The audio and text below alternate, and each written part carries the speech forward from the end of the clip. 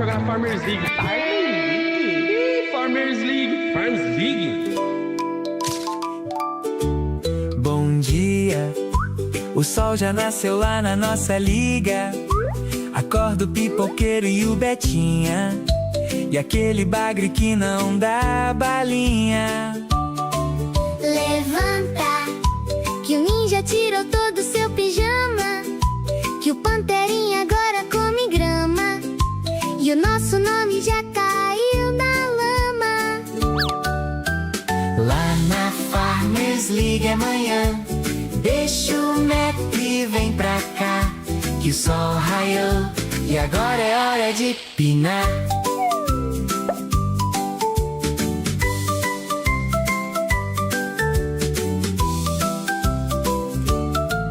Que drama, só mete hate, mas sei que me ama. Parece que apagou a nossa chama. O Invi desse ano não valeu a fama. Perdoa, tem gente que se queima à toa. Na internet qualquer gata leoa. Se a nossa liga é ruim, Imagine a boa. lá na Farmers League amanhã, deixa o net e vem pra cá, que o sol raiou e agora só vai começar.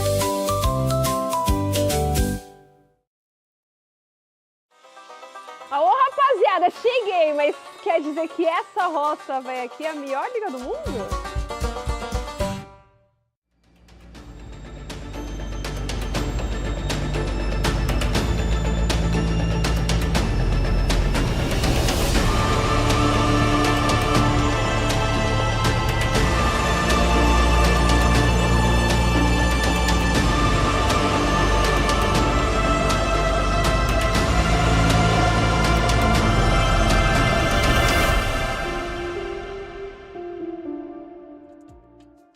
Hello, everybody, and welcome back to SAL. It is play-day number 2, and we got 5 matches in store for you today. As is tradition, I'm your host Milosh. By my side, once again, is the one and only Alfama, who, at this point, can we get some claps in the chat for this man who has just been a true soldier, constantly on a Siege broadcast or anything Siege-related this entire week.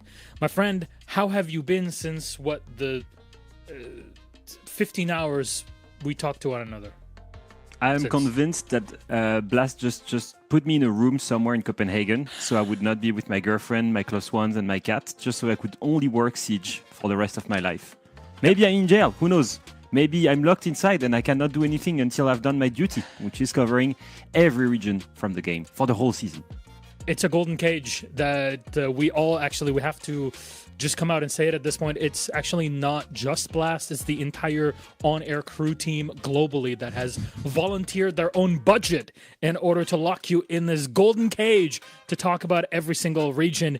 You're going to collect them all by the end of this. I promise you that, Leo. Here's our matches, though, for today. 5 games. 2 at the beginning that might be snooze fests in their own way, but we'll have to see if they break the idea. I'm just going to come out and say it. Liquid versus Imperial, Furia versus INTZ, and Black Dragons, NIP, Lost Loud, and FaZe versus Fluxo W7M. You might think, that's the thing, Leo, you have to think about it this way. This is from our perspective of people that live and breathe this game. First 2 games theoretically say one thing, but we're going to try to break that today. We're going to explain to people why they should be watching these matches, why they're so important points-wise for teams that are looking for redemption after kickoff, and the way that they're saying, oh, it's the format, oh, visas, oh, whatever it is. Now is the time to show up and not just play the excuse game. You know what, Milosh? Usually I have to wait 3 to 4 hours to see you unhinged on these broadcasts. And it's only the first 5 minutes and I can feel the energy is different and I love it. I think we're going to have a great time. And looking at this, honestly, I'm looking at a few matches that will be extremely interesting. The Black Dragons NIP1 especially, ever since Black Dragons managed to upset Fluxo W7M yesterday, is going to be a very cool one. And then FaZe W7M, Fluxo W7M, that one is always a banger. And most importantly, it's the one time in the year where I can think, oh yeah, FaZe maybe aren't the favorite. Because there seems to be a thing in recent history with Fluxo W7M beating FaZe Clan every time they face them. So I'm quite excited to see the 2 times world champion fall, because that is something very rare in the life of a Siege viewer, and I would be excited to see it. I will bring everybody back to kickoff, where FaZe were knocked down into the lower bracket because of Fluxo W7M. Yes, they qualified to Salt Lake City, but that was off of, I guess, the power of revenge and vengeance in its own way. It drove them across the line at the very end in the lower bracket. They took down Team Liquid. There was a huge story that was happening there in the lower bracket of kickoff. But for that end, we'll leave that conversation until later on today. We'll see whatever sanity is left of us 5 or 6 hours from this point on, Leo. But our first up is Imperial. And there's a lot to work on from yesterday. They collected 2 rounds, but again, they played against FaZe. And we looked at things on the bright side. As the song goes, we always look on the bright side of life. They had an improvement. They doubled the amount of rounds they won against FaZe from kickoff into stage 1. And I'd say that is an improvement. Statistically, we cannot lie, even though we can make numbers say whatever we want them to say. Yeah, and the guy on the screen, Makina, is the one that I'm hoping to see really shine in this matchup. He's the one bright hope that I saw from Imperials today. Despite a 7-2 loss, despite getting destroyed by FaZe Clan, I think he was the real key player on their side, getting 2 opening kills, not being scared of facing them in opening engagements. He was the one player that I thought was going to be able to, I guess, bring some hope to the rest of the team and start the machine a little bit, and made the first side close. And in theory, with these opening kills, it could even have been a 3-3 split on the first side on that match against FaZe Clan. For Imperial, it is a really tough matchup because they've played FaZe yesterday, they played Team Liquid today. In theory, if you look on paper, this could be the 2 best seeds of South American League. And Imperial on paper are the worst one with INTZ. So if you look at this, you might think it's a tough one. I think it's an opportunity. I think for these guys, it's an opportunity to try things, to try to bring something new to the table. And we spoke about it yesterday. We were lacking that bit of creativity.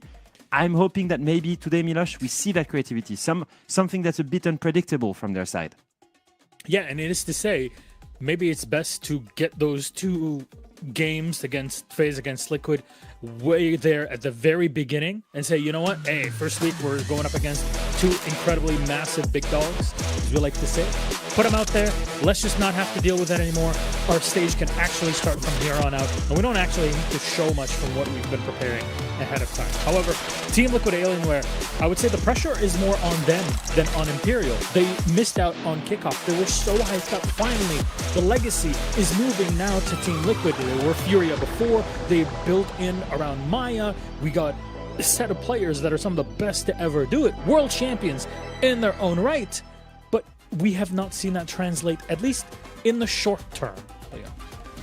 No, not really, because they missed the major, but I do think, and we talked to Felipox about it yesterday, that was something that was maybe a blessing in disguise that really helped them adjust to their new roles and to that new team and that new organization throughout the weeks. And now they look better than ever. KZ, Maya, still the 2 best performers of that team. Maya was historically the best performer on the previous roster of Team Liquid. KZ, the best performer on the previous roster of Furia. The 2 together are an absolute frag machine. Their consistency is incredible. They've been doing it at kickoff. They have been doing it yesterday. And most importantly, one thing that I find cool is that JV, who was the worst rated player on the team at kickoff, who was really struggling to adjust, he was minus 13 in KD, he had a 90 EPS, he was way below average. JV finally yesterday started clicking into his role and started playing well. You have the backbone with Felipox and Nade, and then you have JV, KZ, and Maya as the fragfest. And honestly, Maya is just a more consistent, less risky player than Hertz was. And so in theory, looking at this roster, we're looking at the hopes of a new Brazilian super team that can work their way into first EWC, but maybe even later grind back to an SI victory. Honestly, the way you talk about Maya, I think, is the perfect way to set it up, right? There was the one pivotal change that it wasn't the entire roster that left Furia and went to Team Liquid Alienware after the Invitational in Paris. It makes sense now that we've seen some of that action at least online, but I personally just cannot wait to see Team Liquid Alienware on LAN playing the way that they are here actually showing us what they're made of and seeing how well can you do this now that the challenge had really begun. We're ready to write off kickoff if we see proper results. Yesterday was, I think, a screaming bit of, hey, we are absolutely ready to go, but I want that to keep on advancing. Now, from talking about the two rosters, we'll slip into the comfort zone of our map. So let's bring up our map Veto and see exactly what we'll be playing on. A reminder, yesterday, Team Liquid played on Bank. So that was what they were on, whereas on the other side of Imperial, they were on Nighthaven Labs. And we're going to see those actually continue quite Oh, okay. Border. We're close. Wow. Almost saw repetition there. Yeah, we were close to go there again. I think it made sense on the side of Liquid to try and leave it open and maybe use the VOD that they saw yesterday from Imperial. Knowing Felipox and knowing Igor, they're the kind of players that and coach that will never underestimate any team, and they will do their duty, even though it's Imperial and although their world-class players are on the rosters. I think that they would have watched the VOD, they would have trained and try and come up with strategies to circumvent Imperial. I think that going to border, though, is a really good choice, in the sense that, I don't know if you remember, the old Furia roster had an incredible win streak on the map, because they were, for the longest of times, the team that had the best firepower in the world. And I think it was the 13 win streak that ended at 6 Invitational. No, actually, it didn't even end. I think it was still 14 win streak, because they beat Fluxo WCNM at 6 Invitational 2026. So, Team Liquid, with this new roster, have not showed it yet, and the old Furia roster was on a 14 win streak on the map. So this is the continuation of an incredible win streak.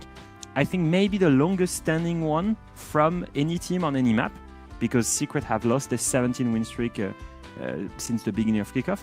So I think if there is one map where you don't want to take Liquid, it has to be Border.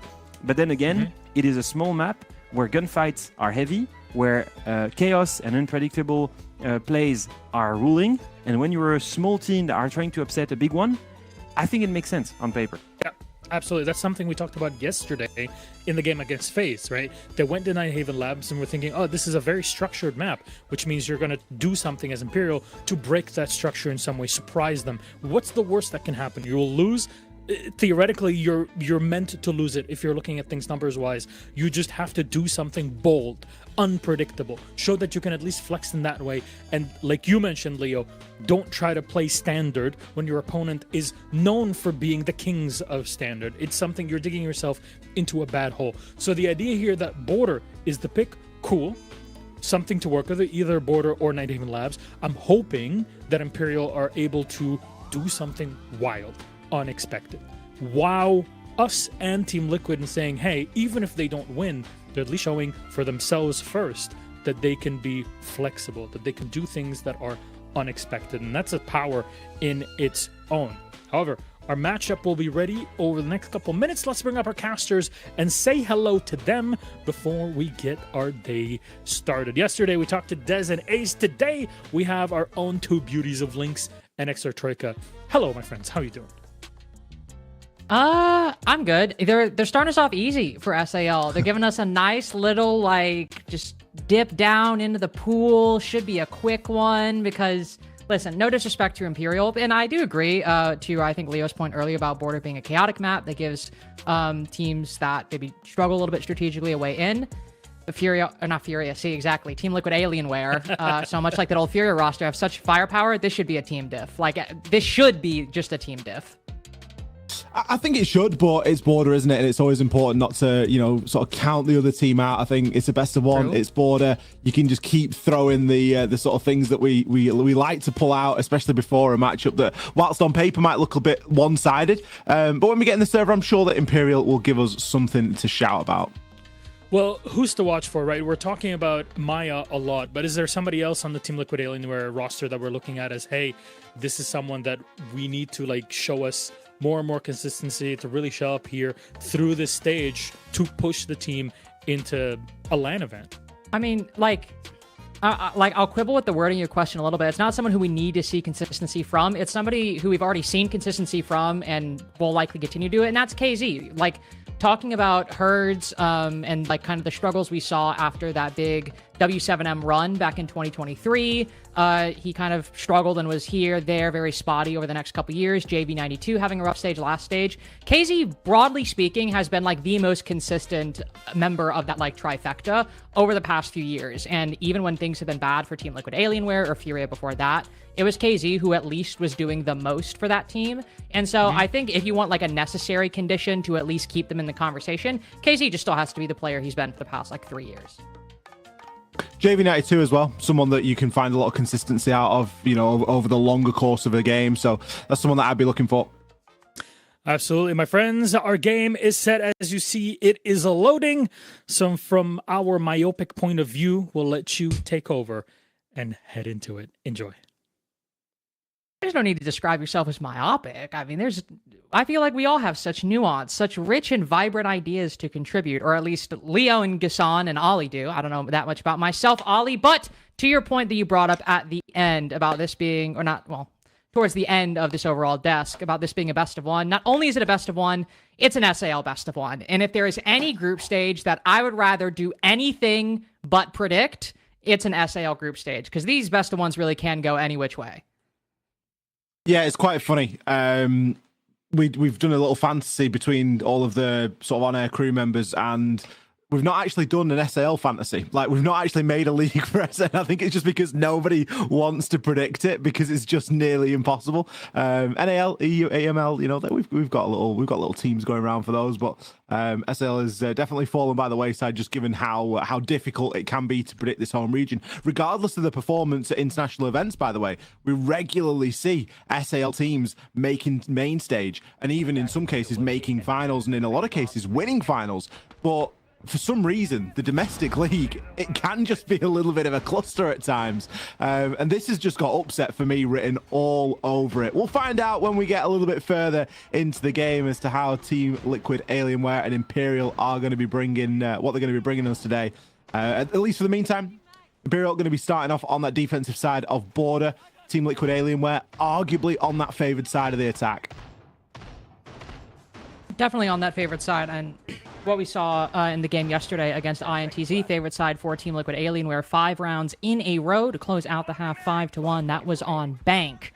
And today, if we talking about firepower, I think some things we want to see are players like KZ, for example, doing really well, dealing with any players on that long angle in CCTV, where it seems Machina, player highlighted in the desk by Leo, is playing. But the way, if they can handle these exterior to interior engagements really well, I think that's going to be a good sign that Team Liquid Alienware have a really strong attacking half of border in them. JV92 going to be starting things off here. Oh, sorry. Nade going to be starting things off here. My feed might be having a little bit of a slow Sunday. We've got about 4 pixels to work with right now, unfortunately. We do know that Sexy Gate's going to be playing at the bottom of this east stair, though. He's got a nice little bit of reinforcement over toward the passport side of things. And obviously with that, TCSG can rip open some of that wall and give himself a bit of an angle.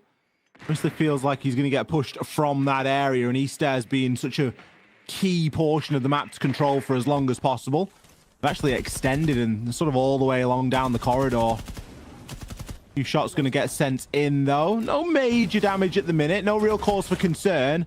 And Imperial doing a great job of keeping Team Liquid Alienware at the fringe of this map. That's the kind of confidence we're going to need to see from Imperial Esports if they want to win this on border. Machina spots the 1v1 outside of Break Room, decides to take it against KZ. Very player I thought would be successful in that kind of engagement. Not only great confidence, but great execution by, at least so far, the highlight player of Imperial, but a squad that struggled in their first outing. Now looking to bounce back against one of Brazil's best. Minute 40 seconds in, Ollie, they are struggling to move beyond East Stairs, and CCTV Break Room seems like it's almost out of the question at this point. Well, we've got Philippox in at the top of East, and JV's going to start to take a bit of control here on the balcony. But there's still the small problem of the players that are occupying inside of security. That's a brilliant pick onto Mitrix. Takes down the smoke. It's one of the tools that Imperial have been using to keep hold of a lot of this map control. Nades now can get sent through. Maya's going to have to get active here. Oh, Maya gets active, and so does the rest of the team, just lurking in this mid-round. Fellapox, Nade, and JB92 putting in work. Florio, last defender on the site, has a 1v1 through metal, but that's a Blackbeard in his way. Might have to instead focus on isolating Maya outside on the Armory balcony. Spotted through the wall. Domed with the secondary pistol. Flanking around into Fountain. They shoot that shotgun, it'll reveal his position once it breaks through, but a 1v2 quite doable with JV92 on low health, but oh no! The ace switches to the pistol and gets the job done. Round 1 goes Team Liquid Alienware. Just goes to show how little time Team Liquid Alienware actually need when it comes to it. Border, not a very big map. And I think Imperial understood the assignment, right? Because as soon as you start to give map control away to Team Liquid Alienware, they're just going to run away with it. And it doesn't take long until they can start isolating some of those defenders, especially when they're caught just a little bit out of bounds. Think back to the player inside of CCTV. Just it was the time to rotate, maybe 15 seconds earlier than that. But even then, you don't feel like you've necessarily done your job. Opening pick for Imperial, but it wasn't enough. Team Liquid Alienware able to get it done with 4 in round 1. Off the back of some great mid-round play. Now as we look to Bathroom and Tellers, you can see a clear methodology in Imperial Esports defenses so far. Pulse and Solus, a lot of intel being gathered by the defensive team, combined with some traps. Traps have been such an important part of the meta we've seen develop over the past year, especially as Team Liquid Alienware over the past couple years have become, again, like a shield team, like many people have had to do since they re-entered the meta. Fellapox will pick up the Blitz. Has to worry about running into any of those Razor Blooms or those Gershmots. But for Bathroom Tellers, you know, you think about a couple things. Maybe the full clear, maybe the rush. And if we got a Thatcher and a Glass on board, seems like Team Liquid Alienware have one clear idea, and it likely involves a plant. Nade going to start to try and walk up. Knows there's likely going to be a player tucked in, but the plant's already going down here. Thatcher covering and making sure that no electronics can get detonated. Maya will find himself downed along with Felipox, so maybe a C4 there just catching a little bit of damage. Difficult job here for JV. Is he going to revive or is he just going to continue to hold? I think he's only really got one option. Yeah, I think you just have to continue to hold at this point. If you start dedicating a res, somebody might hop out the window. You never know how close a player might be. Mitrix and Florio hoping that somebody from Team Liquid Alienware will go for the swing. Instead, JV92 on the patience play. Fellapox hops right on in, but it's Thatcher with the closer. Big plays from JV92. Utility and gunfire. Getting the job done 2 in a row. It's a classic, isn't it? Little quick plan on that teller's window. One for your own rank games there. There's so many different things you can use to pull that sort of thing off. Team Liquid Alienware's instance there, it was a Thatcher, a Lion, you know, things to keep people rooted into position. Obviously, the Thatcher disables a lot of gadgets. Didn't really waste too much time getting that done. Stunned into a tactical timeout. I think that's potentially a bit of a problem, especially when you think about the focus that was on plant denial there for Imperial. They had a Pulse, they had a Solace, they had all the tools to give them the heads up that the plant was going down, and they were still unable to really stop it from happening. I just think that speaks to the power of, you know, certain operators at the moment being able to go in and create space, or things like the Thatcher to just entirely disable any sort of plant denial. See if the timeout is successful here. I think the Thatcher's a big one. Those changes stopping the C4 is a big deal. Also, I think a lot of it goes to the coordination from Team Liquid Alienware, able to stop anybody from peeking up through Bathroom, getting an angle on the planter.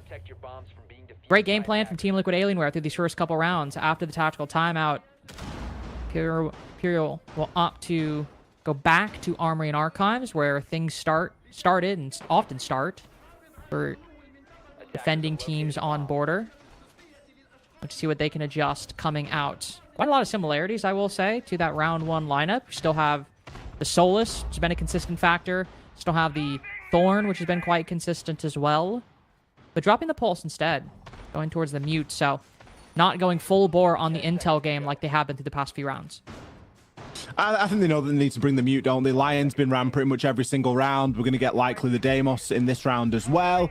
Mute, just a really good tool to stay clear of those sort of more global abilities that, let's be honest, you can't really do anything about it. If you're spotted out on a drone, then Deimos is going to send the death mark your way, and there's no way of stopping it. The only way you can cleanse yourself is, of course, well, not the only way, but a good way is to jump into a mute jammer for a brief moment. So Imperial throwing a little bit of focus on those areas. I wonder if we still have Sexy Cake looking to hold on to the bottom of East stairs. He's still going to be playing a DMR in that position, so there's as good a position as any to utilize that DMR. Of course, you can also play it inside a CC as well. Speaking of Deimos scans, though, a full 5 available for Maya. This is really just going to be about singling out the first player. For Team Liquid Alien, we're really about just moving into the site. Oh, through the wall! Next hits Fellapox on the clothesline. Imperial Esports, best advantage they've had so far. Might be the first round they've had so far. Maya creeping around, playing the metal balcony on the last armory defense or armory attack as well. Deathmark trackers not used whatsoever.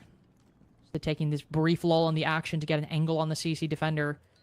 It was Team Liquid Alien who were in the disadvantage in round 1, but with still 4 players left alive, they were able to lurk around Courtyard, find these nice angles. This is much starker odds they're facing in round 3. Imperial out of the timeout get there first. Team Liquid Alien were still not giving Imperial the respect that they've clearly shown there in round 3 that they deserve. Really just forcing this quick play off the back of the blitz time after time, and, well, at least in round 3, it fell flat on its face. A quick 2 kills for Imperial to just stun any hopes of Team Liquid Alienware really taking control of the site. At the start of round 4, we get our next set of bans. Is the Blitz going to get targeted here? No, it's going to be the Ace instead. Pulse taken away. It's a tool that Imperial have used, albeit in the 2 rounds that they've picked it, they lost them. But I think it's still something that Team Liquid Alienware don't want to have to worry about. Especially since the Solus was such a consistent feature, it's clearly a style of defense that if you give them the option, they'll want to lean into. Team Liquid Alienware taking down 1 prong of that. Turn, Imperial Esports banning the Ace. Hard breaching a little more difficult, though. Ironically, only 1 round we actually saw the Ace. It was the first Army Archives attack. After that, we are going to a new site for Imperial, Ventilation and Workshop. We'll likely see some kind of second floor defensive presence. In light of the hard breaching ban from the Ace, Sexy Cake also introducing the Bandit into the lineup. But by and large, still generally pretty consistent with a lot of general operator selections we've seen from Imperial so far, though obviously the hard breaching a little harder than it would have been otherwise. So yeah, Team Liquid Alienware react to that. Florio just making sure that feet holes are appropriately set up here. It's going to be no surprise to them at this point that they know that Team Liquid Alienware are wanting to move quickly here today. There is a question as to whether that speed is going to be present here in round 4. They don't have the Blitz or any other shield that they have often been really sort of beachheading off. KZ at the moment just holding a pixel underneath the barricade on main door. He knows that there's a player there. Mitrix has to be so careful right now because that's not something that he's going to be able to see. There's no way he will see KZ there. KZ's got a real dominant angle on that challenge. Just depends, I guess, on how patient he is or how impatient Mitrix will be. JV92 taking the elevated angle, looking into CCTV. Common gunfight. Happen on border, but defender drops down. Imperial Esports not looking to do what they did in round 1 when we saw Machina directly challenging the break room up close. Instead, recognizing that break room is quite a long ways away from Ventilation and Workshop. Imperial Esports have a couple layers they can fall back to before really needing to take the fight to Team Liquid Alienware. So, with almost half the round to go, we still have 1 defender over inside of Armory, 1 defender over inside of Customs down below. Just a Team Liquid Alienware moving a bit slower on this one. Imperial Esports taking their time, pulling things back, trying to get as best a read on this Team Liquid Alienware attack as they can. Very cagey, isn't it, in comparison to some of the previous rounds that we've seen? Minute 15 mark, and we've still not even had any HP loss. Maya's lost a bit, but considering the bloodbaths that we've seen early on, Tilo really starting to change the pace up a little bit now. They've got some great information as to the player just took behind the deployable shield inside of Arc Armory. Obviously, with Mitrix below, there's the worry of that Valkyrie and the presence of those cameras. They're starting to be pinged out as well. Maya, they have a pretty easy time of spotting those, but the C4s, it's not going to stop them from being as deadly. And still, with this smoke tucked deep inside of Armory, a challenge he can win here. Challenge he can win. Close to the shotgun. Oh, but a well-timed flash puts the engagement firmly in Team Liquid Alienware's favor. Nothing Yex can do despite the superior weapon for that position. With only 30 seconds to go, Team Liquid Alienware have a man advantage, they have a positional advantage, but not a lot of time to convert either of those things. KZ coming into the pre-plant position, holding the flank around the main double door. Mitrix going down. I believe Maya from up above secures that one. Machina again in the duel with KZ on one of these exterior windows and wins it. Big player winning these fights, but seems like a lot of the efforts might be all for naught. Nade good for the cover too. Florio just a second too late with that C4. Two options that Imperial Esports had. Could have won it, but both end up either mistimed or going wide. Florio, not like Yex with that shotgun up close. Everyone on T-Law is way too far away for this shotgun to really make a difference for the Mute. Now it's Sexy Cake left to try and mount the retake. Nothing he can do. Team Liquid Alienware now get their third. T-Law looking fantastic today. Everything they're doing is so focused around whatever is going to give them the biggest advantage. Their plant focus has been tremendous throughout the first 4 rounds here. 3 out of the 4, Philippox has been getting that diffuser down. Okay, it was in the final 3 seconds in round 4, but in round 2, it was 2 minutes 28. It's the way that they are wanting to try and play Siege today, and it is working out pretty well for them here on Border. In Border as a map, there are so many opportunities to get that plant down. This being one of those primary occasions where it will just invite the attackers to just hop themselves in and start nailing the diffuser to the floor if the opportunity presents themselves. And the clash being brought in round 5 here is in direct competition to that. Just tucked in the corner, inside of tellers, trying to stay hidden and hoping that it will go unnoticed here by T-Law in this prep phase. Of course, we've not really seen like a typical attack of how they want to approach this yet, Lynx. It was quite literally just a hop in through the window. I imagine this time it's going to be a bit more of a full clear. They're not surely going to go for the same again, although at the last second, we see them change for the Blackbeard and we see them change for the Thatcher. 2 tools that we know they like to use to get this plant done quickly. But I think that the clash has been hidden successfully. They've got no idea that there could be a clash inside of tellers. And that could certainly cause problems for Team Liquid Alienware. It might force a rotation early, a pivot to a different strategy. But being plant focused has been a pretty consistent factor for them throughout this half so far. I mean, we're coming right off the heels of Team Liquid Alienware's 3rd plant over the course of this half. They only had 1 yesterday. Clearly a read onto what your Imperial Esports might struggle with, but also maybe understanding that, you know, just like we talked about on the desk, Border gives less strategically sound teams a way in if they can win those fights. We've seen Machina be able to do it a couple times against KZ. And so instead, if you play strategic, focus more on the control than the gunfights. Worked out pretty much, it's worked out every round except one. Now we'll look to see how this Teller's bathroom attack manifests itself. Also have the Snake coming in for the first time this half. In the hands of Maya, I can't think of any scarier combination. Bit of a classic so far, isn't it? Just get that main door open and see if you can try and bait someone into a cross. Hold something on the drone. Aquina feels like he's got a bit of an angle worth keeping hold of, but Maya on the Snake is going to get some good information right now. This should be a freebie. Oh, poor timing for Mitrix, but he was called out on the Soliton scanner regardless. Big opener. That's now control of Workshop. Maya knows there's someone else backing him up and just lines him up. Is he going to get a 3rd? Yes, he is. KZ with 1 in between. And it's now all down to the clash. He'll find 2, but I don't think he'll get too much more, especially with that Blackbeard moving down onto him from underneath. In the hatch, in showers, the final kill will come in. Team Liquid Alienware. It's not just plant focused, it's winning rounds focused. They are doing whatever it takes right now. Amaya with the perfect position in that round. 4 kills by the end of it. Just 1v1 after 1v1 going his way. And, I mean, right now, one of the highest rated players in all of Brazil coming out of Play Day 1, tied with KZ going into today. Impressive stuff.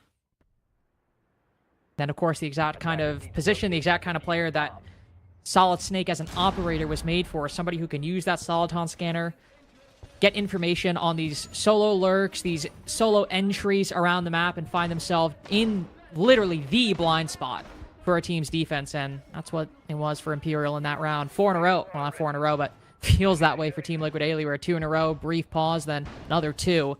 And it seems 5-1 is very likely, as Armory Archives has gone the way of Imperial one time, but on the 3rd attempt, it just feels like the streak and the form that Team Liquid Alienware are performing with on these attacks might be a bit too much.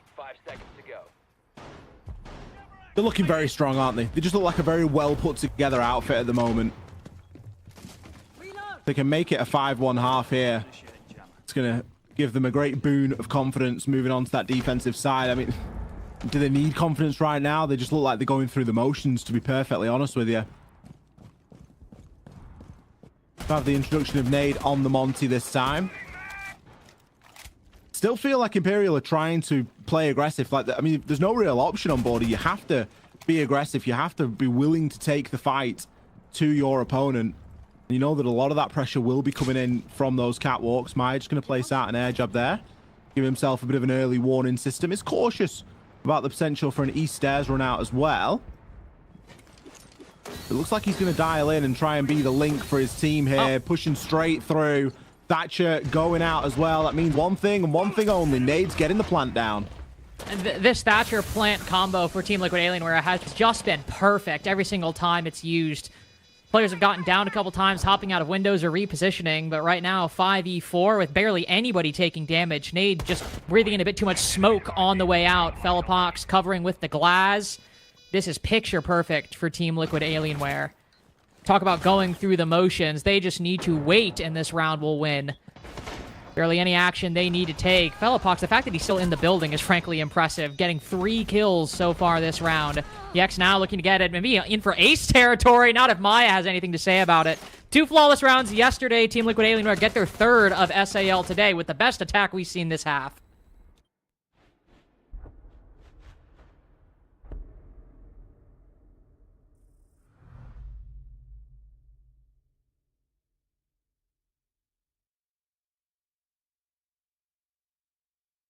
Not much else to say at that point. And there's the half. Yeah. Hello, my friends. Look at what we've seen. Team Liquid Alienware are just showing us that they have a depth of play like nothing else, Leo. They can be aggressive, they can be fast, and then they can play segmented, cut you off and constrict you like a boa.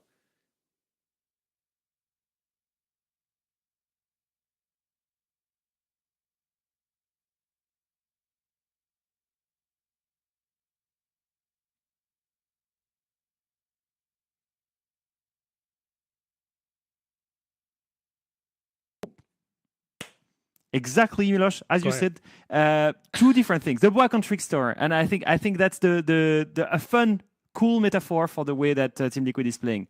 On one side, you have 4 incredible individually gifted players that are all in different entry points of the map.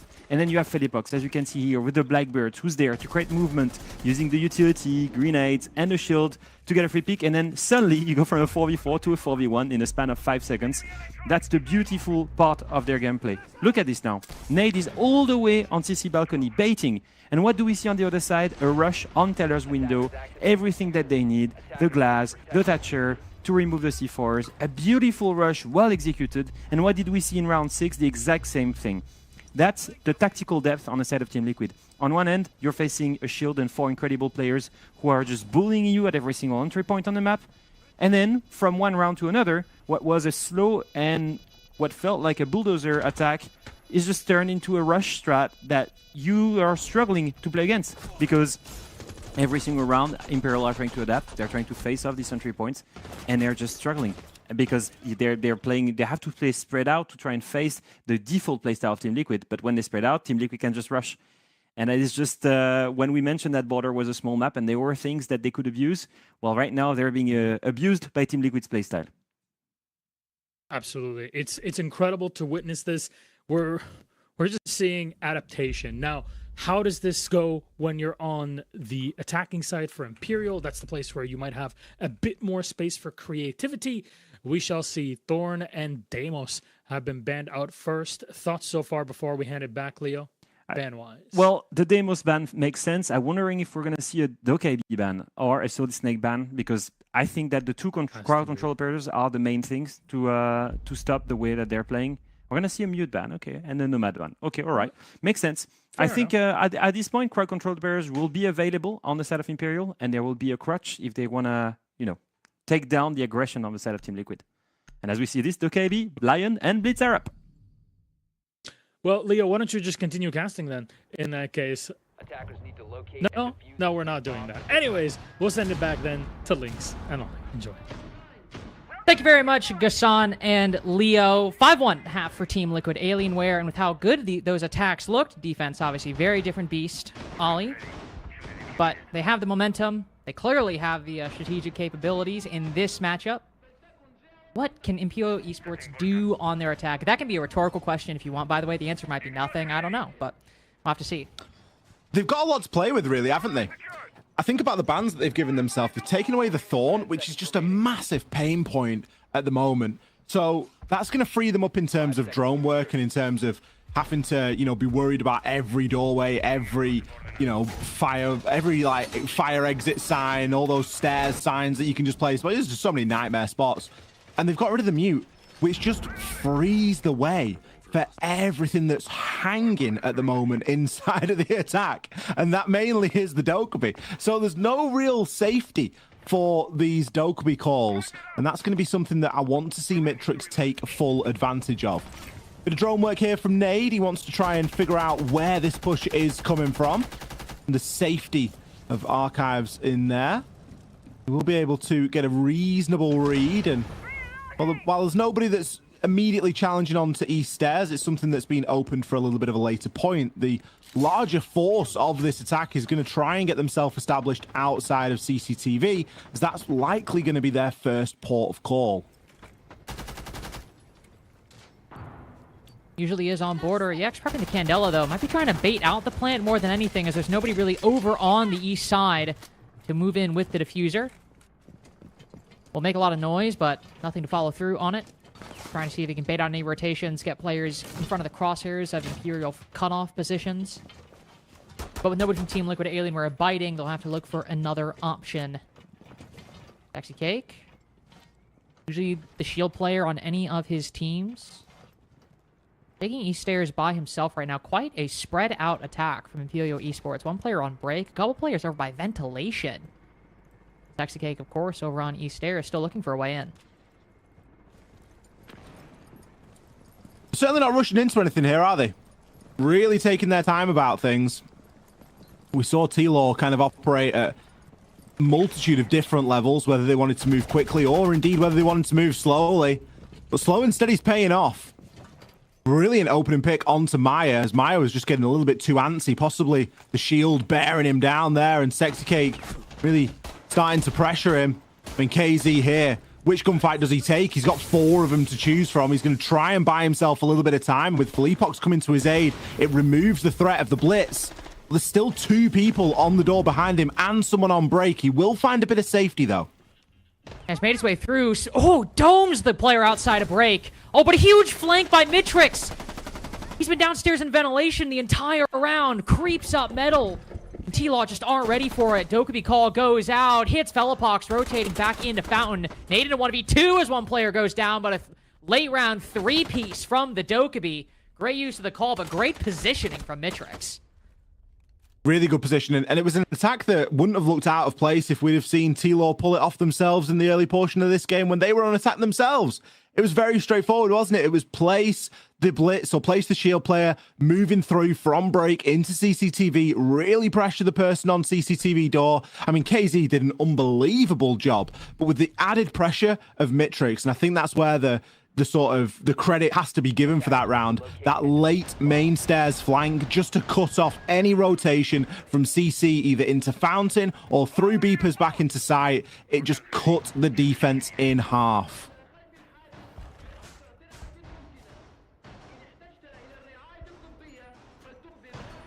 Now just occurring to me, by the way, talk about, again, cutting that defensive half. We saw the Dokkaebi last round, seeing it again this round. Well, assuming we'll see it this round. It really feels likely that Mitrix will switch off of her. I don't think we saw a single Dokkaebi from Team Liquid Alienware throughout the first 6 rounds. And the fact that they went 5-1 without, you know, abusing an operator that, like, frankly, we always kind of question when teams aren't bringing Dokkaebi very consistently. Really, really, really good stuff from, of course, Imperial Esports, but also kind of puts that attacking half of Team Liquid Alienware into perspective. Mitrix now bringing that rifle and those Dokkaebi calls again. No Thatcher, so if it is a rush plant, it won't be in the same way, but given the lack of a shield and given the focus on the Dokkaebi and the Snake, seems that Imperial Esports, similar to last round, will be taking this one a bit slower. And slow and steady's been working out quite nicely for them. T-Law have been getting a bit antsy, and particularly in round 1, forced into moving, and I think the more sort of pressure that you can apply slow and steady, the better it's going to be. It's not about really, you know, grabbing hold and shaking your opponent. It's that slow and steady advance. That's what Imperial did exceptionally well in round number 7, and we'll see if they do it here as well. Again, trying to gather a bit of this information. Nate knows that someone's going to be out there on ventilation, and the scanner isn't going to be required, especially when the barricade's getting burst open. 3 Candelas all sent through. Brilliant C4 in response, though. But again, this main stairs push. Mitrix, it's the 2nd time in a row. He even tanks the whole goo mine. He just hits the same play as before, and Team Liquid Alienware are caught lacking again. It's another 3v3, though. It's here Mitrix hit his 3K in round 7. Instead, he's opened things up, the main entry. Team Liquid Alienware aren't lacking in the late game like they were before. Now Mitrix down for the count. About to be a 2-man clutch. Machina quickly swings around, catches another 1v1 as T-Law give themselves away to the F2. Maya now spotted by the Soliton scanner. The brutality of this meta. If you're the last defender left alive, you are getting spotted if one of these operators is left up. 2 in a row for Imperial. It's horrible, isn't it? Because that's some of my favorite moments, you know, when someone's got a big clutch on the hands and then you realize what's available now and you just know they're going to get called. Especially if the Dokkaebi's there, you just think, oh, well, it's a wrap. One day it'll happen, though, Lynx. One day we'll see someone either like tank the phone call or someone will mess up the timing, and it will be one of the greatest clutches. But at least for the time being, I feel like we're maybe a ways away from that. Imperial giving us a really good display so far. I told you there'd be something to get excited about this one. It's the best of 1 on Border. They're currently 2 rounds behind, but they're showing no signs of slowing down. The side rotation is something that could catch up with them, though. Although Border is a map where you tend to attack it in a very similar way, we can see comparisons between the rounds 7 and 8 that we've seen already from Imperial with their attacks, and some player pathing being a little bit more predictable now because you know that that's somewhere that they like to be. I'm thinking mainly with Mitrix and that main stairs push. Site rotation will catch up to them, and they won't consistently be able to start pulling these things off. Team Liquid Alienware still have a tactical timeout and should realistically be able to stabilize this, but this would be my worry round if I was T-Law right now. Round 9. If Imperial can get this back to a 4 versus 5, things start to look very good for them indeed. Things start to look good for them. Team Liquid Alienware in all likelihood takes a tactical timeout at that point, and then you get to round 10, which is must-win territory. Firmly in must-win territory. To your point about the site rotation as well, this is definitely going to be one of the more, I think, complex engagements that, or complex setups that Team Liquid Alienware will be putting up against Imperial Esports. Not only do you have the vertical angles, but the Shimika grenades that can bounce down between them. We haven't really seen a lot of plant-focused gameplay from Imperial, but a lot of protocols set up for that. And also with the Mira and the Castle, a lot of protocols set up to ward off any kind of roam clear that Imperial Esports, I want to say have gone for, but so much focus has been on those main stairs lurks that it's kind of hard to pin that down one way or the other. Still, very, very heavy utility focus. A little bit of a setup. Imperial outside of the bathroom window, some intel gathering. I don't think Sexy Cake doesn't know where the hell he wants to go. Scatterbrained in round 9, but with no clear openings and likely a bit of a ways away from any engagements. Imperial Esports still have time on their hands. Again, it's a slower round, but it doesn't feel like they're in as much control as they've previously been when they've gone slowly. Sexy Cake's going to be posted up outside on the glass, cautious of the jump out. I mean, the work hasn't been done upstairs here. There's so much going on upstairs inside of Armory. You've got JV92 sat there with 20 Shumikas and all the floor ripped open. I don't think hopping in's the play. Yeah, I'm a bit worried about that too. You might just see the Shumikas land. Got the Specchio scanner spotting it. Felipoxa swings around. Down for the count. Machina going in for the plant too, rather than somebody who's already used their utility. So any Dokkaebi calls he had remaining won't be effective anymore. Can't think of a better tool to get that advantage back to reset with 1 minute 10 seconds. But now, All the Candela spent, the dough could be dead. No smoke grenades for Sexy Cake to look through. There's have to be a 2v3 entirely on these players' individual skill. No utility to even things. Sexy Cake hopping in through jail, now making his way through customs. Bottom of main stairs, we've seen a lot of focus from Imperial on this staircase. Barbed Wire reveal his position to any defender. Tanks it. Loses some key HP, and Team Liquid Alienware get an inkling as to where this glass might be. Yex also spotted by the proximity. Worst bits of utility you could run into. Oh, decimated by the Tachanka. Put to 1 HP as Felipox. Another multi-kill. 3-piece in round 9. With Yex just 1 to go in the middle of a crossfire. Can't isolate any engagements. Team Liquid Alienware, long-awaited match point. Taking them a while to get here, especially with how well they started off on those attacking sides. They really have limped into this defense phase and slowly but surely managing to shake off that dead leg that they seem to come in with. Match point right now for Team Liquid Alienware. Another round of bans. Let's see what gets targeted here by Imperial. Obviously, round 9 so crucial there for them, and now banking on Team Liquid Alienware not even just getting lucky one time. Imperial have to win every round from here on out. As predicted, the Dokubi ban will round things out here. Castle taken away by Imperial.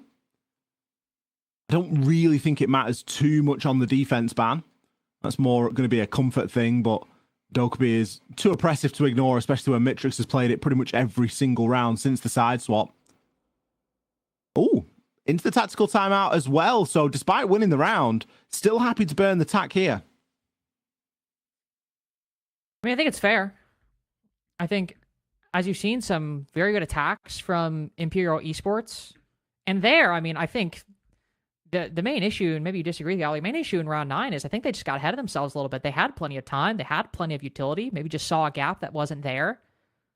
You can easily chalk that up to, okay, they have a bit more time to work with and they're able to figure it out. And so, as they've won the majority of the rounds this half so far, Igor not comfortable with what he's seeing, not comfortable with what he's hearing, or at a bare minimum just wants to get a set game plan going into what could be the last round of the game, depending on how much work Team Liquid Alienware are able to do. Site will be Armory and Archives.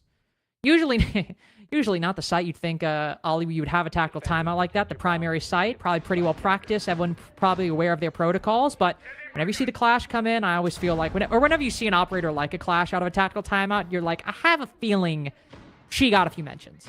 She got a few mentions in that pause. Yeah, quite possibly. Especially with Felipox's positioning right now, just tucked away inside a fountain. Gonna try and keep away from those pesky drones, keep himself elusive. I mean, at the end of the day, if you see 4 defenders and you don't find the 4th, you can assume it's going to be a clash. There's not very many other things that the defense teams hide, but it's still something that teams like to do. At least in terms of my memory, you know what is like the second most common operator I've seen hidden? Go on. And I don't have stats to back this up. It's like Cade, which like makes sense because it's hard breach denial, but it's like Clash is definitely number 1, but Cade is like a pretty close second, at least for just my own subjective perception. And that's probably a good call. Oh, Felipo's going to be playing at the top of East Stairs with that Clash as well. So obviously with the castle gone, it's a bit more difficult to sort of take control of that long corridor in the same way that you can with the castle barricade. Opening pick onto Maya though, and with KZ downed already, things aren't looking great here for T-Law. Felipox will be able to come in with the revive, as he's only a short distance away there from the position he was holding inside of East, but there's no real presence in CC right now. And with 2 minutes 15 on the clock, that's an early portion to give that up. I'm really quite perplexed by this early game. Like Aruni going down in CCTV, KZ down as well. You feel like that should be very quick CCTV control from Imperial, but no. JV92 is able to slip back in. They pick KZ back up. Felipox can support JV92 with that Clash if he wants, but instead it's actually KZ in the hall right now. It was like maybe a bit of a missed opportunity for Imperial, whether it was feasible or not. I mean, the play there from JV to get himself into CC is fantastic. The space that he's been able to grab back is going to be invaluable. Even just the pressure. Look at the utility that he's soaking at the moment. Taking cover behind the desk, JV92 bobbing and weaving against Imperial right now. Dodging not only his own utility, but the enemy's as well. And still alive past the halfway point. Nade with a C4, not even sure where. I think that was on a rappel that he hit Yachts. KZ now joining in. Giving some support to the Goyo. A two-man hold in CCTV. Felipox out on the balcony! If this was in the strat book, Igor's a genius for that one. He's picked up one and tagged up Mitrix to basically one bullet away. JV92 finally making good on that position. Imperial Esports don't know what the hell's just hit him. A late game full court press from Team Liquid Alienware has left Imperial stunned. Picks up JV92. That player feels like he should have been dead a long time ago. CCTV, for the first time, is empty about 2 minutes after it should have been. Clash still harassing them out on the balcony. Only one smoke bolt. No canisters for that launcher. How are Team Liquid Alienware, or excuse me, how are Imperial going to get around this one? The Clash in their way, to be fair. And more utility for Team Liquid Alienware as well. Fire extinguisher popped. KC thinks about retreating off the back of it. No, prone instead! That is certainly an angle they did not expect. How about a little 2 for the finishers? Team Liquid Alienware stun on Imperial in round 10. Brilliant close out there for Team Liquid Alienware. They had some fantastic attacks on border. It took a little bit of time for them to get warmed up on that defense. That much is clear. And they even used that tactical timeout just before that final round. It wasn't necessarily a close game in the end, but I think Imperial gave a really good account for themselves after the first few rounds of beating that they took. Round 7 and 8 were really quite good for Imperial Esports. And I think round 9, if they had taken a bit more time to plan things and get some information, I think that could have been a really good showing as well. All things considered, a 7-3, but with a lot more to say for Imperial than I think maybe we otherwise might think. And so as we go forward, of course, though, Team Liquid Alienware now 2 victories in a row. Not a position I think any of us are fully surprised by. But either way, gotta feel bad for Imperial having to go up against one of the best teams in SAL out the gate. But we have a lot more coming up, so don't go anywhere. We'll be right back. Yes, indeed, my friends. We are back very, very quickly here. Just to say, and this is my best pop crave kind of style of doing it. Team Liquid Alienware and Felipox stun in wonderful clash play on border. That's what we had to finish it up here. And Imperial still with the one round that they're kind of advancing compared to yesterday, compared to kickoff against FaZe. And here they are, though. Team Liquid Alienware solidify a pretty comfortable 3-pointer. And they show us that they're here to play. Seriously, this is just a way for them to get to playoffs. Yeah, honestly, looking at this lineup and the end of the match, I think it could have been cleaner.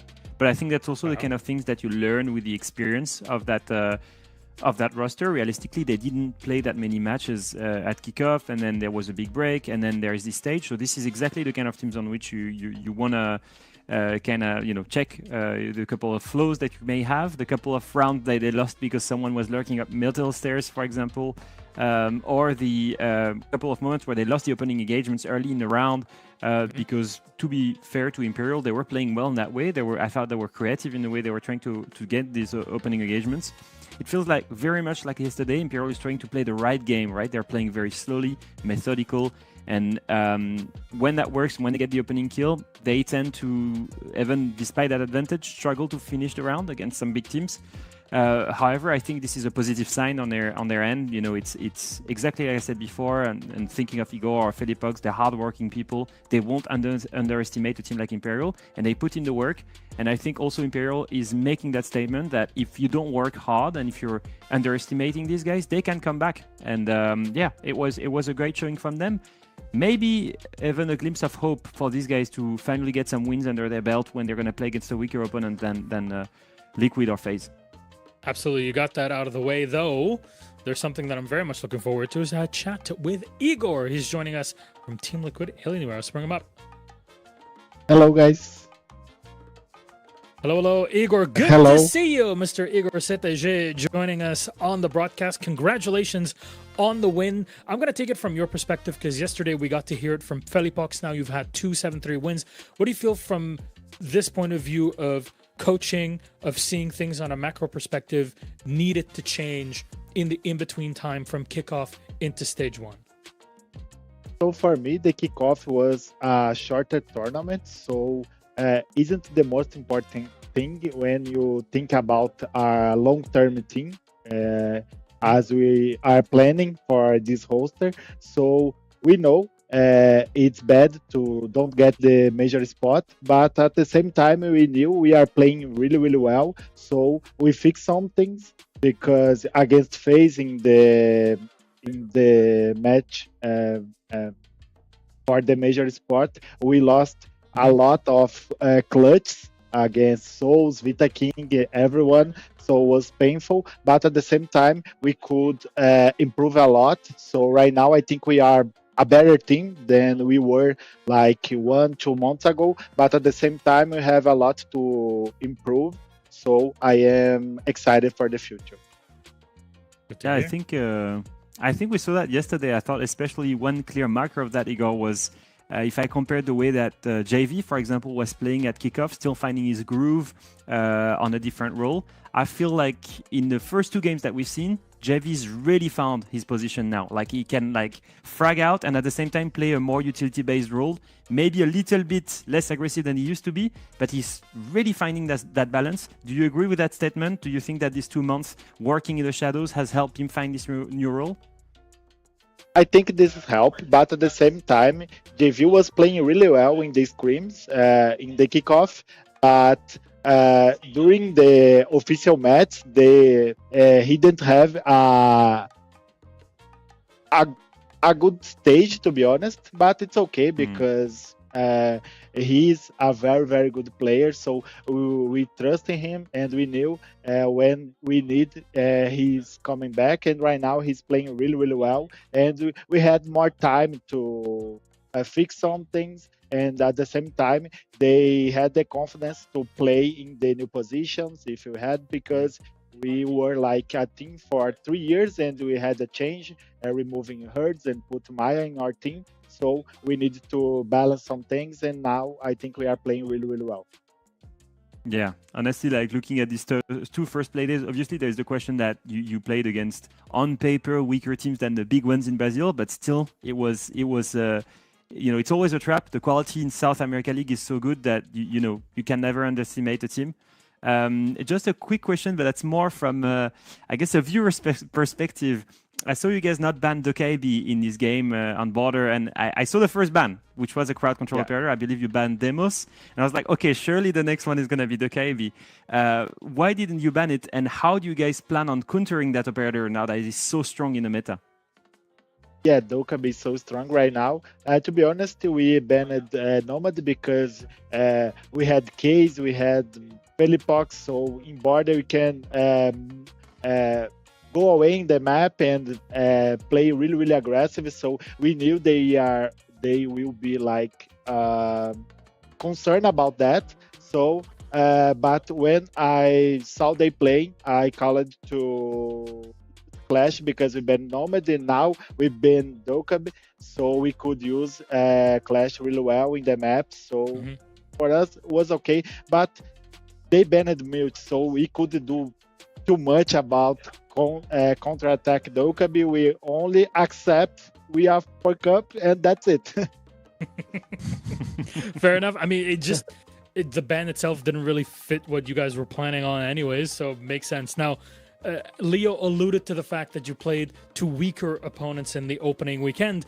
Next week, you're playing against your old organization in Furia. What is that? Is there anything that has like a deeper meaning to it, or is it just another team that we have to beat? How do you see it? So to be honest, it's gonna be weird playing against Herds because for me, his family, we were together for 5 years. So against Furia, it's the same way when we play against W7M. So it's something we are used to do, but against Herds is something new. But at the same time, it's a job. So of course we expect to beat them, but we know they are a really, really good team. So it's gonna be a show. Of course, opponents on the server, family outside of it. Igor, thank you very much. Congratulations on the win today and yesterday. All 6 points from week number 1. We'll hope to see you next week. Till then, take care. Thanks so much, guys. Bye-bye. Bye-bye. I love Always these good interviews with Igor, man. I love You them and so me much. both. You and me both, buddy. It seems like this mix of honesty, but also like excitement. There's a lot that happens in kind of the background. It's like this, because of the language barrier, it seems like a lot of SAL teams have a bit of a myth about them, like a mythical aura. And there's something, talking to Igor especially, that demystifies a lot of it and makes you feel like, hey, these guys are really just that good, and they have to go through a lot to get to this level. It just shows that there's a lot of work that goes behind the scenes to build championship rosters like this. Yeah, honestly, it's a quality that I think is justifying the fact that Igor, for example, was given the lead of building the Brazilian team at ENC. That he was given the trust in such a big country to build such a big or such a prestigious team. And I think you can see it in his interview as well.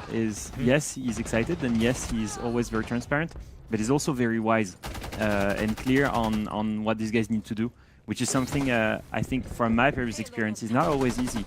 Vision is hard. Vision of what is the next big thing that you need to focus on. What's the big problem that you need to fix for a consistent progress. And I think that having someone like him brings the vision and the depth that they need to consistently improve and remain a top team. And today, I think he was smart. There was a tactical timeout on match point where he made the right call, and then you just look at the result. They won the game. You can see that both in and out of the game, that he has direct impact. I mean, if my coach was Igor in the middle of a game that just calls for the timeout and kind of helps us all reorientate in order to get the win, I think that would be something very, very calming and helpful, and also feel like, hey, there's someone that knows what they're doing that's guiding me towards this victory. It must be an incredible feeling to be on that roster. Anyways, Leo, that is only game number 1 for today. As always, we have 5 matches in our second one. And it seems like both Imperial and INTZ want to start the first 2 games 2 days in a row. INTZ takes on Furia to see a bit more of a preview of what Furia have to offer, and if INTZ are looking for more here in SAL. We'll see you after this break for all the breakdown. Ah, então pode, né? Isso aí, acho que eu faço todo dia, eu dou uma biscoitada lá. Beleza. Mano, loira comer brecha no bombe. Tem que marcar, né? Você é o marco, essa aqui, mano. Tá. Ganhar da fluxo. Tem que ter. Isso aí já é certeza, certeza. O Eds Biscoitar a gente não vai estar marcando porque tá mudando. No Instagram? É. Mas no Instagram. Ah, então pode, né? Isso aí, acho que eu faço todo dia, eu dou uma biscoitada lá. Beleza. Pô, tomar 7x0 a gente não é trouxa, né? Tipo... Mano, tomar 7x0 é triste, eu acho. Não vou marcar isso aí não, mano. Jogar no café também não quero, não. Você não quer, não? Não quero, não. Mano, o Bock em situação de clutch é top, eu marcaria. Marco. Mano, o esporro do Reduct, eu acho que eu não quero marcar. Eu quero ficar de boa. Se der um esporro é porque o pau tá pegando, mano, tá feio. E a tática suicida, quem não gosta, né? Tem várias. Pode marcar aí, mano. Forte da fúria aí, mano. Tática suicida.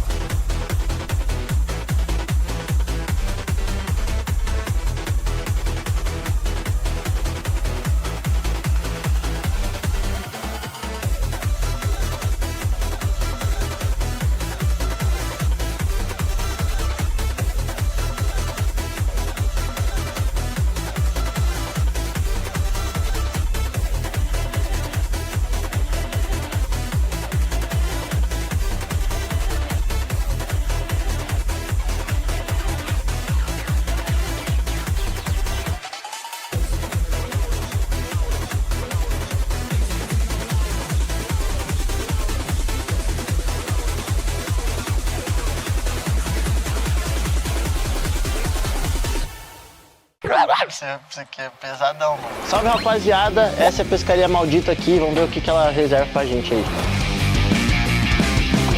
Cite 3 jogadores da SAL que são monooperador e justifique sua resposta. Vou citar o Dias, que ele só joga de Ace. Vou citar o Pox, que só joga de Shield. Agora ele virou mono blindado. E vou citar também... Monooperador, hoje em dia é foda monooperador, né? Os caras é tudo flex, mano. Vou citar eu aí, mano. Só jogo de Harmona, só bonecão bom. E é isso aí mesmo.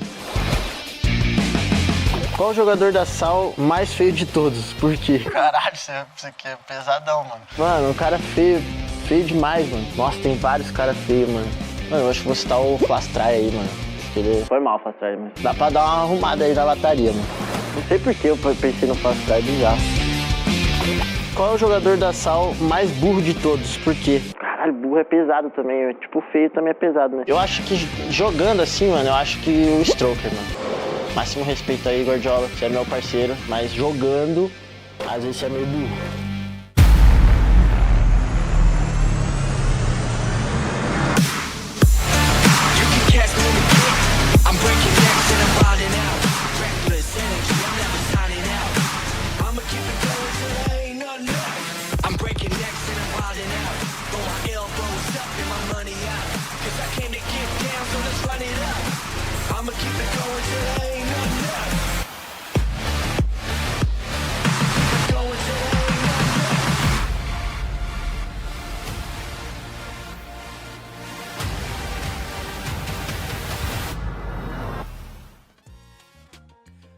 Welcome back, everybody, to SAL. Game number 1 is done and dusted, and now we're in for INTZ versus Furia here in the region. Next week, we'll look forward to Team Liquid Alienware versus Furia, but that is for next week, Leo. I'm already itching, and I know that you're going to be here 100%, because at this point, we have locked you in and thrown away the key deep in the Öresund, just, off the coast of Copenhagen. Anyways, let's talk about our 2 rosters. First up is INTZ. Now, yesterday, Leo, they had a rough time. They opened against Team Liquid. There's no easy way around it. SAL is going to be tough opponents no matter how you cut it. They're going to play 3 rounds against Liquid in their game on deck. Yeah, it was a decent game from them. I will say this. I think that they were not expected to be the favorites whatsoever going into this matchup. I think very similar to the game we just saw from Imperial against Team Liquid. It's a team that gave in a good fight on a number of rounds, but in the end, the gap between the 2 teams was just too big, too wide, and I think the same problems were happening in a sense that I felt like Legacy was still doing a good job from this team, who was still the big standout player from this team in kickoff with incredible statistics. But the rest of the team was struggling a little bit behind him, and especially, looking at the players that I think we were missing again. STK, I have to come back to it when we look at the statistic. He's supposed to be the second pair here in the fragging department, and he was involved in a number of opening deaths. When Legacy went 0-2 in entries, he went 0-3 in entries. And when you lose that many opening engagements, that has to become a big worry. I think to a certain degree, though, one thing that I thought was good was the attack. I don't know if you remember on that map of Bank, but they were actually really good in attack. They managed to turn rounds into round victories when they even didn't get the opening engagement. That was a real cool thing to see from them, because usually that's supposed to be the weak side. But no, overall, that's the one of the 2 things that I noticed on their side. I think Legacy really playing well, and I think that their attack side was a great thing to notice. Well, yesterday we got to see them on Bank, as you saw, but their opponents, Furia, well, they went on Clubhouse. Reminder for everybody that was not here yesterday, we had a Clubhouse extravaganza. Yesterday on Play number 1, 3 maps in a row went to Clubhouse, and Furia had one of those games. They played against Lost. We were expecting a lot from Lost after what we saw from just how things went back in April, but here it was just Furia all the way in control.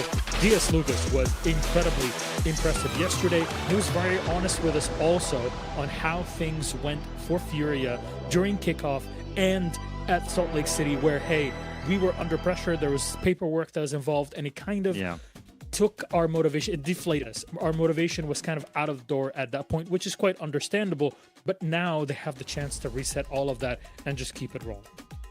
Yeah, and I think if you look at the statistics, it's a great statement put on by Furia yesterday. There was no big standout player, although Diaz played really well. I think everyone played really well. Everyone was positive or neutral. Everyone had almost the same amount of kills.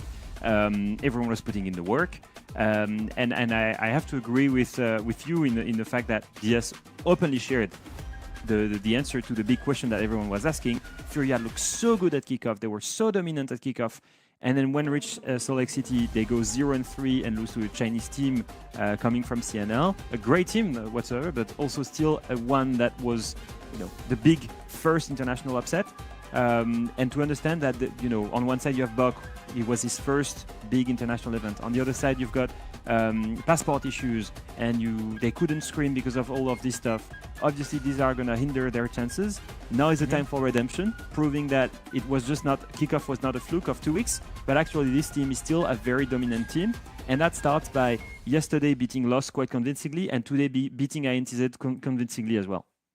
Absolutely. And the reason why we're kind of really focusing on Loss as an opponent to beat in Play Day 1 is that Loss is vying for that middle of the pack fight. So trying to push them down and taking all 3 points, having the win over them, is going to elevate your chances later down when you're focused more on playoffs, where every single head-to-head, where every single point really does matter for Furia. You want to be in the conversation around the top bracket and not in the lower one. And here, we're going to go to Lair. All right, we're going to be saved from another Clubhouse. Thank God for that. I love Clubhouse, but we need a bit of variety. But Lair is the question here. And I feel like Furia, especially that they're starting on the defense, they can play a lot of mind games on INTZ there. Yeah, and honestly, if you told me to predict that map, Vito, it's probably the map that I would have picked. In the sense that it's a map that both teams absolutely love. On one end, you've got INTZ that absolutely never banned it since this team was put together since kickoff. And on the other side, you've got Furia who have a triple win streak on it. Honestly, looking at this roster, I'm thinking of a team that has so much to abuse on the map. It's a map where you have a first outer layer that you need to break really quickly when you're in attack and then start working the bomb site. And when you're in defense, you have a huge roaming potential. And yesterday, what did we see from Furia, which was really cool? The double shield. The double shield was super innovative, super nice. One very aggressive from Buck. I did not expect to see him on it. And then Volps was abusing it. We've seen him play shields before. And I think this is going to be something we're going to see when they switch to attack. Because very often, it's all about getting these entry engagements really quickly, getting into the building really quickly. And I think the shields will be a good one for it. And yesterday, we got a teaser from DS Lucas saying, hey, I've been also practicing shields. Maybe you'll see me on it at some point in time. So who knows? Anyways, before we send it to our matchup, let's bring in our beautiful casters, Lynx and X or Troika, for a quick little chat. No, you're shaking your head one way. I wanted to shake the other way. Hello, my friends. Welcome back. We're going in for this second matchup of the day. And it seems like Furia have every advantage in the world. So I was shaking my head because I don't want DS Lucas on a shield. I want that man with a gun, with an AK-12 in the late round like he has been for the past 8,000 years. And frankly, to be fair, I also think, I think with Furia, based on what I have seen so far, ignoring Salt Lake City, I really do think that was more of a fluke than anything. I just don't think a team that has this many great players on it and look the way they did in kickoff is going to start falling off here. And I think this early bit of momentum boosting and I think ego boosting the first couple games will be very good for them. It kind of falls into the too big to fail category, doesn't it, for me? And I think that Furia have to come out here, not just for this fixture, but for the entirety of SAL and put in a massive performance, because Salt Lake, they underperformed. So for me, this isn't a case of, Furia, it's not a case of if Furia are going to win, it's how dominant are they going to be this stage, because for my money, they need to be topping the stage and then some to really make up for what happened in Utah only a couple of months ago. It's crazy to think about it because you can say that about half of the teams in SAL, if not 6 of them, which is just to show you the level of competition that there is in this region where, of course, you can put FaZe at the top as number 1 in BO1s like we saw in kickoff. You could put Team Liquid Alienware maybe, but there's realistically 4 to 6 layers deep down below. Would you even put Team Liquid in there though? I mean, you could put them in the top 4. Why not? But they didn't make the major. Do you know what I mean? That's true, but you remember how close that match was between FaZe and Liquid Alienware, where you flip a coin and it's Team Liquid Alienware that takes it 2-0, and then we wouldn't be talking about FaZe at the major, but they were there, they were the gatekeepers, and Dark Zero went through it. Anyways, I'm done hogging the mic. I'm gonna give it back. So please, Lynx, Extra Turka, have fun. You know, FaZe were the gatekeepers. You know who weren't the gatekeepers? The rest of SAL. Who absolutely... Can we just keep arguing with Milosh, by the way, while he's not here to defend himself? Oh no, that's what I'm coming out with right out the gate. So if we're being specific, I just have a few words. SAL, like the only ocean? one team in the SAL, only one team in the playoffs. NA, double NA grand final. That's all I have to say about where we should put these teams. But in all seriousness, I do think your point about a lot of pressure being on Fury to really show up and dominate these games, and as well, I think make a really compelling showing inside of the SAL is very important, especially since Milosh was also talking about teams fighting for that middle of the pack slot. Only 6 teams qualify to playoffs, and this is a region that has FaZe, Team Liquid Alienware, NIP, Fluxo W7M, and Furia in it. Like, those are teams that I think we all expect to make the playoffs, and that means you've only got one spot for those middle-of-the-pack teams to actually qualify for. INTZ, going to be fighting for it. Los, going to be fighting for it. And so that also makes this matchup incredibly important for them. The more rounds they can get off Furia, the more likely they can stay ahead of the rest of the pack. That's exactly. I mean, it's how SAL has gone for the longest amount of time, isn't it? It's not. They've not got a top 2 or a top 3. They've typically got like a top 5 or 6 teams. And then you've got the teams that are still very capable. I mean, I would love one day to, or maybe for one stage, just to sort of throw caution to the wind and randomize all of the leagues. You know, so you'd end up with this like Dark Zero playing Team Liquid Alienware. Do you know what I mean? Like that's the stage game. It's not a case of all NAL or all SAL, whatever.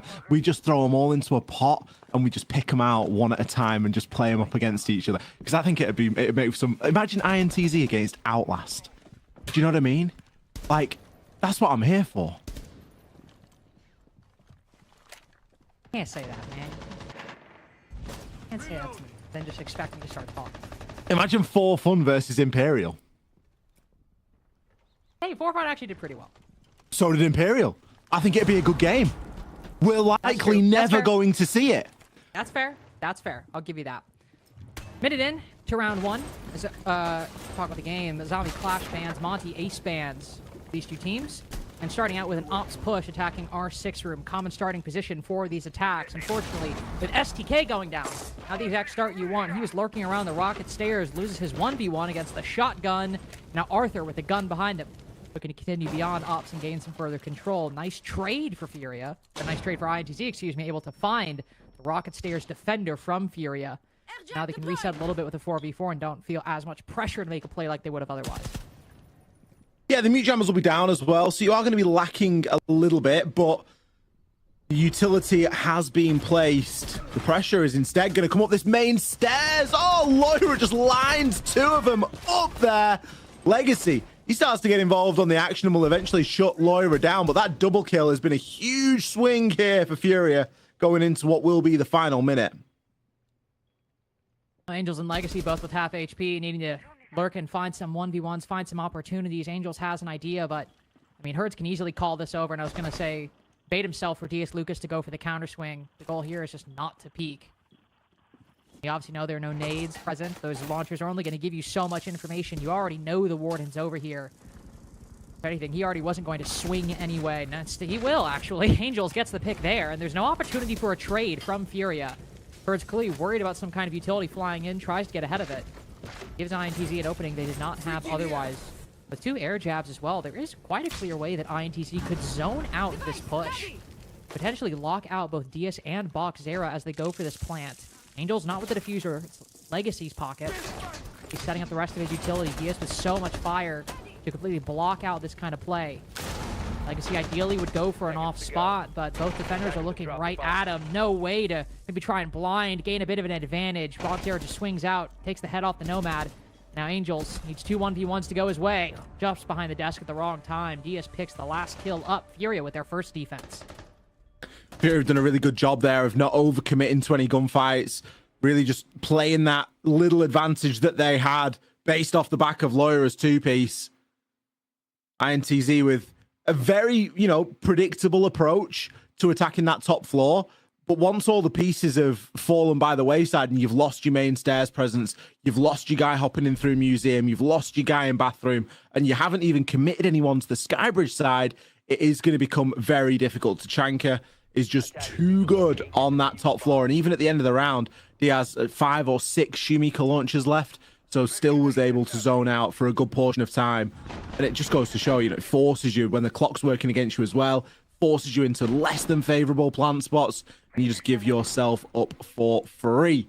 Furia successful then in round number 1, but INTZ with a decent enough fight in them. Let's see how they manage to work this basement site.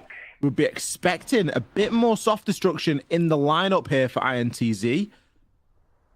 Sure that will come. Legacy sort of flashing the ram for a moment, but instead of they've gone for the horrible lineup blinks. They've gone for the Snake Dokubi. Deimos, why bring utility when you can just bring insanely good operators?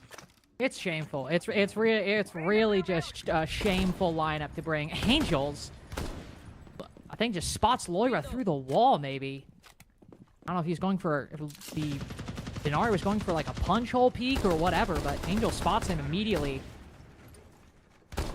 Big first pick for INTZ, especially also. Not only the first pick, but not losing the Dokubi. We'll have those calls for the rest of the round, even if Angels is on reduced HP. An engagement that already could have probably not locked things up for Furia, but made it a lot easier to do so. Now INTZ with an advantage, with plenty of utility on the board, and as you mentioned, an absolutely horrific setup that Furia will have to deal with. Snake, Dokubi, Deimos, and the Blitz. To use all that information to his heart's content.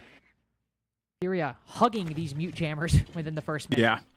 Oh, those mute jammers are going to be salvation stations for him right now. Herds, great pick onto Arthur as he tried to hop in and make something happen onto Boxera, but his teammate keeping Box safe. It's a shame to see that sort of play happen. INTZ have the advantage. That was before any Deathmark tracker and before any phone call. Only now we've seen the phone call used on Herds. They now know where he is, but with the amount of time he's burned, he's good for it.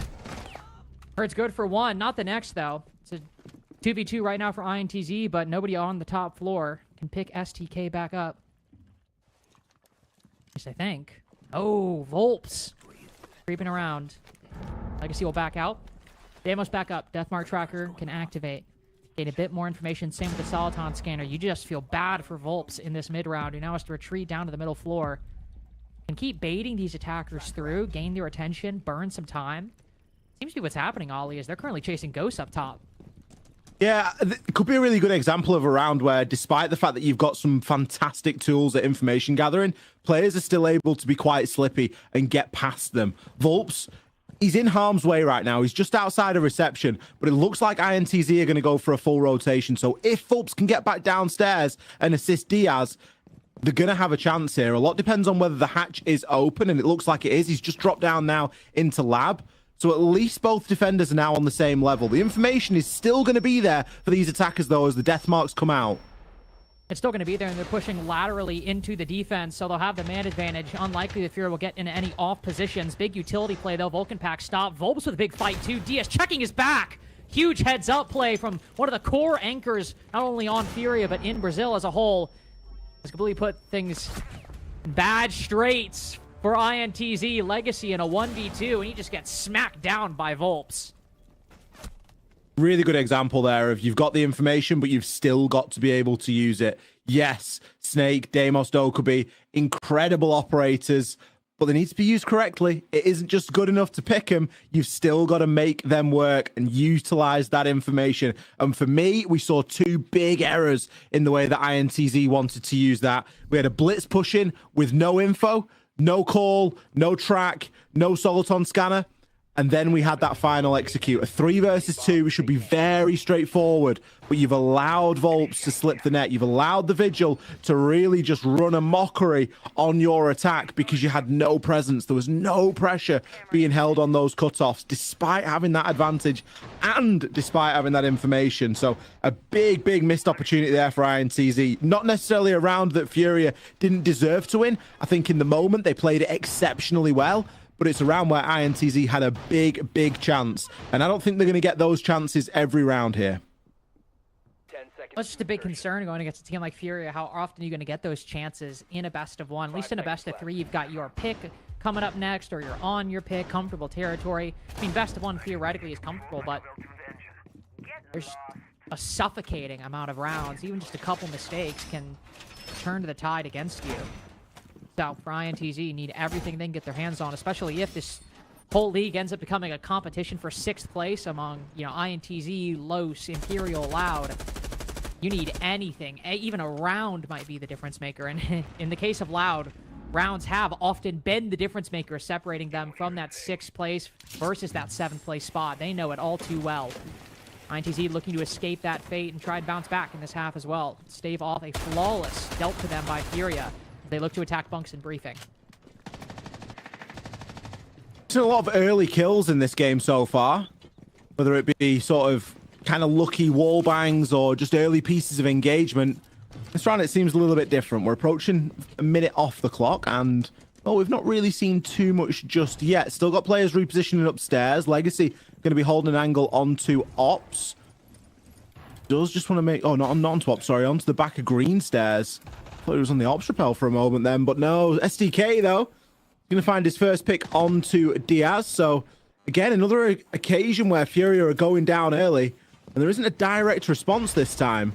Blitz can now start to move through, but oh, Herds caught downstairs. Little pocket Grismot mine just to stop the push from Arthur. And Arthur can't really do anything about that. As a Blitz, you don't want to be challenging onto those staircases. But he just times it well enough, or at least the timing happens well enough. He can duck back around the corner, isn't exposed. That could have been a huge double kill for Herds. Instead, it's just a 4v4 with a lot of time spent by INTZ on this clear. And again, very spread out. I mentioned last time how the Blitz separated from the rest of the utility and rest of the team. Now instead, 2 for 2, consolidating on this top floor, looking to pinch this player. The one little bit remaining. C4 goes out. Legacy just tanks it. Eats the C4, eats the shrapnel, Volps with a 1v1 as STK spots him. Another one revealing itself as Arthur, his feet spotted by the Mute, down by the shotgun. Raps coming in for the finisher. Haymaker's mute, and also gives INTZ opportunity to keep this a 3v3, pick that Blitz back up with some important vertical control, but Herd's going for the flank. Legacy needs to watch this, needs to be ready. Herd's not ready for it. Probably the most important 1v1 of round 3 is now INTZ have full control of the vert, can look to convert down below, but again, it's a shield all by himself on such low HP. Loira again, Legacy with an important kill, needs to get the 3rd, and he will. INTZ with their first, and Legacy MVP of round 3. Loira just being asked of a little bit too much there. It was the start of a highlight reel. It still was a bit of a highlight reel. The first kill that he got there was absolutely crazy, especially considering that he's getting bared down on by the Blitz. Like you say, the kill onto Herds on that top floor was sort of the beginning of the end, really, there for Furia. It was forcing somebody to have a massive standout moment. But INTZ finally break the seal and get around here on the attack. It is going to be on the offsite. And it is going to be in a way that, you know, we don't typically always see. Usually that top floor's cleared, a lot of verts made, and the plant's attempted. But aside from round 1, there's been no intention of getting a plant down from INTZ here today. It has been all gunplay all day. Especially from Legacy right there. Huge closer for INTZ. Now, if you're repeating the site rotation, going back upstairs. Round where we did not... Well, I mean, we saw some good gunplay in the mid-round, but important engagement lost early on. INTZ have just generally done a good job at keeping things even. I mean, it's been a very close game. 2 left alive in both rounds 1 and 2, and of course, that one coming down to a 1v1, and I think all these rounds really coming down to 3v3s, so... To your point. Gunplay been such a big factor for INTZ for this round. Might not be the case, as Furia pivot to a Cade Tubarao strategy, just trying to lock off these breaches and likely keep INTZ out of the map for as long as they can. And I don't know, maybe I have a feeling Loira and Herds might get a bit antsy behind a setup like that, but certainly could be good to pose some problems for INTZ and try and trip them up. You're asking fish to climb trees there, aren't you? If you're asking Loira and Herds to sit on the hands and not peek and not get slippy with it, I'm sure that they will still find a way here. For INTZ, like you say, they're going to have a little bit more to chew through here. We've not only got the Cade, but also a Two-Brow being brought as well. So Herds will be able to use those Zoto canisters, of course, for a myriad of uses, but with his positioning at the moment, that ops wall is likely going to be kept closed for a good portion of time. No secondary EMPs, so it is going to be something that has to be dealt with, probably from below. And it could be a job for STK to get in there and to, you know, figure out where that wall is and get rid of some of that electrification. But when you're searching for a Cade Claw, it isn't always so straightforward. And I think there's a thought that it's going to be up there at the top. A couple of pre-fire shots through, or maybe just a call for the nade to be able to be sent through. But next portion of this plan, as we know, is going to be a Zoto canister. I don't think that a nade has been tossed over there just yet. Angels maybe just worried about somebody swinging on, but with the more control and the more Bs that are used, INTZ do slowly but surely take a bit of control here inside of Ops. Kind of bold for INTZ, not even dedicating a nade there, not trying to bank it around the corner, or maybe they did. Missed the electrical either way. A lot of that primary utility from the Grim expended when you really want to save a little bit more of that for the execute. The nades are good, they'll clear out positions, and I mean, they also have 8 of them, 7 remaining, of course. Well, 6 remaining, now that Raps has used 1. Birds on a long angle could find Angels with that 1 canister left. Another chance of the engagement. 1 tap onto the Grim. Ops player now down. A lot of important utility use. STK hunting through the floor with this Deathmark tracker. Bulbs just running around Office, dodging every single shot. INTZ without a way in. They really are coming up a bit of a blank right now. There's no Tachanka in this round, so the area denial is nowhere near as big of a problem. Couple that with the fact that there is also no Goyo. There's not really too much stopping these players from walking in. 1 smoke in Vulpes' hand, but I think that Herds behind desk is going to be the bigger problem right now. He still has all 3 of his Zotos to stall their push. Deathmark tracker will force him back. Take a bit more conservative a position alongside the rest of the team. Arthur probing a different angle. In front of bathroom. Always got to worry about this 2-man crossfire. Holding around display. Nade over top as the player hops in the single window. Lawyer ready for it. Great awareness by a lot of the players on Furia, winning the gunfights too. A much more passive look. 17 seconds remaining.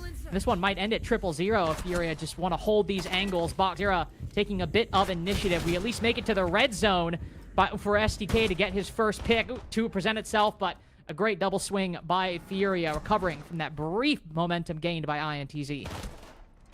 Bit of a stall out there from INTZ, really. They used so much to get control of that ops wall that they just didn't have what was required when push came to shove later on in the round. They're going to choose now to take that tactical timeout. They know that they're able to get around on the offside, but it's these primary sides that they keep banging their head against right now. Basement in particular. Think back to round number 2, and that was a round that really slipped out of their fingers. They had a great hold on that top floor and man count advantage, and yet they weren't able to cut players off as they rotated back down to basement. Furia were incredibly split up there, and if they would have been able to leverage, you know, 3 versus 1, 2 versus 1 engagement, it would have given them a much easier time of things. That and the fact that they didn't bring that much soft breach, so if the roam clear had gone poorly, then everything else would have gone poorly. So they're really going to need to rethink their approach, I think, going into what's going to be round 5. And maybe try something a bit different. I mean, and the thing with this roster is that if you've got Arthur on your team, he's always going to be picking the shields. You don't have this guy here if he's not going to play that operator, those kinds of operators. So that is always going to tunnel vision INTC, or at least funnel them a little bit towards one particular play style, and need to find ways to operate around that. So what that change ends up looking like, we will see, but it likely will be shield focus, as things always are for INTZ, but specifically teams with Arthur on them. Basement being the side they go to again. A Fuse being flexed into the lineup, and that has enticed me, to be sure. Read what might be the play with that, especially since we saw some Vulcan packs trip them up last time. They're obviously not present in Furia's lineup right now. 10 seconds to go. Have to see. It's coming out of the tactical timeout. INTZ need 2 in a row to close this out 3-3. But all things considered, a 4-2 half. Not that much of a loss either. I think 4-2 would do them okay. Is it going to be enough? I kind of doubt it in a lot of ways. They do need to start to pull themselves together a little bit. I think just through some of the fundamental errors that we've seen, you know, time being a factor. If they're not getting lucky picks, it looks a little bit, you know, it looks a little bit dicey at times. They've shown us that they can clear that top floor very effectively, especially when they've got the shield. That could be something that they go for, but at least with the early preparation in this round, Super Shorty there on the thermite, just opening up that wall, it's going to allow Arthur just to start to move in and restrict some of this movement. Loira needs to be cautious in barrels. There are a couple of horrible angles in there, but he'll likely be able to keep himself relatively safe for the time being. With SDK on the opposite side, there is a little bit of pressure mounting here. My biggest problem, Lynx, where's the soft destruction? If they had soft breach now, they'd be able to flood players into STK's sites. As it stands, why move? There's no reason to. No, and this is exactly recreating the conditions that allowed Furia to clutch that 2v3 last time, just playing the horizontal, playing off the utility. Gershmat's going out to try and set Loira up for some kind of play. Won't work, to be fair. Bulb's taking the opportunity to turn off his phone. Normally, as you mentioned on the NAL broadcast, optimal strategy, just tank it. No, you won't have to be called. Bulbs decides not to. Arthur, big first pick. Loira, who is playing that aggressive angle on the window, cut down by the Blackbeard. Some chip damage done to INTZ attackers, really nothing to write home about. With plenty of time to get the remaining information, clear out the utility as well. I'm still worried about the lack of vertical, to your point, Ali, but they're doing the best they can so far with what they have. They're doing okay, but these defenders can just move for free right now. There's a player directly above Vulps, and there's just no consequence to him just chilling out here and burning the clock. Bot can start to move in through Toxin, and again, there's no penalty for this rotation that's happening at the minute. And STK, he could be having a field day right now on Glass. As it stands, we're in that stall-out period again where INTZ are just sort of waiting for a mistake and banking on Furia getting a little bit antsy, which may happen, but I don't think it's going to lead to the round being won because players just instantly flood them like that. There's going to be a lot more to it. Box still tucked into Toxin right now. Just going to start now to utilize some of this utility.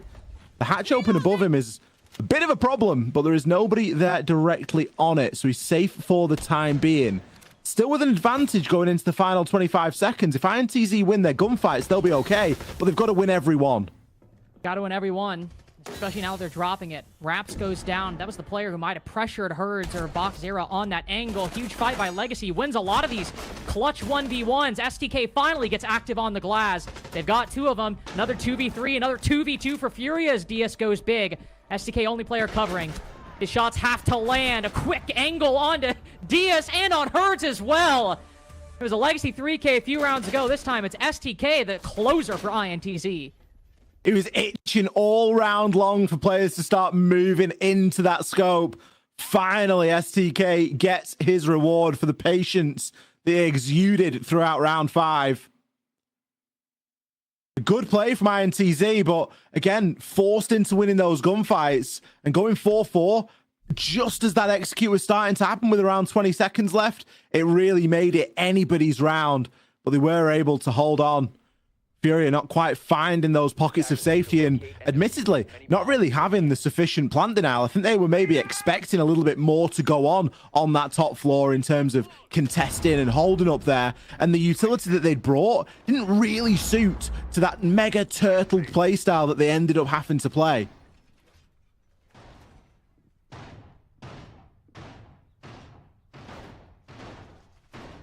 Bit of a worrying trend now developing for INTZ. I mean, it might still end up being a 4-2 half, but they've had an advantage at the beginning of most of these. Are able to convert it in the last round and able to convert it in their bunks briefing as well. Still, with how close this has been, how close this game might end up being with how competitive these attacks are, INTZ need every advantage they can get their hands on. Coming off the back of that excellent conversion downstairs, bunks briefing the one site they've been able to win so far. Feels like a 3-3 could be a very real possibility right now. The setup was really good for Furia, but INTZ, specifically STK, able to win some big fights in really important moments. Birds currently moving about the map. The ways away from the rest of the team could be an opportunity. Hunt down one solo defender.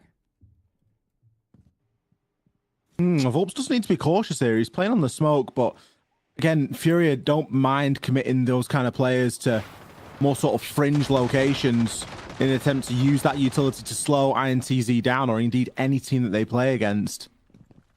What will be starting to get open now? That's going to be Raps' job on the Maverick. Oh, some poor timing there for Herds. Just as the barricade's getting bashed and there's someone there watching it, is he able to creep away here? Maybe even get baited out by Bok. Bok will be able to cross, just about keeps himself safe. He's on 1 HP as well now. They know they're about to get pinched here. Boxera just trying to call Herds back as close as he can. Oh, look, you can see him. Angels creeping in. Nade lands right at his feet. One shot into Boxera. Nade finishes off Herds. The worst start Fury have had this whole half. Volp's been upstairs this entire time. Second floor is locked down for Furia. That's the one thing they have going for them. He crosses, runs right into their crosshairs. All these attackers down below. Volp's almost working himself in a terrible position. But a quick snapshot on the Legacy. Volp's good for 2. Switches to the secondary. Now Loira getting in on the action. Angels, with the pivotal position, cut off in 90, now has to fire some shots just to get himself safe. Him and STK vacating bottom green. Volps and Diaz maintain a vice grip on the second floor. And how many rounds have we seen on Bunk's briefing? Plants denied from this exact angle with barely anybody actually downstairs. I mean, to put a plan down, they're going to have to pick up the diffuser because that's just at the feet of STK right now, just on the other side of the window. He's going to need to hop in to try and get it, but he's probably going to give himself way to Volps if he does so. The vert here is going to be too powerful. Oh, just too much. Volps now on for 3, working himself out of a bad situation and working himself into a round win for Furia. Angels. One smoke grenade, but the odds of getting that down long past. He's likely going to need to win a fight on this vertical. C4 goes out in the wrong angle. Angels, if he's able to, might just get away with the plant. Has to fall off, find the angle onto Volps. He doesn't even react! From downtown, Volps with the shotgun gets his 4th. And off the back of a counter defuse, Furia, a miracle play from Volps to get them a lead at the half. Unbelievable that INTZ don't even that 3-3. Volps was dancing in front of that window for the longest time. I've no idea how he wasn't punished. Let's have a listen in with our desk and see how Leo and Milosh feel about the first 6. Well, thank you very much, my friends. At some point, it's looking like INTZ could bring this one back. We have a closer matchup than maybe theoretically we've had in mind, but still, Leo, Furia are showing the biggest, most important thing is in Siege right now, which is flexibility. You could always change your playstyle to adapt and overcome and surprise. Yeah, that's the big surprise to me, is that yesterday we saw the Furia that we all know, which is the Furia that is super aggressive, that relies on its huge individuals to go crazy and basically block any attack most of the time as the entry point of the map. And right now we're looking at a very different Furia on the defense side. What are they playing for? Let's take a look at an example. If we take a look at round 4, for example, what do you see here in the last few minutes of the round? Well, you're gonna see that in most of the time they are using wall denial, they're using smoke, they're using Fenrir. They're trying to play a very slow game. And so if we take a look at this example here, for example, with Tubara, we're like 45 seconds in, all of the players from Furia, they're on site. You don't see a big roamer anywhere. And then by the 25 last seconds, what do you see? INTZ are jumping in. Last second, they have nothing for themselves. They're just waiting for a pick on the side of Furia, and Furia is not giving it to them. And so it's a very different Furia that we know, but at the same time, it's a great show of their depth. They're completely able to play super aggressive and abuse trap operators and extended rooms. They're also completely able to play much closer to the bomb site and play to a win condition that is different. The one guy, the one hope from INTZ, I can repeat myself again and again. It was the same at kickoff, it was the same yesterday, and it's still the same today. Legacy, the standout player, who's playing more of a flank watch role somewhat, playing a little bit of the gridlock, a little bit of the nomad as well on the other side, is winning his gunfight. And critical ones as well, most of the time in the middle of the round to gain that man advantage. And the only 2 rounds they won in attack are on the back of him and STK stepping up. Can he do it on defense? That's the big question for NTZ to come back. I think you mentioned the second player putting in the numbers, especially on the glass with STK, but that's the more difficult side technically here on the attack. We've got Shield and the Clyde on the other side that are banned up. So far, nothing too surprising with what we have ban-wise. We'll send it back to our casters to carry us through our second half. Enjoy. Thank you very much. And really unfortunate end of the half for INTZ. Could have been a 3v3 with that 5v3 at the start, especially as the desk highlighted some big heroics from STK and Legacy in particular. But Furia able to keep their lead, and now going into the second half of Lair, it was a much more reserved defense from Furia. Ali, do you have a feeling it'll be the same on the attack, or do you think Furia will remember the org they're playing under and try and channel some of that quick play? I like to think that we're going to see some quick play here from Furia. Let's not forget, they're not out of the woods just yet here. There was a couple of really close rounds there from INTZ, and in a very not too dissimilar world, or not too dissimilar round, this half ends 3-3. So they've got to be cautious going into this. I think fundamentally they've without question got the upper hand over INTZ right now. And they're going to be looking to try and make sure that that happens. The double shield play isn't going to be something that we will see today. Something that was kind of prevalent yesterday for this Furia side. And I mean, let's be honest, they've got multiple shield players, so anyone can really have a do. It's always a reasonable ban against them. Banning the shields and having that attraction, like, oh, look at us, we can play shields, we can play shields. Yeah, look at what else it leaves up. You know, they've got the Snake, they've got the Deimos, they've got the Grim. They shouldn't be short of information right now. Might be a little bit short on Hard Breach, but with both Hard Breach deniers banned, it is going to be a lot easier for Vulps on Hibana to get the job done. A very aggressive position being held by Angels right now. And this is one of the problems. When you know that you've got the potential for a Snake, you've got the potential for a Deimos, playing these front up positions like this, regardless of the fact if he's got Keybers, he's putting a lot of faith in himself to hit these shots. This is also the issue with just an Azami being present on the defense. It allows you to go for these kinds of plays. The trade-off for our 6 room is you don't have as many Keybers to maybe set yourself up to hold behind the desk later in the round. See if Herds can leave some shots around the corner. Smart play by Angels, backing up pretty quick from these Kiba positions. It'll lose some utility. Oh, but his support lost. Herds catching wraps either through the rotate or through the soft wall. Now Angels rotates back, makes it successfully, but you lose the smoke. Your really only source of plant denial. This is a side ollie. We see smoke and Tachanka brought just to bring both, and now with the toxic canisters not a factor, now STK down as well. INTZ, horrific start in round 7. Not the best. Especially when, like you say, you've been picked apart and there's a couple of big denial operators in there. C4 on mirror and smoke canisters on wraps. I mean, of anyone that you would have expected to get taken out first, it would have been Angels. What an angle, speaking of. He isn't going to get taken out first. He's going to get taken out nearly last. An attempt there from Arthur. I think he knew what was becoming of him. Attempted the old bikini body 180 on the clash, but it was not meant to be. Furia have ran through INTZ there. Herds winding back the clock with that round. Almost gets himself either a 3 or a 4K by the end of it, but snatching that away. It would have been a 3K because he gets the kill on the smoke. Angels just escapes on the Azami. Then he threads the needle between the clash and the wall. Really impressive stuff. Herds having a bit, as we mentioned before, a very up and down past couple years. Ever since Furia, then W7M won that world championship. Good stage and bad stage, and of course now, after kickoff, as everybody knows, the one player not taken to Team Liquid Alienware, Maya, staying on that roster. A lot of questions for this Furia team, how Herds might end up performing. Doing well this game, of course, Volp's leading the way 12-3 right now, but Herds is still a player that, when he gets locked in, when he's finding those gaps, finding those timings, and crosshair placement, ends up being as good as it was back in 2023, a player that you just basically don't have a chance of winning fight against. So he starts showing up and starts helping out. Volp's up 12-3. This could be a quick attacking phase for Furia. Oh, if the attacks are like that, we're gonna be done in no time here. Only a couple of rounds away for Furia. If they continue to bring that level of pace, then we only know where we're gonna end up.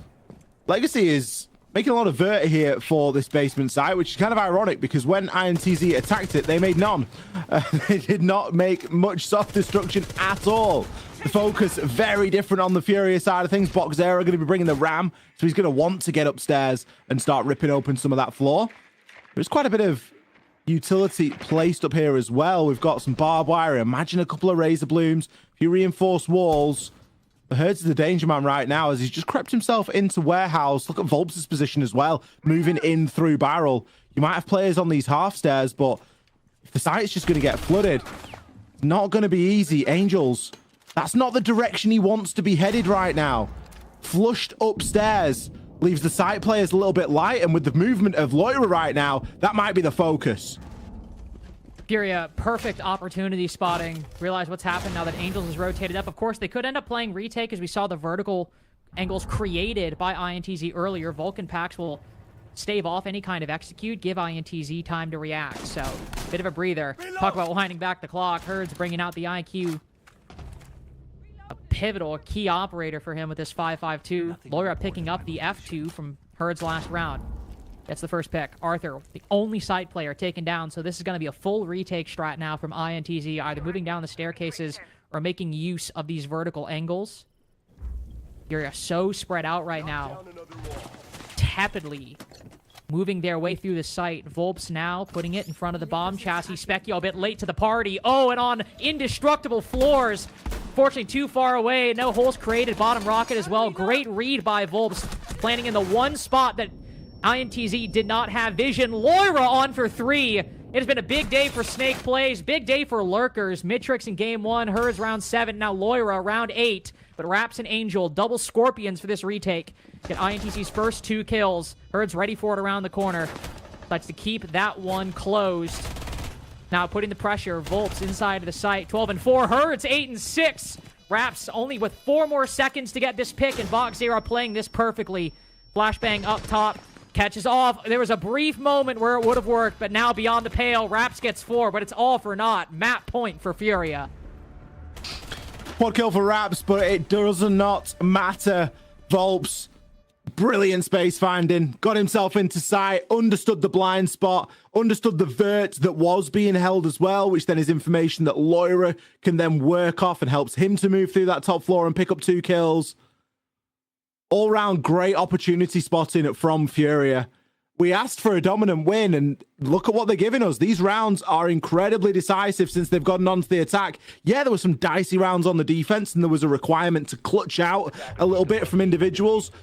But since switching onto this attacking side, there has been no question in my mind. Furia are on top in this fixture, and INTZ are a long way off the pace. Going to reattempt this top floor now. See if there's anything that they might be able to muster. But again, I mean, what do? Do you try and play for the denial and surrender a lot of control? Or do you try and bring some architect ability like the Azami, like the Mirror, and try and just hold a little bit further out for a bit longer? I feel like you're just putting yourself in harm's way by doing that. And especially since Furia had the right idea with how to play around that. They push them upstairs. They spend the rest of the mid-round taking their time, finding a way in through that execute. Playing extended has not necessarily been the game plan. It's also something that INTZ have done before. I remember quite a few games that Angels played on, even back when I think he was on ENX with Boxera. Typically ends up playing these exterior positions. It's a strategy that, at least for him as an individual, is quite common. So when you see that from Furia, see that from INTZ if you're Furia, you kind of know what the general scope of these defenses will look like. Seems right now, INTZ keeping with that strategy. You've got the Azami and Ops again. You've got the mirror window again. The Clash is gone. Furia might just be trying to take this one quick. Ying and Blackbeard sprinting right in front of the mirror window. Only downs 1. Arthur ready for it. Catches a big kill, though. Volps with a nade. Ties things up. That's an angle, but still, I was about to say, I think this push has been well and truly stopped by INTZ with players down below who can go for the flank, who can play the vert. Angels also locking down DS Lucas. But the Ying and the Glaz felled, and Furia will need to back off. We've got time to do so, though. There's a lot that's happened in that first minute and 10 seconds. Now they're starting to try and knock on the door. Angels, brilliant pick there over onto Herds. Making another as Volps will respond onto Legacy, but that's a direct trade. Bok, maybe time for your moment in the sun. Finds the first, And with so much time, there's a good chance he'll grab a second. These players are split up right now. 2 1v1s. Minute 30 to work with, but sprinting around the corner. STK domes him with the SMG 11. Long way to go, but cut down by 1. INTZ just need a flawless site rotation to tie things up and push us to OT. Gotta feel sorry for Boxera on that timing. Kind of holding the angle, and as soon as he stops holding, that's when the player starts to move. The way that those last 2 defenders were split up, and you can understand why they were trying to sprint across the doorway and close the distance a little bit between them and the teammate and generate some sort of a crossfire. Boxera certainly had a chance, but INTZ have managed to slow this Furia team down ever so slightly. They're still on a match point. It may not change the outcome of the game all too much, but Furia will have another couple of chances here before things start to get dangerous. Bunks and Briefing selected here. The Glaz and an Azami ban. I mean, the Azami ban makes a lot of sense. It's something that INTZ have played quite consistently. The Glaz ban as well. We've seen a hell of a lot of Glaz today on both sides.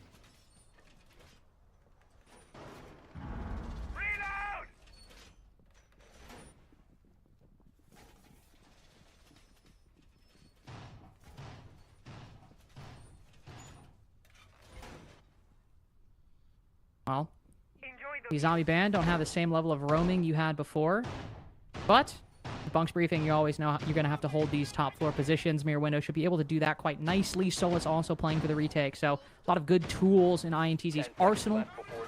Trying to either play this retake or deny the plant from going down in the first place. No Warden, though, is a bit worrying, and that will allow Furia to flex onto the Ying, and not the Glaz, but at least just the Ying. But that always leads us to the next point, Ollie, which is, are they going to do what we don't like and use all those Candelas to go for, like, you know, try to clear out the top floor? Or are they going to use it to bait on the top floor and do the Shopify Rebellion thing, and then they end up planting below? There are many different ways that they could choose to use it, aren't they? I'm a big fan of the bait and switch. But equally, if they want to try and utilize it to clear out the top floor and go for something more traditional, I'm all for it as well. STK. Bit of a rat position right now. Hoping to find someone for free as they move through ops. Maybe hoping that the punch hole's a bit of a distraction. Throw your drone straight to the barricade and just immediately drone out behind the wall instead of thoroughly checking that ops room. Time to ring some ears. One thing is for certain, all Bunks Briefing's attacks start with getting that wall open, which isn't going to be the easiest thing, given that there is Raps with a couple of impacts inside of the site. Herds, first attempt will fail. Mirror, partly to blame for that problem. Diaz, he's turned his attention to that top floor. He's going to start to try and restrict some of this movement with those track stingers. Try and keep this zone locked down, especially with a shotgun at that angle. You want to keep Arthur on the opposite side of that wall. Don't want to give him an angle. Laura already taking control of Pillar down below. Might just be a half clear from Furia. Again, there's no Warden in play from INTZ. It's just the Solus, and we've already seen Furia work their way around that before.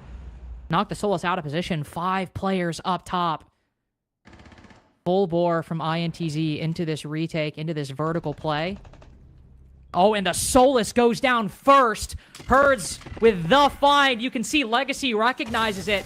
Size at that exact moment, because with no Warden in play, once those Candelas go down, you've got nobody who can help out. SDK dropping down below. Big movement to try to find, but Lyra around the corner. Blink and you'll miss it as STK goes down with a snap of that Dokubi's fingers. Plant as well. Nobody in the right spots on the top floor. Completely disrupted by the Candelas. Disrupted by Furia's momentum and burst of energy into the site. Well, the Dokubi's gone down. A lot of kills INTZ need to find. Some information on the player around Pillar, but basically everybody has moved down over to green, into the site, playing their post positions. Herds double kill all the way outside the building. Arthur now dropping to join Raps down below. It is all over for INTZ. It's dual 7-3s today. Team Liquid Alienware in the first and Furia in the second. The favorites having good days inside of the SAL. Furia looking very comfortable there against INTZ, particularly when they got onto that attacking side, only dropping 1 round on that top floor. It dominated in pretty much every statistic that you could imagine there. But I think for me, it was their opportunity spotting and understanding the pace of the game.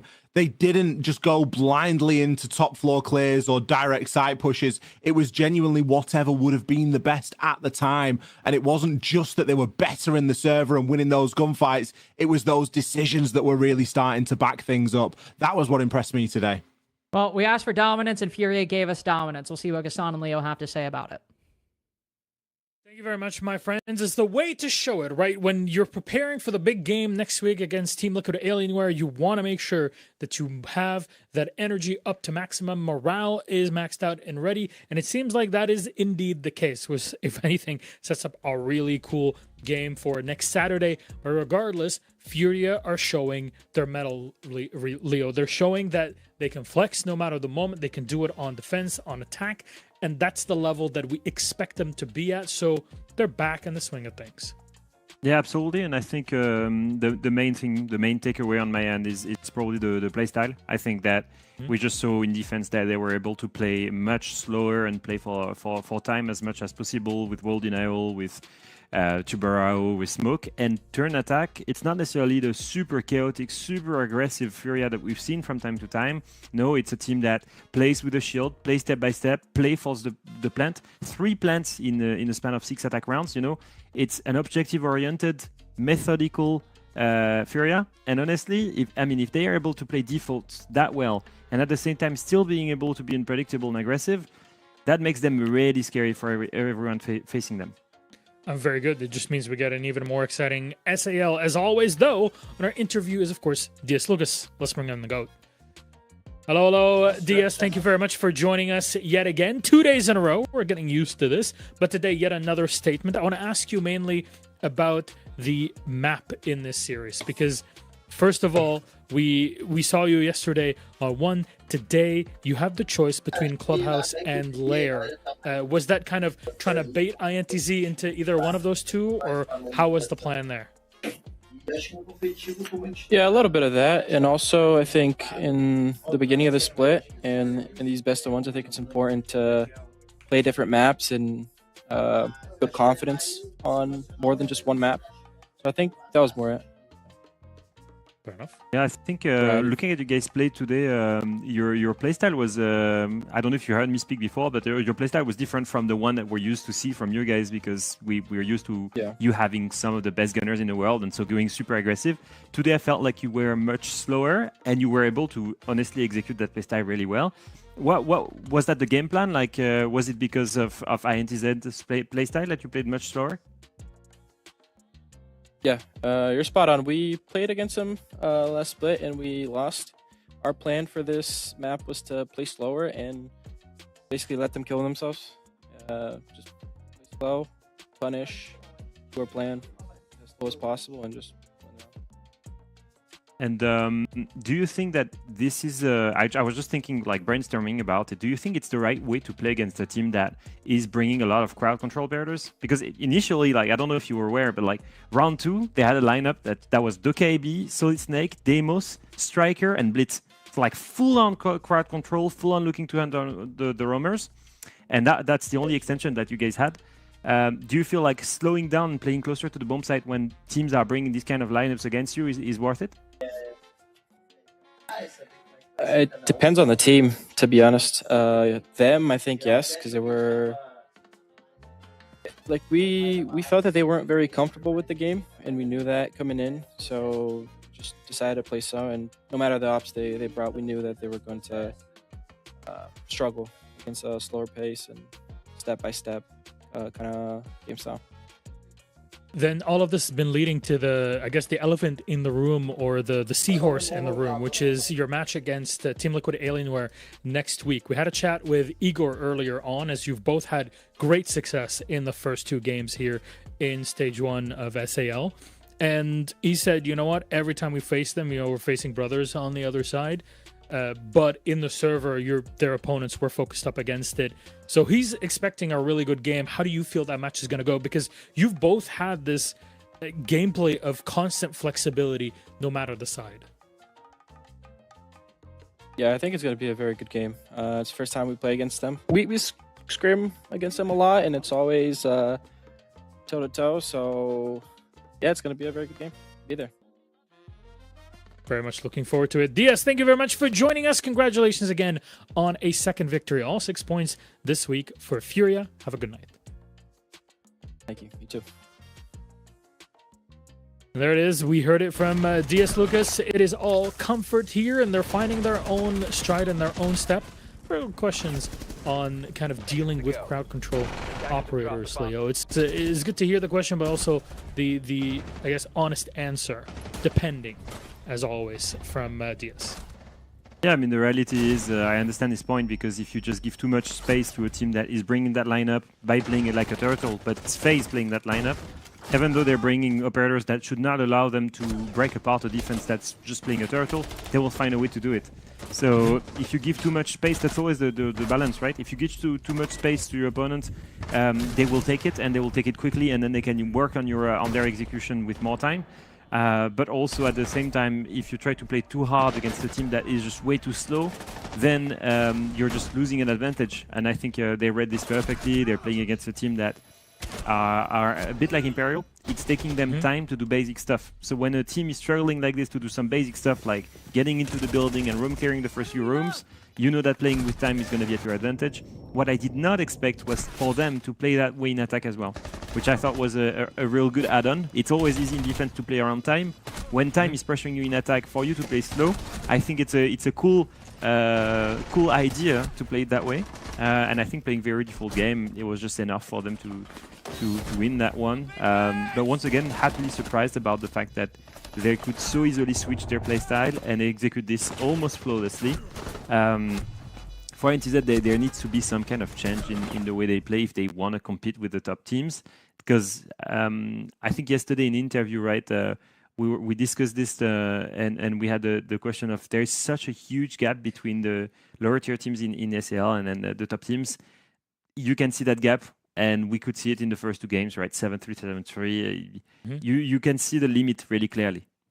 Absolutely. Absolutely can. If anything, today Legacy stepped up, a player that we've all been talking about, as this is the one that we need to see from INTZ. SDK also, there were rounds where he had, I guess, big savior energy. Had him on the glass for a couple rounds there. That was pretty impressive on their attacking side. But again, victory cannot be taken by only one individual player. Not at this level of play, that's for sure, and not in Brazil. Our MVP will be VODs today. 161 EPS, almost a 3 KDR, 90% cost and 160 EPS. Like, just means he has an incredible impact on every single round. Every single round, he's doing something that's leading Furia to victory. And that's kind of what you need to understand when you see a cost of 80+%, an EPS of 120+. This is just impressive. Yeah, absolutely. I mean, VODs is one of these players that I feel like they're the king of live games. VODs either turn up and has incredible double digits, or he's not there. And I remember when he was with W7M and he was playing the Shields, he had these games where he would just completely disappear from the scoreboards, and others would be topping the charts near 20 kills. And the cool thing is, on that lineup, if he's having a field day, amazing. If he doesn't, then it's not a problem. There's Buck, there's Hurt. Exactly, there's DS. They have all the talent in that lineup to pick up that inconsistency. But when he's there, wow, he's so good. Well, we saw the point collection in first 2 games, as you said, 7-3, 7-3. Yesterday it was 7-3, 7-2. Regardless, the results remain almost exactly the same. And now we switch over to 6 teams that are all vying for different levels here in SAL. There's 8 teams that are clearly competing for 6 spots into the playoffs. Next up on the halfway mark is Black Dragons versus NIP. BD yesterday showed off and showed up. Let's see if they can bring it against NIP after the break.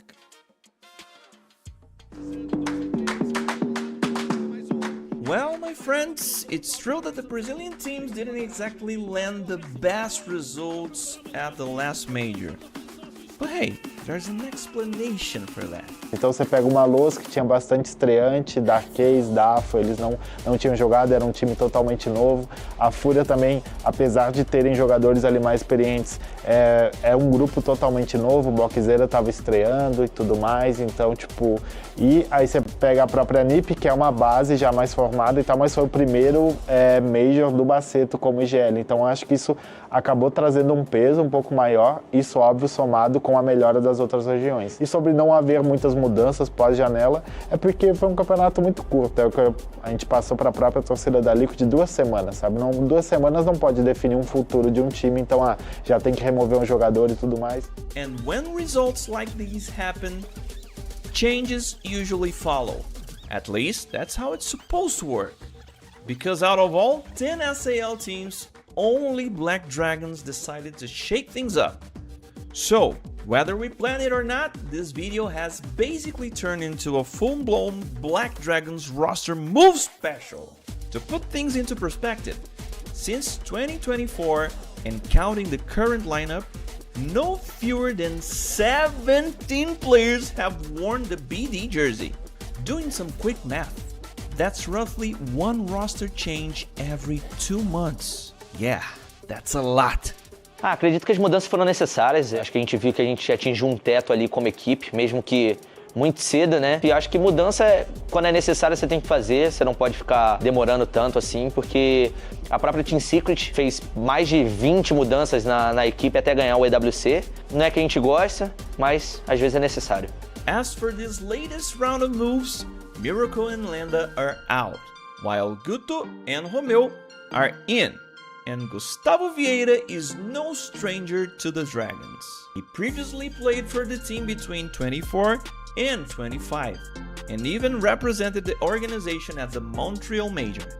After that, he took a little trip through Tier 2, absolutely farming the competition with Stellai Gaming, and now he's back. Hopefully to help push Black Dragons toward their first ever eSports World Cup appearance. A volta do Guto pra BD é muito da hora, sim, porque eu acho que desde o MBR eu queria jogar com ele, queria trabalhar com ele. Ele optou por vir pra BD. Pô, tô bem animado, assim, cara. Eu queria trabalhar com ele desde aquela época lá e ele é um moleque muito bom. Acho que vai ser, mano, uma grande adição aí. The other new addition is practically a Tier 1 rookie. After spending time with Elevate Academy, Romeu got his biggest shot on the main Elevate roster during Reload, where he played alongside the veterans, Ian and Psycho. Oh, and fun fact, you could say Romeo already knows one of his new teammates pretty well. That's because the two of them shared the stage in last year's Tier 2 Grand Final, just on opposite sides of the server. Cara, o Romeuzão também é um moleque muito bom, é um cara muito esquilado, assim. Teve experiência também, né, de jogar com jogadores muito grandes, como o Psycho, que também ensinou muitas coisas pra ele. O próprio Nusga também, que ajudou ele na Elevate Academy. Então, mas é um moleque novo, tem que pegar cada vez mais experiência, mais ensinamentos, mas isso é só com o tempo. Alright. That's interesting. It just hit me that we're talking to the most experienced player on Black Dragons right now. And also the guy who's been with the organization the longest. So, before we wrap things up, I want to know exactly what role our man Hari has been playing in this new look Black Dragons roster. Cara, minha função dentro de jogo é in-game leader e sup 1. Abusa mesmo dos bonecões ali, né? Como a gente chama, bonecos que são mais roubados assim nas comps. Então, pô, jogar bastante de shield, jogar com uma Ing de 12, jogar com Glass. E como IGL, você sendo sup 1 fica muito mais fácil de você guiar o time. Como você tem uma visão mais de trás, você consegue coordenar muito bem, conseguir as triangulações ali durante o round e tal. Well then, all eyes on the Black Dragons team. Who knows? Maybe this fresh blood is exactly what the team needs to make some noise during the first stage of SAL. Best of luck to the boys, and thanks for watching, everybody. We'll catch you in the next one. Bye!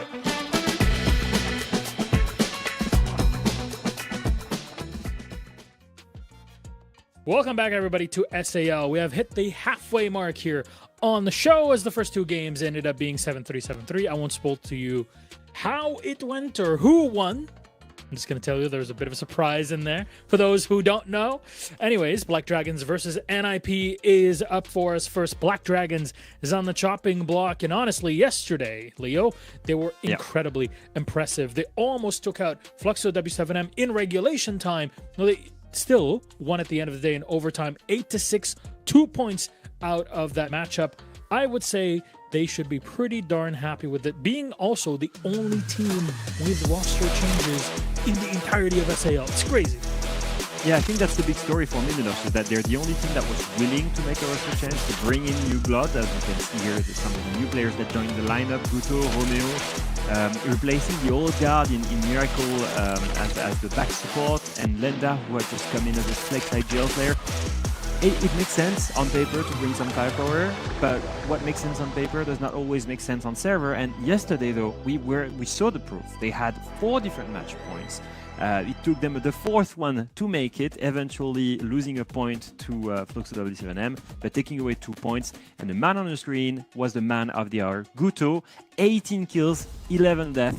86% cost, despite playing a flex/flex support role. He was playing hard bridge, Ibanez and Ace, Tachenka main in defense, which is beautiful to see, as you can see. Imagine dropping 18 kills on your Pro League debut with Black Dragons. That is beautiful to see. And Guto was already familiar, with the top shelf of International Siege. He had played for Black Dragon a year. He had participated to one STR event with them. So he had that experience, just he was not given the right opportunity. Well, I think he marked everyone head yesterday. And him, alongside Otlo, really formed a duo that I'm looking at right now when I'm looking at Black Dragons. Otlo being the one player that I think was fragging on the set of Black Dragons at the start of kickoff. He was the staple player on his low roster in 2025 when he joined. And I think him, alongside Guto, that's it. We're seeing a Black Dragon team can be competitive, that has some great fraggers, and that can honestly, Milos, take down an NIP that has looked weaker and weaker in these last few months. Absolutely. And that's not even mentioning Romeo, who's also the second new player that's joined the roster here, the lead up time to stage 1, where yesterday, in terms of anchoring and holding different parts of the map, especially in rafters, as we had Clubhouse yesterday, the map that they played, he seems to be a linchpin that can also perform really, really well under pressure. And I'm very happy to say, I always love this sort of thing, that teams just kind of reinvent themselves with relatively minor changes in the way that they would play. Well, that's Black Dragons, however. On the other side, it's NIP. As you said, the team that sometimes looks more wounded than they let on to be, or that they should be. Really loud yesterday, pushed them to the edge. They were able to secure all 3 points. I think Cloud are going to be beating themselves up over that loss, but it looked pretty dicey at points for NIP until the point where Hades really saved the day for them and closed out the game. Yeah, it's a weird one for NIP because on one hand they've really been successful in the last few years, right? They really managed to qualify to a lot of international events. Even since 2025, they were back on the top international level. They attended some STR events consistently. They were able to top the charts in SAL consistently as well. It's all good and well. Up until we arrive at kickoff, they have not made a willingly a roster change that they wanted because their IGL has left. Cons, Bassetto came in as an IGL that has a slower version of the game. It's a bit more methodical, process-based, less aggressive than the one that Cons had.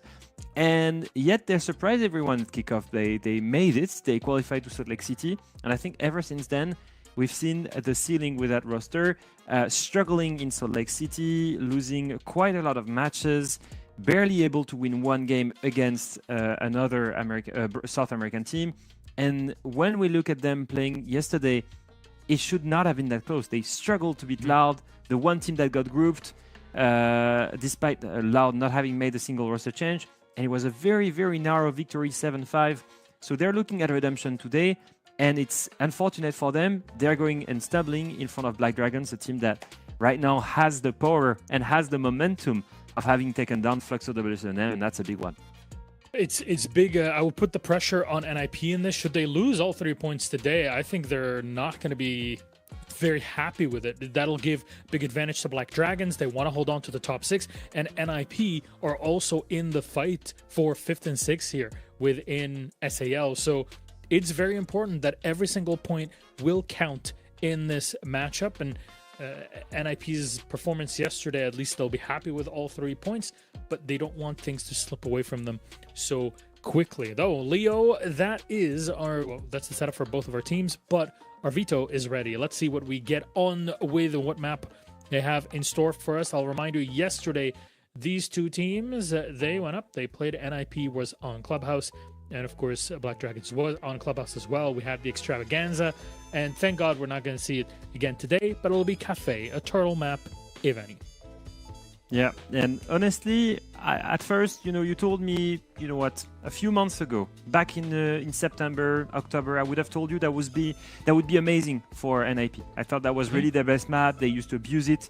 The whole of the SAL season of 2025, it was them going there and winning very important matches and defeating some of the best teams in the world on the map.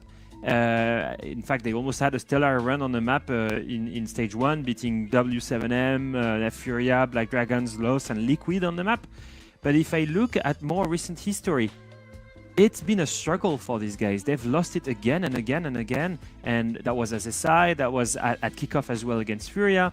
And so I think they've maybe had a little bit of time to rework it, go back to that map being a big one for them.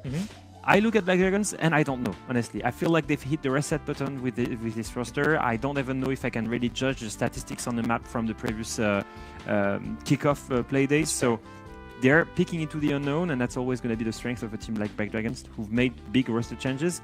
Early on in the season, they will have hidden a certain playstyle, a certain map pool, and that's something they can abuse against the big teams.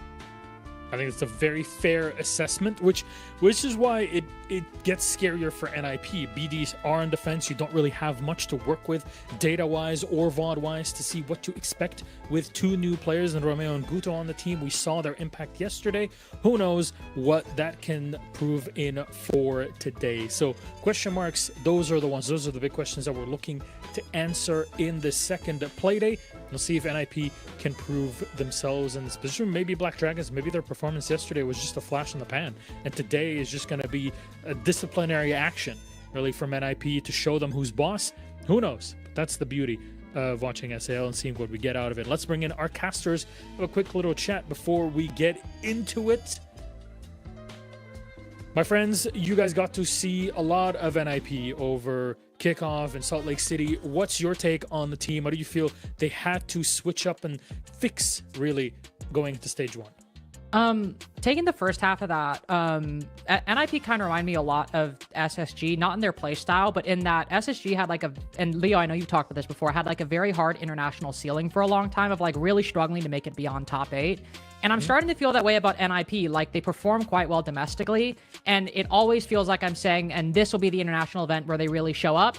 Then they get knocked out early in Munich. Then they barely even win a game in Salt Lake City. And it feels like they are starting to kind of hit that ceiling where, rather than top 8 like SSG, it feels like international play is starting to become that ceiling for NIP. And so this is more of a long-term point. But I think for me, the thing I'm worried about is even if they do well here, I still don't know how well this NIP team gels when it comes to super big games.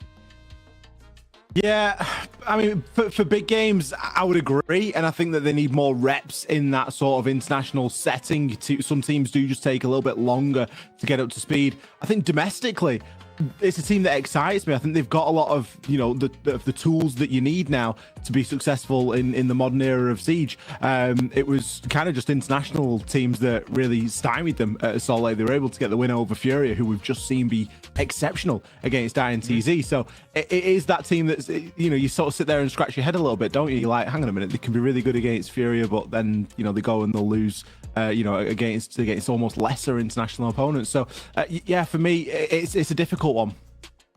That's what really makes things tough to call, and that's why this is the big question that is looming over this match. And NIP's flexibility in moments like this. I'll leave it to our casters then to take us through. Cafe Dostoevsky, Lynx, and Extra Turka. Take it away.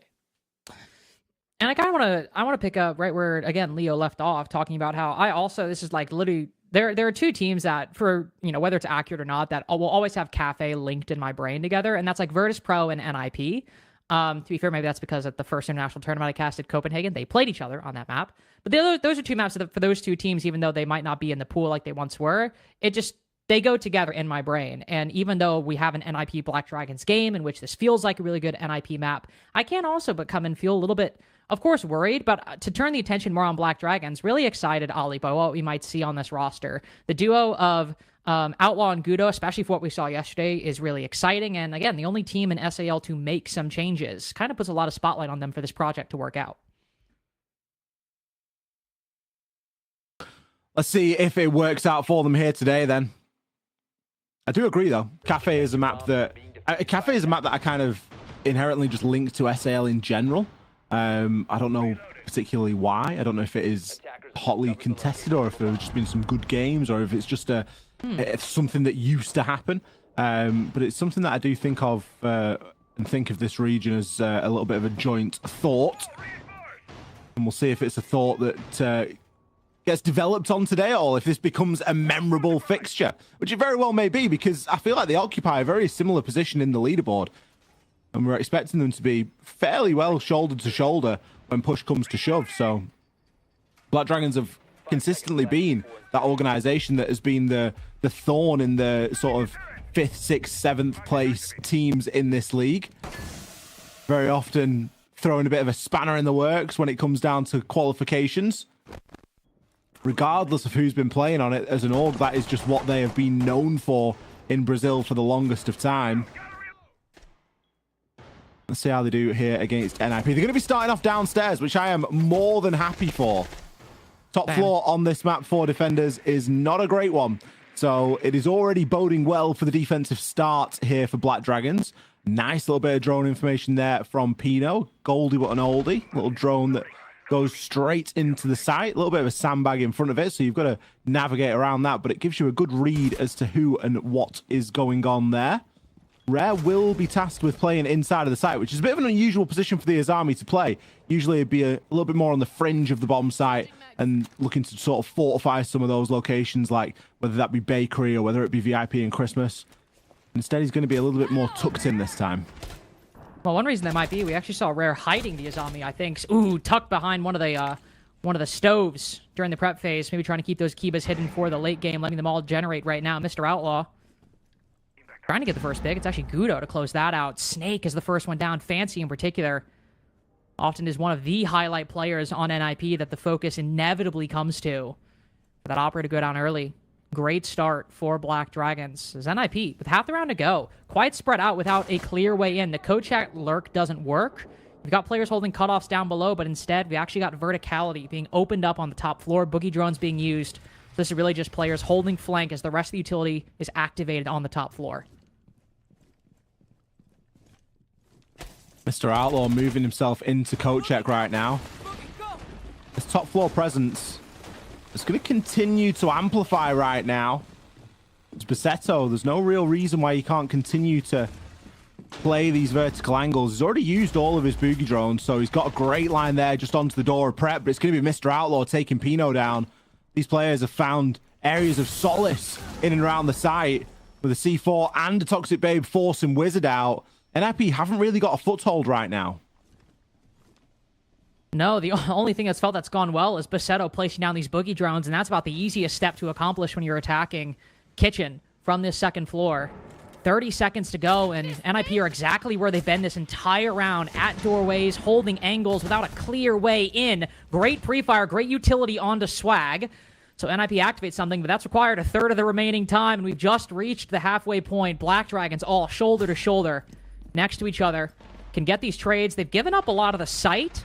Maybe it's the one concern so far. A long angle onto Romeo has made this a 3v3. Wizard good for one as well. Hopping in through prep has somehow opened things up for NIP in the red time, but hey, just a couple more seconds to put that diffuser down. Wizard so good on this entry. Has now put Rare in a 1v2. No longer tucked inside of A or B. He's on red stairs trying to find a way to rotate back. 4 Kibas remaining going into this post. Will allow him to rotate back, but on a long angle, doesn't spot the player. That's where the Azami was hiding earlier, and now some shots fired from that same direction. Rare can't land it. Hates creeping in, but it's Wizard who opens up round 1 for NIP. Just keep that Azami hidden, Rare. Let's leave that one to play for somebody else. If you are staying with 4 Kiba barricades, right, as the plant's already gone down, by the way, probably not the op for you. There's a lot more value that could have been had out of those Kibas instead of a pretty long-winded attempt at a clutch. really good play from NIP, and they were able to flip the script because I'd commented they didn't really have too much. They had the vertical control, but they didn't have a foothold, and by that I mean that they didn't have bodies inside. They didn't have players that were advancing on that basement level. But they didn't need much of an invitation to get started. Wizard in particular, along with Hates, cleaning house on their own in round number 1. And whereas this Black Dragons defense started to look really good, Lynx. We started down on the basement. Things were looking fine. They were holding on. Now we're on to the top floor. There is a mirror, so there is good cause and good reason to play this top floor. You've got mirror. You've got the DMRs. You've still got the Azami. So holding cigar and piano, that shouldn't be too much of a problem for the Azami. You've got the mirror windows. You can play really long angles. We're back into utility soak meta where we're going to be playing both a Jaeger and a Wamai just to keep hold of some of these power positions. The flip side to that is that NIP are a team that love to play striker, and striker's fantastic at burning stuff. Whether it's burning Wamais, whether it's burning ADSs, whatever it is, you've got 4 things that you can chuck at him. And also even smaller stuff, you don't have the striker, but you currently have, 6 flashbangs for NIP. Once you see the utility soak meta, we have to all start doing math to see how they can clear these magnets and ADSs. So math currently working out for NIP, but there is plenty to do, especially when you add in the Aruna Gate to this equation. Even the mirror windows in a way. If he's not present, you could use a couple Ash charges to burn these projectile denial devices, but want to crack those mirror windows? Here herself. Currently moving around library and dining. NIP who took things slow in round 1. Doing so again right now. Getting a bit of a feel for this defensive setup. Wizard moving down through red stairs. As Black Dragons, big shock.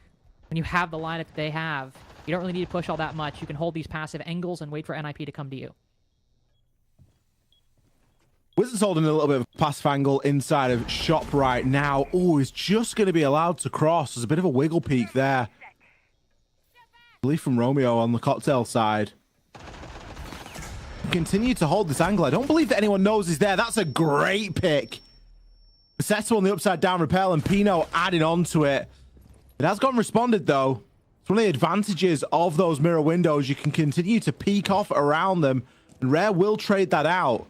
Losing the Hibana, not the best at the minute, but we've already seen what NIP can do with short time before. Some good points damage getting put in there from Fancy on the hatch. As Rare is feeling the full brunt of those throwables right now. And again, Wizard, an unpredictable position. I don't think he knows about the White Stairs player though. He might have an idea, still could catch him off guard. Mr. Outlaw. Oh, Hates knows about the flank though, and it's all over. Quick double kill for Hates, and Pino finding his target. NIP facing a lot of resistance on these entries, but 2 rounds now have found them when it counts. Tactical timeout for Black Dragons then. 2 rounds where you look at it on the balance and you think, NIP, have they got the control they need, or are they just, sort of flustering in the wind? And the answer is, yeah, they've got the control. Very quick to react, very quick to collapse.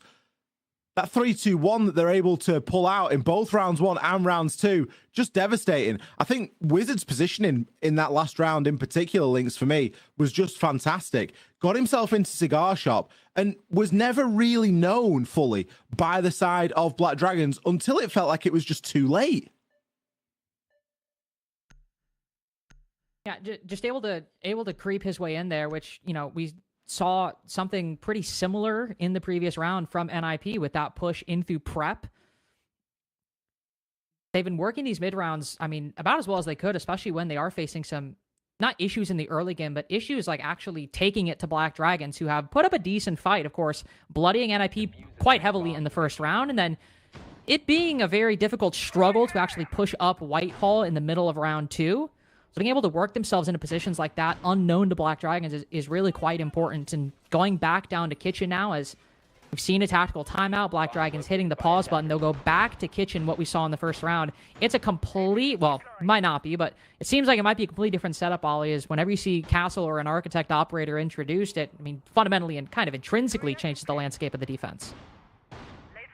I think that's what Black Dragons want to do now, isn't it? They just want to give themselves a little bit more surety. I just don't know how it's going to work, though, because NIP have been exceptional at dealing with every piece of utility that has been brought. They've had an answer for everything, whether that's bringing loads of throw balls when you've got all 3 catches in play, or whether that's bringing a slightly different arrangement here. We've got hates on Hibana. Hibana is brilliant for castle barricades. A couple of X-Kairos pellets. You've got plenty of them.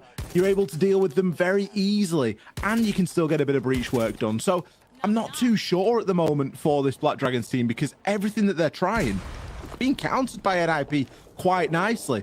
The one thing that NIP don't have going for them here in round 3 that they did have in round 1 is going to be that RAM. And that was a real key component to making sure that the players were off-site, not in position, and it allowed the site to be free. It allowed people to get into the site to get that plan down. Of course, after a few kills have happened, but those kills also only really happening because defenders are forced to leave positions where the ceiling is open above them. So without that this time, they are going to be going into a lot more sort of flat engagements, you could call them.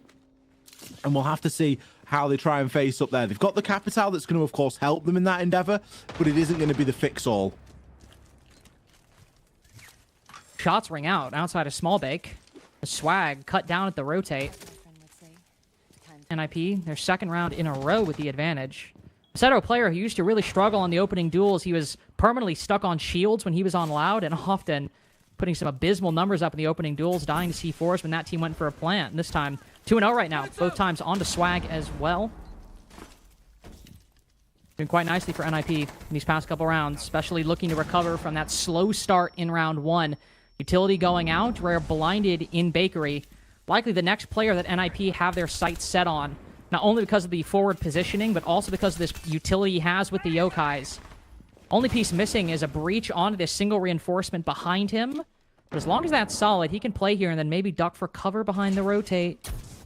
Still waiting. Finally, the utility lands. No projectile denial to catch it.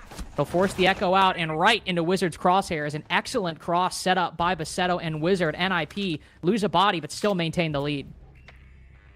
Fancy's going to find one back, though. Further in that lead, even more. Great shot onto Mr. Outlaw. Could be a bit of a fancy day at the moment. He's 3-1 right now, and the position of the final defender is known. Guito will take him out, but there is too much to do. There is too much to ask of him. Defending that downstairs. Stuck inside of the kitchen with nowhere left to turn. His team all falling around him. NIP, again, what did I say about the problem solving in rounds 1 and 2? They've pulled it out of the bag again there in round 3. You can really see the step-by-step process NIP are engaging in. They took a long time to set up that clear into Bakery, but every single piece landed and every single bit of it worked. The reinforcements, the flashbangs, the utility used to isolate the Echo, especially taking down that castle for the support. And even though they invest a lot of time, they get exactly what they needed out of it. They take down the Echo, they get the control, and now they can leverage that. And especially also adding in that second dimension, because they create so much pressure and draw so much attention on the front side, that allows Fancy with that Soliton scanner in hand to, one, have the opportunity in theory to go for a lurk from behind, you know, just working on a basic level. Defense is probably looking towards Bakery. You can hop into VIP and not get known. And with the Soliton scanner, can actually confirm that. Gets a 2-piece out the back, and it is just a fundamentally perfect round for NIP. Might drop a body in the process, but the strategy was picture perfect. And they went about things in unusual ways as well. Because they'd lost hates on the Hibana, it was a bit more difficult to clear the Bakery player. But it was still something that they were able to do because they had the Capital. They're bringing layers of redundancy at the moment for these attacks. And it's just giving them so many options because it isn't just as straightforward as, okay, your job is just to do this. They're bringing a good toolkit. So there's a lot of flexibility in the lineup and what they're trying to achieve. We're going to be attacking into one of those mid-floor sites now. So again, a focus is going to be on that soft destruction. It feels like a bit of a wasted opportunity for Black Dragons that they're only going to the mid-floor now at the start of round 4 after the Mirror has been banned, because Mirror can be fantastic for holding that top floor, as we've already seen them, you know, hold and get some kills with it. Okay, it wasn't a round win, but still, it's going to be a lot more difficult to really hold on to what's going on up there. Going for a little bit of a trap lineup, a little bit of an information lineup, stop people from just being able to walk in. It's not really committing to one side or another, isn't the lineup that Black Dragons are bringing at the moment.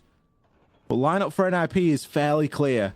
Take control of that top floor, get Pino in, get him swinging that sledgehammer, nomad off the flanks, and utilize the lion scan when you know you've got someone pinned and have someone walk up on him.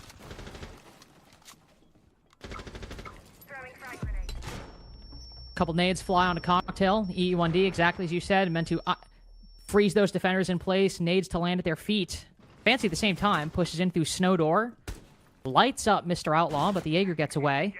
Alive, albeit injured. Completes the cross. And back into the site. Fancy immediately takes control of Pillar. We talked about players getting into positions that Black Dragons weren't aware of. This is perfect right now. Can look into Red Hall, can look into Train. And there's such a clear line onto Gudo. This Thorn playing alone inside a Train at the moment. Fancy thinks he might just have an opportunity. But playing it patient, still half the round to go. There's no need to push the advantage yet. NIP have utilized a good portion of the utility now with another lion scan coming in, and we're still yet to see a kill off it. They've got some good bits of damage though, and Fancy is in a great position to start catching these defenders as they make their rotations between Train and the main site. Rare now caught out on the drone, so that's going to complete the picture a little bit further here as to where these defenders are hiding. The danger man at the moment is going to be Pino. He's going to be getting upstairs and start to rip open this floor, and that's when Fancy will see his success holding that angle in through the cutoff. He's got the 90 wall. No, sorry, got the pillars door right now, and he can flex and move on to snow door as well. There's maybe even potential for Bassetto to get the plant down here, which would be crazy in the 5v5.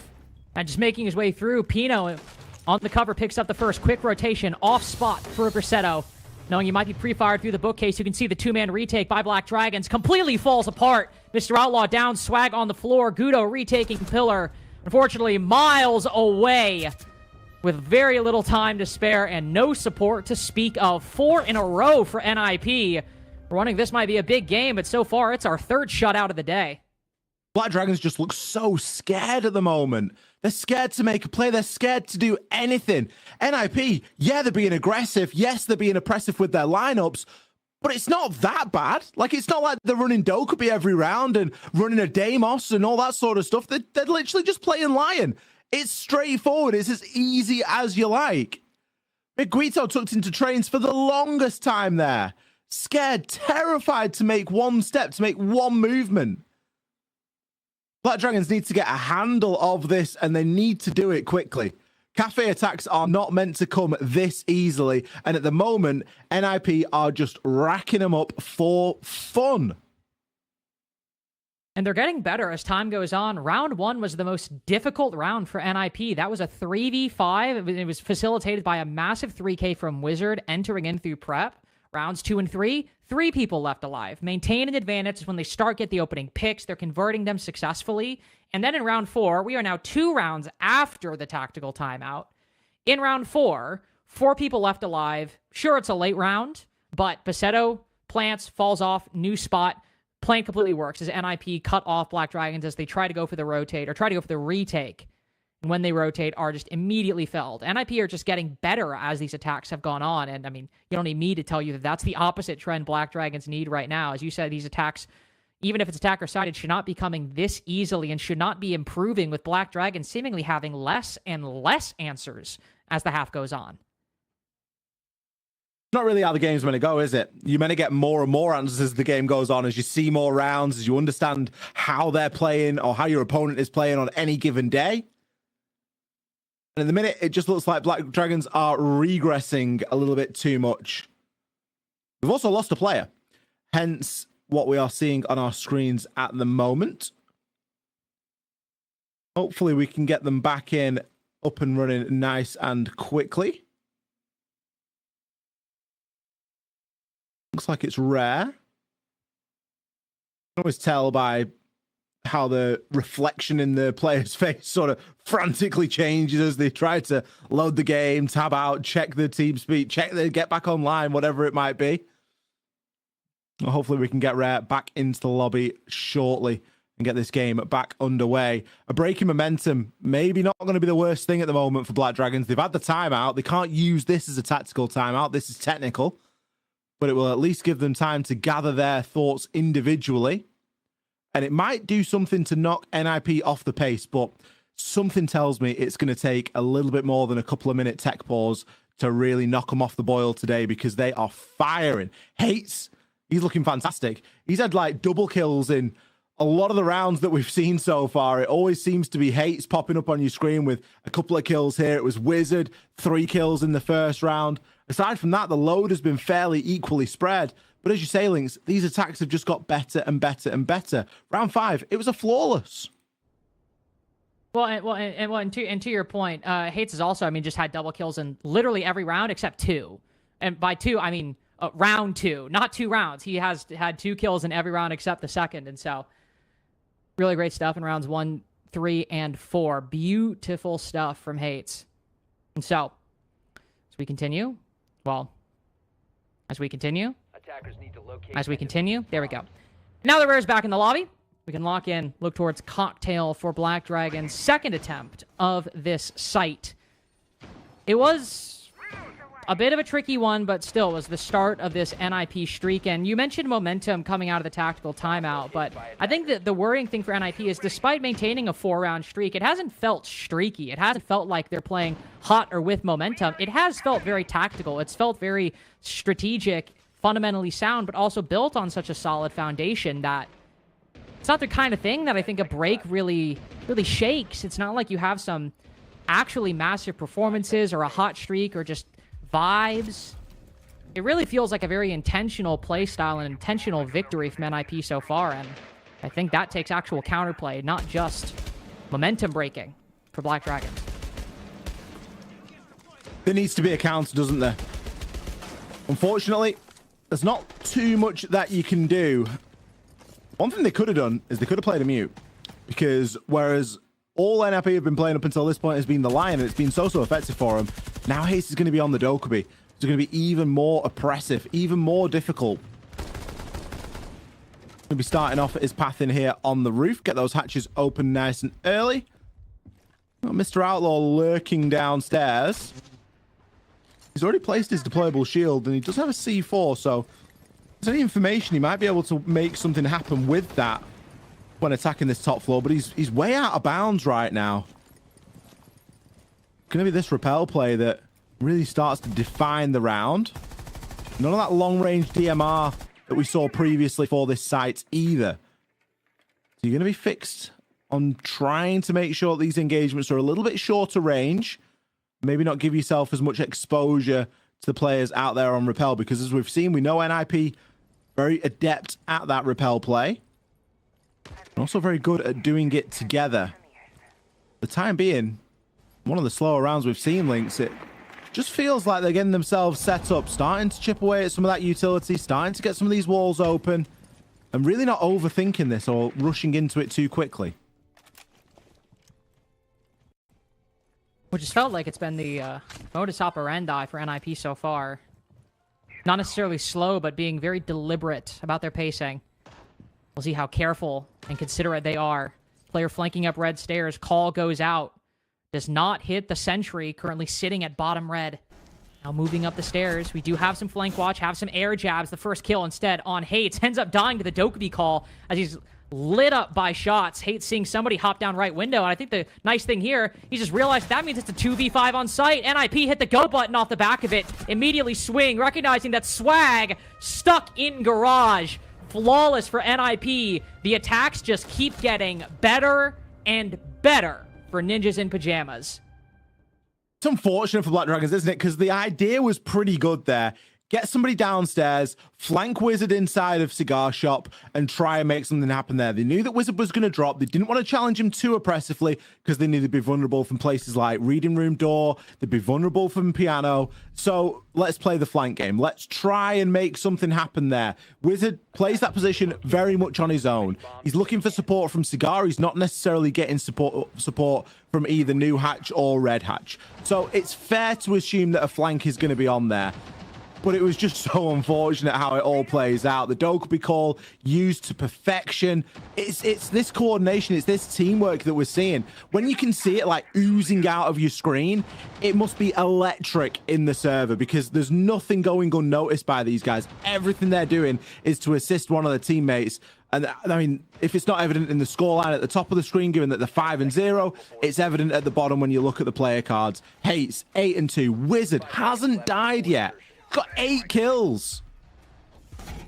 Mental performance from NIP. I was expecting this game to be far closer, and it still might be. We still could end up going to an overtime. Black Dragons might come out and show a masterclass on the attack of their own. But at least these first 5 or 6 rounds have been nowhere near the pace. It's really quite rare in a game of Rainbow Six for the teams to get farther apart as the half goes on. You expect them maybe to converge or maybe to converge here and move apart there, but it's been a pretty consistent gap forming between these teams. NIP, the ones moving close to that 6-round ceiling, a flawless half, a very real possibility. If Black Dragons are not careful, we've talked about how deliberate and careful, slow NIP have been. Might be a quick one right now. The site's not mining. Instead, it's dining, but Pino rappelling into the dining window gets the first. Hates following up with the shotgun. Blitz not getting a whole lot of action so far. Now fighting the 1v1 against Cade and Train. Domes him with one shot to the head. Diffuser drop. There's no planting this round as NIP pistol for the final. Get a flawless half against Black Dragons. They were good in OT yesterday, shut out Fluxo W7M, but it'll have to be 8 in a row if they want to win this against NIP. We were thinking it'd be close. I'm sure the desk was thinking it'd be closer. Let's have a listen in now and see what they think of the first half of this game. Well, Ollie, you're not wrong. It's close. It's close to being over, is what it is. 6-0 for NIP. On the attacking side of Cafe, we had a lot of hope going into this after seeing BD, but NIP has just been controlling the pace of this entire game, and I think the last round is a very good example of it, Leo. The last round was a rush, and I think it all starts with the first round. After round 1, everything went wrong for Black Dragons, and it set the pace for something that they did not expect, a 6-0. It's a 3v5 for NIP with 23 seconds left. They get bakery control, and a nice pick here, completely untraded by Black Dragons. Look at Black Dragons' positioning right now. Everyone is static. No one is moving. They've given up the site completely because they're afraid of the vert. But NIP has just taken bakery control, so no one is on the vert. They could have retaken the bomb site. Instead, they're frozen in time. No one is moving. Everyone's just letting themselves getting killed. It's like suddenly they're looking at the round and they're giving it away to NIP. And so props to NIP to seizing that one, but realistically, they should never have the position to take that 3v5 and win it like this. And I think that's where the show of experience really is different from NIP. They seized the opportunity to take bakery, take that kill, take bomb site because it was fully clear, and just use the plant as a pressure and get the kills that they wanted. And after this round, which was the only real round where Black Dragons was in the lead, look at this. 5v5, step by step. They fake the plant and get a pick out of it. They go for the real plant. Upstairs, the players are going aggressive. Hate Spino get aggressive on the 2 roamers. They get the kills as well. It's beautiful, it's methodical, it's step by step. And here's the problem. When Black Dragons are just giving away the zone control, it's just not going to happen. They're playing against Bassetto, the king of the chess of Siege. So he's going to execute everything flawlessly. It's a sad story for Black Dragons. But if anything, if you're an NIP fan and you were kind of disappointed by the way Salt Lake City went, I think you're going to be pretty happy with what they're doing today, even with the difficulties they had yesterday in game. However, it's time to see if NIP can close it out here, or will it be a grind back for Black Dragons? The casters are back into it. Have fun. Grind is the apt word for the situation, Ollie. Down 0-6. Black Dragons, if they just want to replicate their scoreline against Fluxo W7M yesterday, would need 8 straight in a row, and that includes at least 1 round on the defense, which, well, didn't work whatsoever for them in the first 6. So we'll see how it goes, of course. First site will be Fireplace and Mining, as NIP looking better in this game than they have looked for quite a while. They're looking fantastic, aren't they? And you can see why this team is such a heartbreaker to support, because domestically, this is the sort of stuff that they're going to do. And it just so happens that when they get to the international stage, it never really lives up to this level of expectation. And look, I'm not asking for 7-0s. I'm not asking for 6-0 halves when they get to a major or when they get to an international event. That's not what it's about. I love a close game of Siege. But it's frustrating when you know the quality and you know what this side's capable of. But hopefully they can continue to start to work towards that. And this game against Black Dragons is, of course, a brilliant way to further that account that they've started to generate over the years. No reason in my mind why this couldn't be a 7-0. And Black Dragons have got a lot of pressure on their shoulders now if they want to try and bring this game around. Weren't able to do it on their defenses. It's been a day of the attacks succeeding. Oh, Hates just needs to hold the angle for a fraction longer. Doesn't want to spoil that quite crispy 10-2 right now, so isn't going to go for a double dip on the spawn peak. Instead, just going to turn his attention elsewhere. But that's how NIP can afford to play this. They can afford to play it confidently. They can afford to go for some very aggressive swings early doors. Speaking of confidence, Mr. Outlaw with the shotgun down below. 2 shots. Gets the job done. Fancy caught lurking on the bottom floor. He's already died, though. It's Wizard who is really trying to protect that scoreline. 9-0 coming out of the first half. Him and Hates by far and away the standout players for NIP and in this lobby, but that is readily apparent. Hates taking a look over towards White Stairs, where Mr. Outlaw currently waits with a shotgun. Only gets the information because of the call, but knows that in all likelihood that's where the shotgun will be playing. Wizard does go down, so first death for Wizard is a quick trade by NIP. Narrows the advantage for Black Dragons by 1. But you've lost you've lost like some vertical play, and you've lost the Solus as well. Some important operators taken off the board, and a lot of weight falling onto the shoulders of that Pulse and that Valkyrie, but Pino lifting the weight. Finds an angle onto Swag, and Nadokabi down as well. Things are getting rougher to say the least for Black Dragons, as with Deimos down on the stairs and Romeo on the opposite side. This is a 1v2, and Hates and Pino, plenty of opportunities to cut him off before he can reach his teammate. C4 will confirm the kill, and that leaves Romeo all alone. Not a great position for him to be in, really, is it? And the writing is on the wall for this one. He's got all his Selmas, so if there's a hard wall that needs to be open, he is your guy. But he's got 2 kills to find, and there is information as to his location right now. Still got Valkyrie cameras up. Will try to open the wall at the bottom of White, but he needs to hit some bangers if he's going to try and take this away. And going up against Hates, looking for number 12. It seems unlikely that Romeo will manage to do this. Working the time the best he can. Fortunately, no secondary utility, so the Selma is quite literally all he has. That and a drone. 30 seconds to go. Made his way up red. Past the initial cross, taking some shots from God knows where. I certainly don't. It's Pino who gets it instead. Closer on the position. NIP 7 in a row. Unstoppable on Cafe. There's not a lot left to say about Cafe unless we just want to continually glaze NIP. It's a 7-0. They gave us some exciting attacks. They showed us some brilliant teamwork.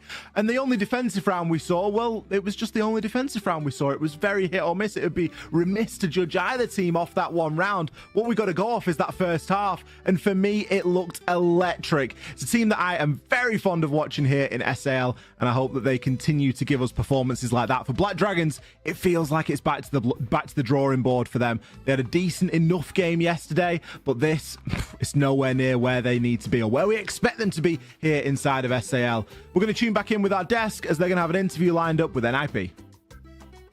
Thank you very much, my friends. And yes, we continue on. Before we have our interview, we're going to have a little chat and kind of debrief our matchup because I think this was a quick one and it got us even more on track as we were before Leo. Our first 2 matches were not too long either. I was expecting a lot more from Black Dragons. We didn't get it on the other side. We get NIP thrashing. We get our first 7-0 of stage 1 of SAL. And if you ask me, a hell of a way to do it when there is a big story contention with these 2 teams, a fight for the middle of the pack. And NIP proven themselves. They collect 3 points in both of their opening games of week 1. I called it. What did I call it? I said it was going to be a great game. I said that it was one team that was progressing really quickly and willing to take down some big teams just like Flux or 7M. On the other side, I said that NIP maybe weren't looking as dominant as they used before. Well, and then it goes to 7-0. They heard you loud and clearly, Leo, and I think that's a statement for NIP. It's a statement for all the teams also that are watching here in SAL, because we keep talking about the top 6. We keep talking about the top 4. All of that is very important here in SAL to qualify for EWC, and I think NIP have made it very clear that they're not here to play at all. Well, to play Siege, yes, but not to play as in mess around. They're here serious, and I'm just very curious if anything would have even changed in the meantime. But anyways, our interview is set. Let's bring in the one and only Pino. Hello, Pino. Welcome back to the show. It's good to see you back to back. My God, what a statement game you guys had today. What was going on your attacking side here on Cafe? It's unusual that we have such a dominant attack. How did you pick apart Black Dragons? Yeah, it was a great map for us. It was another map that we needed to improve for the international stage. Like I said yesterday, we needed to fix our clubhouse. We also made a lot of stuff new on Cafe.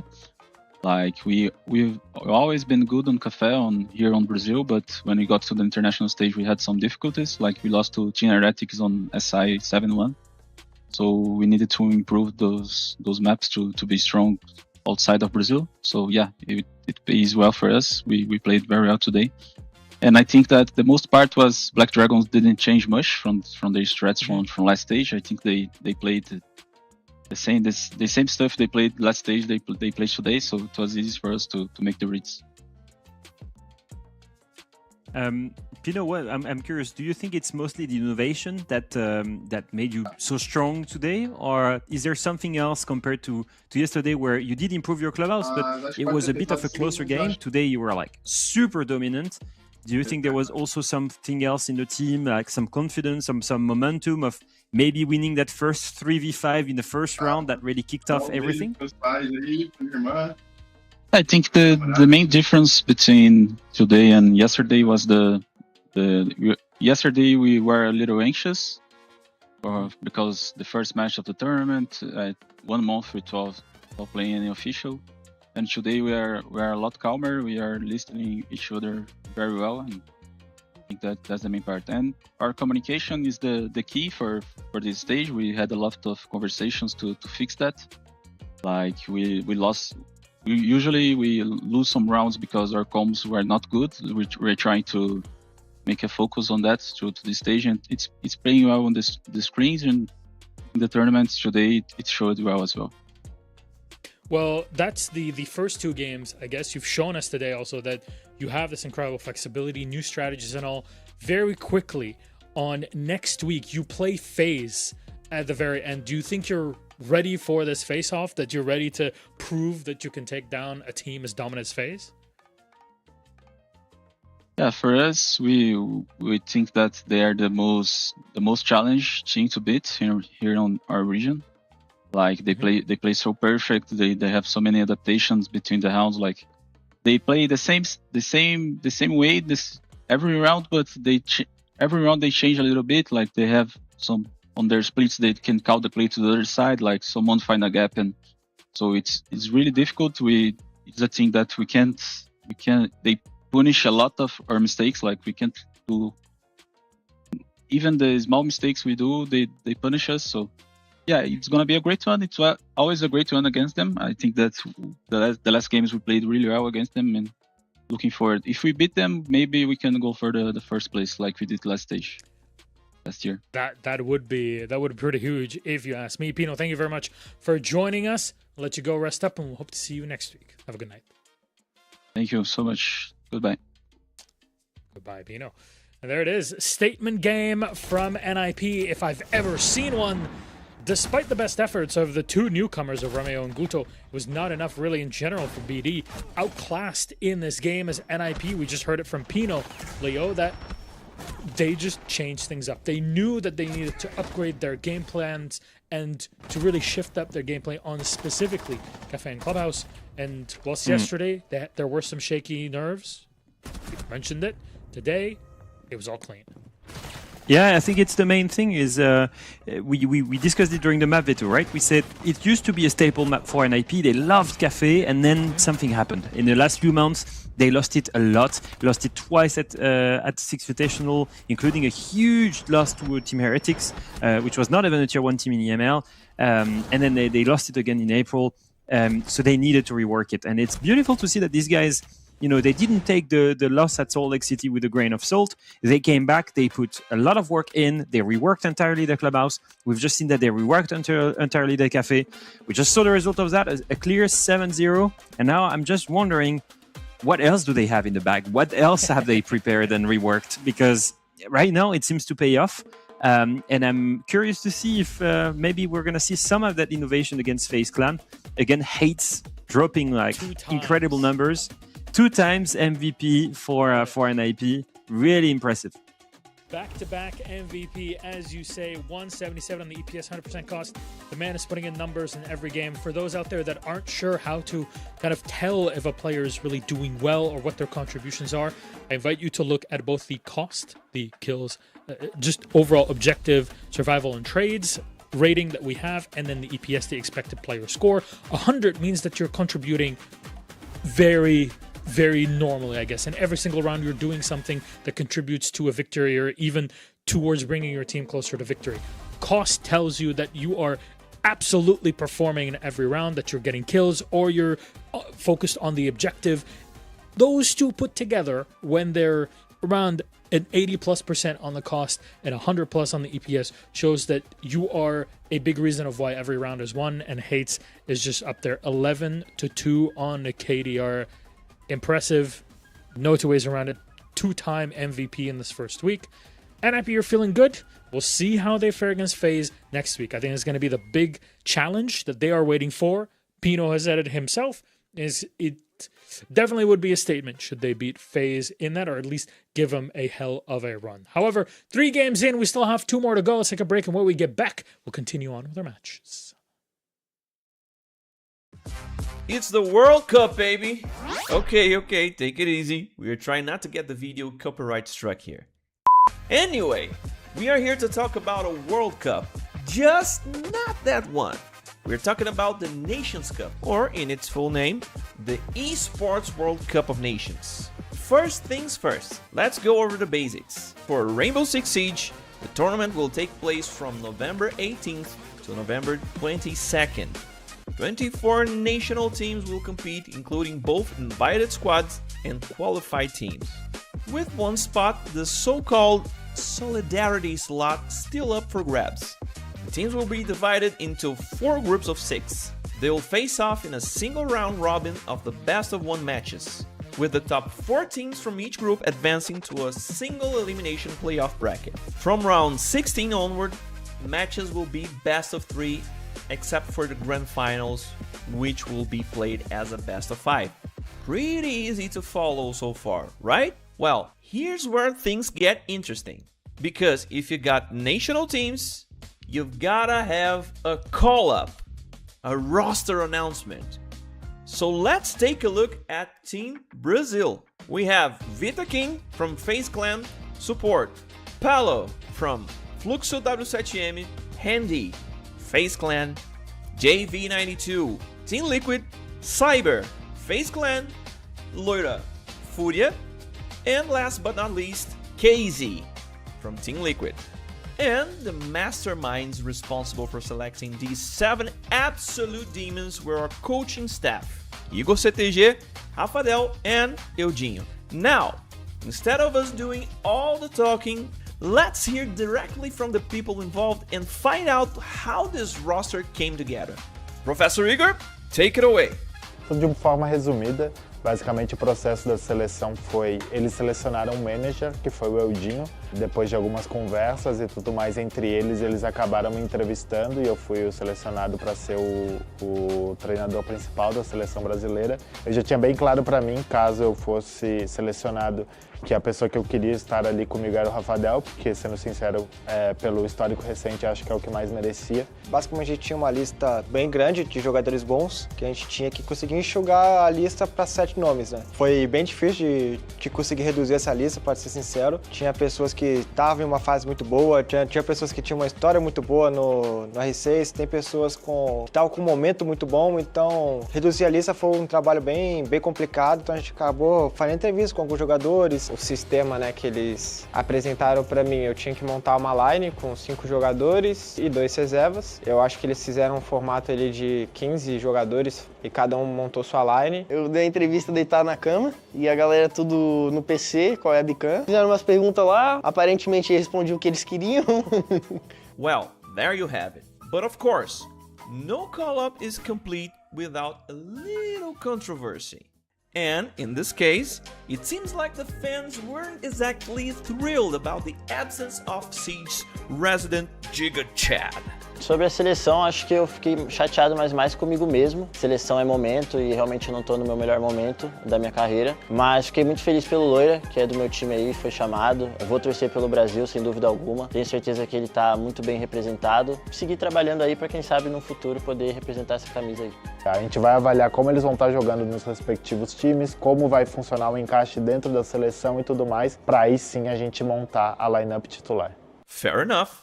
Now, before we wrap things up, let's talk about the favorite teams. France looks scary. The United States looks scary also. But what about Brazil? Aren't we the team to beat?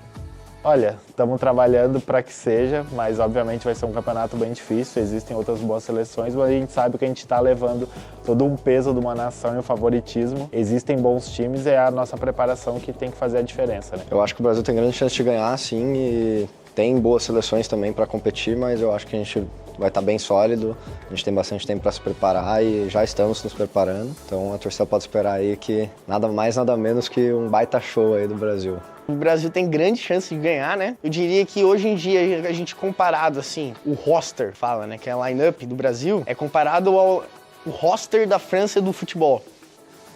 E eu sou o Olise. Fair point, my man JV. And honestly, if there's one guy you remind me of, it's Olise.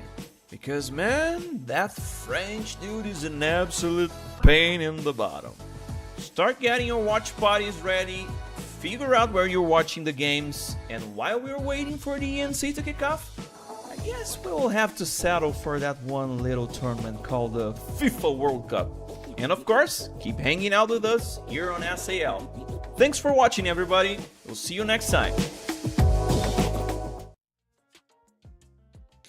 Hello, everybody. Welcome back to SAL. It's always good to see the piece of content that they produce down in Brazil. Makes you think maybe I should spend 6 weeks in Brazil during every stage. I think that would be really good. I'm just throwing ideas out there. Anyways, Leo, we have more games up on our hands. And of course, NIP Black Dragons, I'd say there's a big surprise for those who haven't watched it.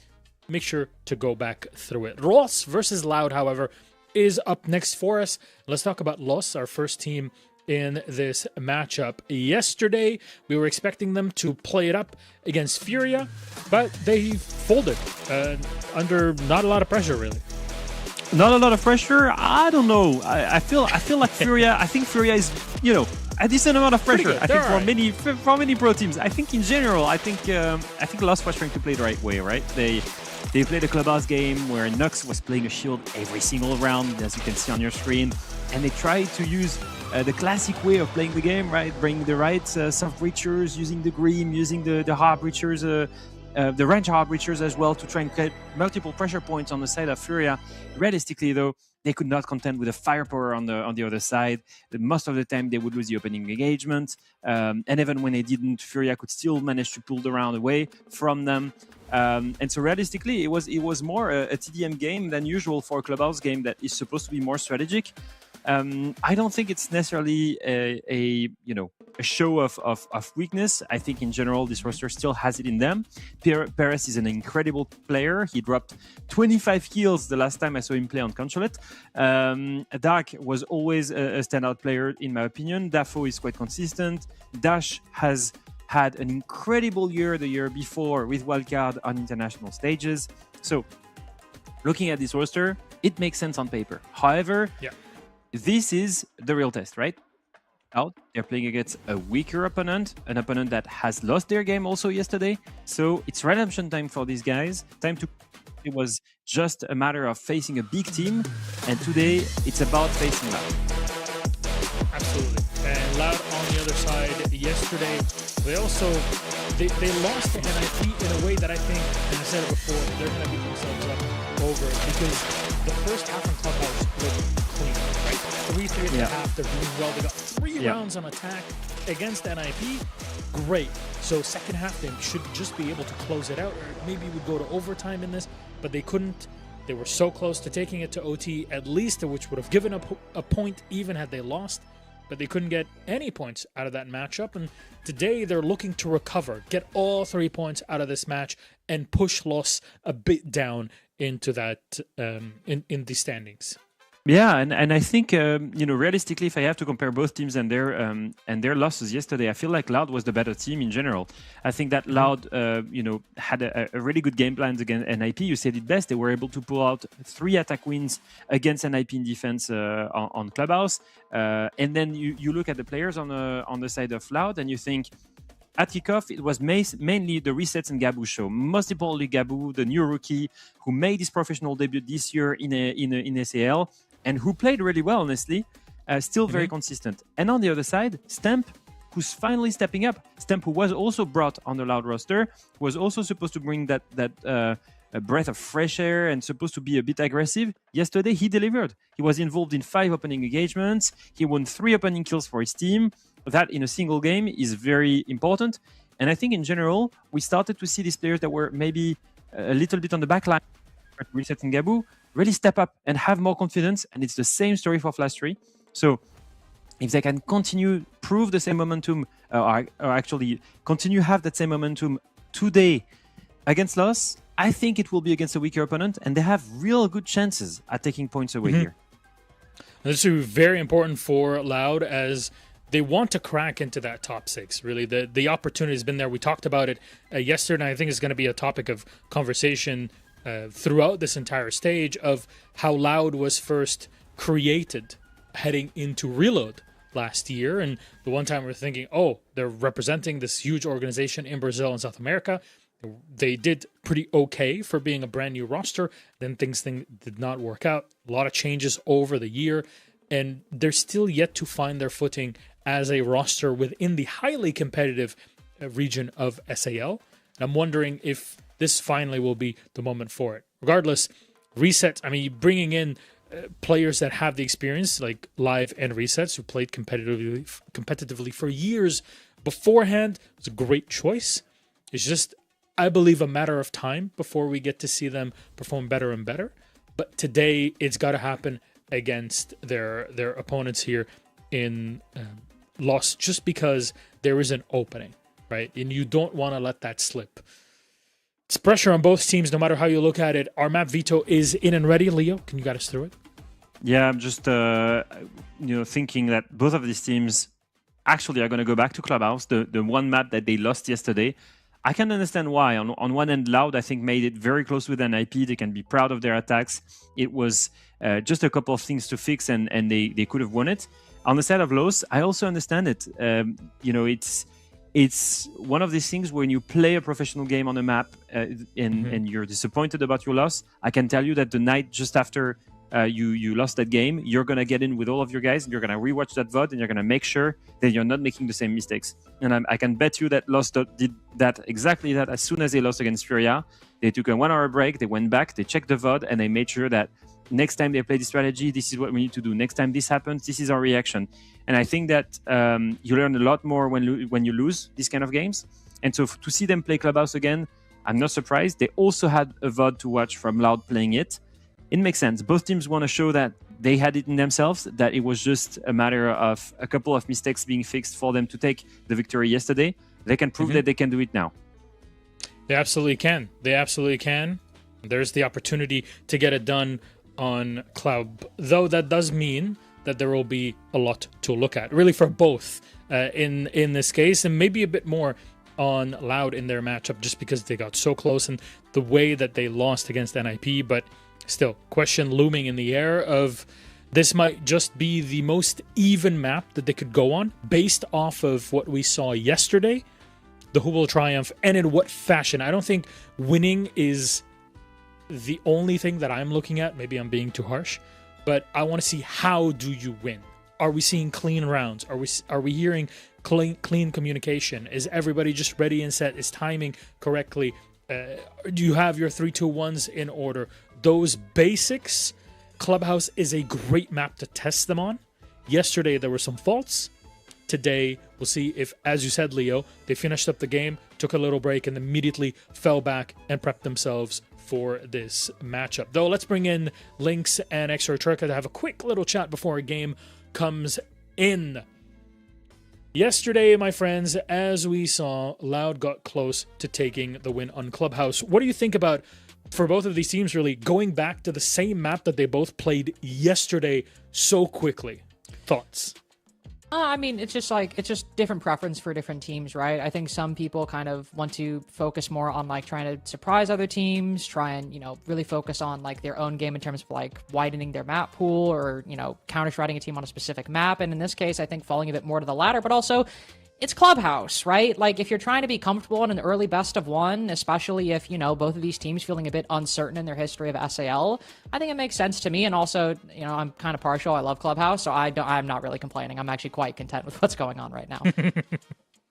I think there's a comfortability shown here, particularly from Loud. The last map that they could have banned would have been Nighthaven Labs, and that's their top preference map. So maybe a little bit of counter prep going into there, maybe a little bit of something where they've seen something yesterday in the VOD review and gone, you know what, we can do this a lot better, and we think we can expose the other side of Loud in the way that they played against Furia. Very good. Very good. I'm very much looking forward to this, just because it's a great test of both of their metal going back to the same map, seeing if there's been strategies that were changed up, but also on something that Leo at times we'll talk about, be it EML and other regions, just the depth of not just your map pool, but your strat book on every single map. That's a tester that I'm looking at very, very eagle-eyed for this matchup. I'll leave it to you, Lynx and Extra Turka. Have fun. I will, and one thing that, and I hope Ali will as well, I just can't speak for him. One thing that I am looking to in this matchup is Loud have had a particularly difficult position inside of SAL, despite the pedigree of the org, despite the team generally being a pretty consistent competitor for that 6th place spot. They have always fallen outside of that, and culminating in last stage in which they fall below INTZ, don't even make it in the top 4 of the group, last place. Loud have always been on the outside looking in, it's felt like. And Los, a team that has made a much more compelling argument for that spot. I mean, they literally made it to Salt Lake City, which I don't think a lot of us expected. So Loud, obviously, still early days in SAL, but Loud in particular, I think every single game means a lot to them. Absolutely, and it's a comment that we made on NAL only a couple of nights ago, is that it's a relatively short stage. Now, we're lagging a play day behind here in SAL. We've played 3 NAL play days this week, and it's a 2-game week for SAL, so we're not quite as deep into it as we are in some other regions, but it doesn't take anything away from the fact that there are only 9 play days, and this is a fixture that both of these two teams will be feeling like they can walk away with a full 3 points from. So there's a heck of a lot of pressure on the line, not only for Loud, but also for Loss here. This is where we're expecting to see them do quite well. Skopos. Obviously, the interaction there with Dokkaebi just makes the screen shake and a little bit uncomfortable, but that coupled with a blitz pushing into you, it's not really where you want to be. Now, the Dokkaebi's paid the price, and Perez has fallen, but that is one roamer dealt with. Another one dealt with as well. Gabu falling to the 6-12. Full clear from Los into the first minute, getting 2 of the roamers. Huge momentum boost for their attacking side. Especially, sure, you lose the Dokkaebi, but you still have the blitz in the Ying. That is a very workable execute, especially for pressuring positions like Generator down below on the basement floor, excuse me. Really good stuff, but Live, despite the low HP, understands this position right now, and aided by the intel gathered by the Bulletproof that not only is there nobody on Chain Repel, it's actually closed. There you can also see somebody in Gym with a little bit of an angle down towards main stairs. Got to be careful you don't overstep those bounds. Los is hitting the reset position now. Understanding that these defenders might get aggressive, they might play a bit too far, and that's exactly what happens to Live. Spotted by Dark, and now is just resets and Flash Tree down below. ripped apart inside of the first 2 minutes. A whole minute and 10 for Resets and Flastry to hold on. It's not territory that you really think, oh, you know what, I'd really like to be in this position. A castle with the UMP and no secondary. And the Goyo, they can hold their own. They've got the TCSG and a bit of an ACOG rock in there. But once this push starts to materialize, it is going to be devastating. A Blitz bearing you down. You've got the Candelas from Dafo. There's a heck of a lot of heat about to come these two defenders' way. And there are far many more angles than what they can watch themselves where they can get pushed from. Dash just holding the bottom of these main stairs, making sure that he's got a cross over into church if required. Moto Hatch is almost certainly going to be dropped alongside a kitchen, but that's an important kill. A big swing by Flastry down the main single door. Him and Resets have pushed this down to 17 seconds. Dark thinks he might have some time to go for this res, and indeed he does. There's no C4 to speak of. Reset somehow finds the shot on the blitz. Flastry floors 2. Dafo now all by himself with 5 seconds to go. Downs Resets, dodges the ingredient with only 2 seconds to go and no time to plant. That is a huge comeback from... I honestly cannot believe Loud have just won that. They had no business winning it. I commented at the time, you don't really want to be a castle. Okay, the Goyo can hold their own, and Flastry did. He hit 3 great kills there. The down onto Dash, and then the 2 kills that ran short from main stairs toward Moto. But it was the kill onto the Blitz for me. How those bullets have bent around the shield, how the shield has left themselves exposed like that. Obviously softened up from a little bit of damage earlier in the round, but still. Devastating loss there. 4 loss. On a round that they were really expected to convert. There was a minute and 10. And that's a crazy advantage that they've pretty much just squandered. All they needed to do was send the Blitz and have someone behind him, but instead they send the Blitz on their own.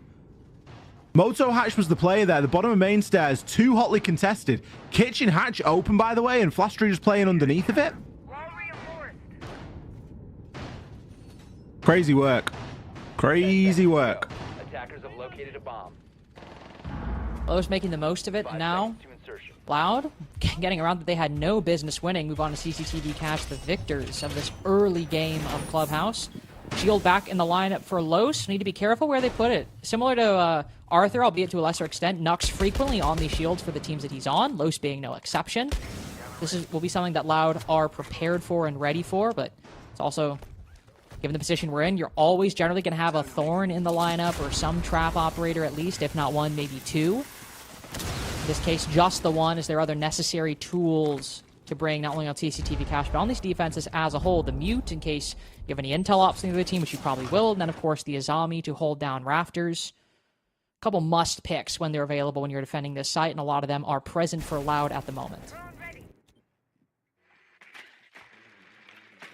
Some things just too good to leave unplayed. Plenty of work being done in the early portion of the round. Just getting these walls open. Construction and Jacuzzi both on the hit list for Dark. Just going to ensure that they are open nice and early. Still hanging around upstairs on that gym side. Resets. Deploys a Razor Bloom just to give him a bit of safety on those main stairs. But this could just be a side push here, especially with the shield.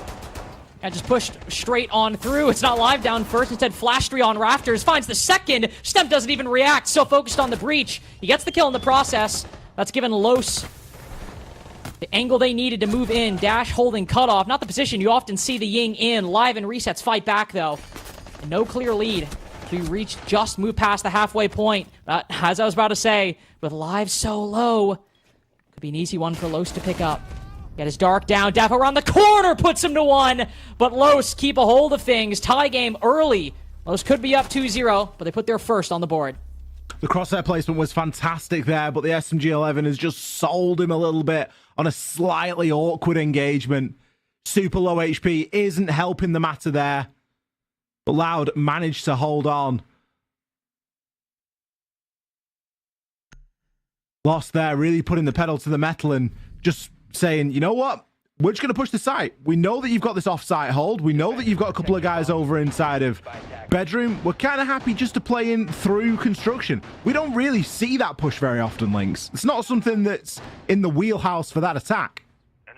No, and typically when we do see a split push, it's a bit slower, right? Like they're focused on actually finding angles or throwing utility onto the players on red stairs, or like accentuating it with some kind of push up red stairs. We don't really just see a shield barrel straight into the lineup. So even when we see split, it's a particularly unique permutation of it, not something we often see. So Los giving Loud a new look of that attack in round 2. Loud not having any desire to go back and try it again. They'll move it over to Gym Bedroom, continuing with the site rotation. All things considered, these have been, in the aggregate, in terms of minutes played, a better Los game than it's been for Loud. Still requiring a 2v4 to get Loud that first one. Round 3 could be the decider. Of course, he will break away with this early lead, but more importantly, was round 1 just a fluke? And are Los the better team throughout these first 3 rounds? I think maybe, but realistically, they should be winning round 1 every day of the week. So the fact that that was, it's a lack of fundamentals, wasn't it, that lost them round 1. Time will tell, based on this game, whether it turns to be true or not. Nice little combination of hard breach there. It's going to make something that you can just about squeeze through. But it ain't the thermite hole that you're really going to look for. Ooh, is Curiosity going to kill the cat, or are we going to be playing safe on the top of those east stairs? Just look for a moment. We're going to see a little bit of a stretch too far. Stemp really just dicing with death right now. Does need to be cautious. Maybe wants to attract a bit of attention and play that deployable shield. He knows he's got an advantage to anyone pushing him from downstairs, but he's looking a little bit on his own right now. That's what I was going to say, especially as we're reaching the halfway point. Azami can play the bridge back in construction, but you don't want to overplay that hand. Step making the right decision, rotating back at about the halfway point, especially with Live down below. It was briefly a 2v4 on site. Live should hopefully join them on main stairs, though I think there might be player in cutoff positions down below. Well, either way, he makes it back. So just a 5v4 for Los at the moment. They've cleared out CCTV and cash. It's taken a little over half the round to acquire that control. Look at the utility they have to convert this. Plenty of Capital utility, plenty of Deathmark trackers. Also control this position, make sure nobody can swing them from CC window. It is good looks for Los. Just got to convert it. They're not looking too bad on time either. Nux can start to turn his attention toward these windows on the balcony. Dark's got a couple of horrible angles here, but there's going to be no one to find. He needs to progress a little bit further. Start to challenge onto that logistics player. This is where we need to see the hatch really leveraged inside of logistics. We've also got Azami inside of Gym. This nade is going to be the trigger here, and I've got a feeling Nux is just going to send himself in off the back of it. Beautiful coordination between Dafo and Nux right there. Nade forces the Azami to move right into the Hibana's crosshairs. Perez and Dash also getting picks. Now, Flash 3, 1v4, worst clutch we've seen so far, but Domes too. Another big double kill for Flash 3 in the late round. Only one player inside the building. Nux almost loses it, puts the shield up in time, and that gives Dafo the ability to move in. That was way too close for comfort, but Los deny another clutch for Flash 3 and retake the lead. It's been a very clutchy game so far, hasn't it? And it's been one of the closer games that we've had of the night. So I'm all here for it. But Los, the speed and aggression that they're showing in the early portion of the round is really paying dividends for them. They're often using quite a lot of the round, but there's not really much dead time links. It's not like we're seeing a real big mid-round stall or them taking a lot of time to sell for themselves. They've got the pedal on the metal for pretty much the entirety of the round so far. No, they've been very consistent with their pace, and it feels a little bit different than, say, NIP, where it felt like there were long gaps in terms of action, but you very clearly could see NIP rotating, setting up utility, that sort of thing. It feels like once Los get their first bit of control, it feels like everything is quite consistent after that. And I think if you look at the pace they set, it took them a minute 40 to get CCTV and cash, but basically within 20 seconds, Nux is on the window, nade in his hand, ready to throw it on the Gym rotate. And then the pace is consistently applied after that. Maybe a bit too quick. Maybe sometime could reset could be good as Flash 3 gets that double kill towards the end there. But some similar styles of play, but Los definitely, I think, much keener to end the rounds, whereas NIP always thinking, always intellectualizing their problems. And you go down to basement, it's quickly looking like round 1 might well have been a fluke. Flash 3, 2 big late round kills, or 2 big late round double kills. Got him round 1, was ineffective in round 3. So far, that's the only saving grace Loud have on these defenses, and if this one falls to Los's way, might see a tactical timeout, even though it'll be 3-1. Kind of an awkward time to do so. Yeah, it's probably not a bad shout, is it? Loud is still going to be trying to roam around and still trying to play these off-site locations, though. Tried it with the Skopos. That just got blitzed and Dokubi out of existence. There's going to be no Dokubi this time, though, so they're going to be a little bit safer on this roam, but they've still got the blitz to deal with. Likely a full map clear, based on the indicators that we've got on the screen. We can see a couple of people getting in onto that top floor, blitz being one of them. Going to be expecting them to get up here. A few rogue mute jammers placed just to slow down the drone work and give you a little bit of phantom pressure as a defender, but realistically, everybody should be getting themselves back fairly safely, as we are going to see the Warden rotate alongside of Live. Nux has taken up this position on these main stairs. So top floor control has been gained inside of the first minute. They've got plenty of time to look to try and execute onto this. Something that I'm really liking from Los in this round is they're going to be bringing the Sens.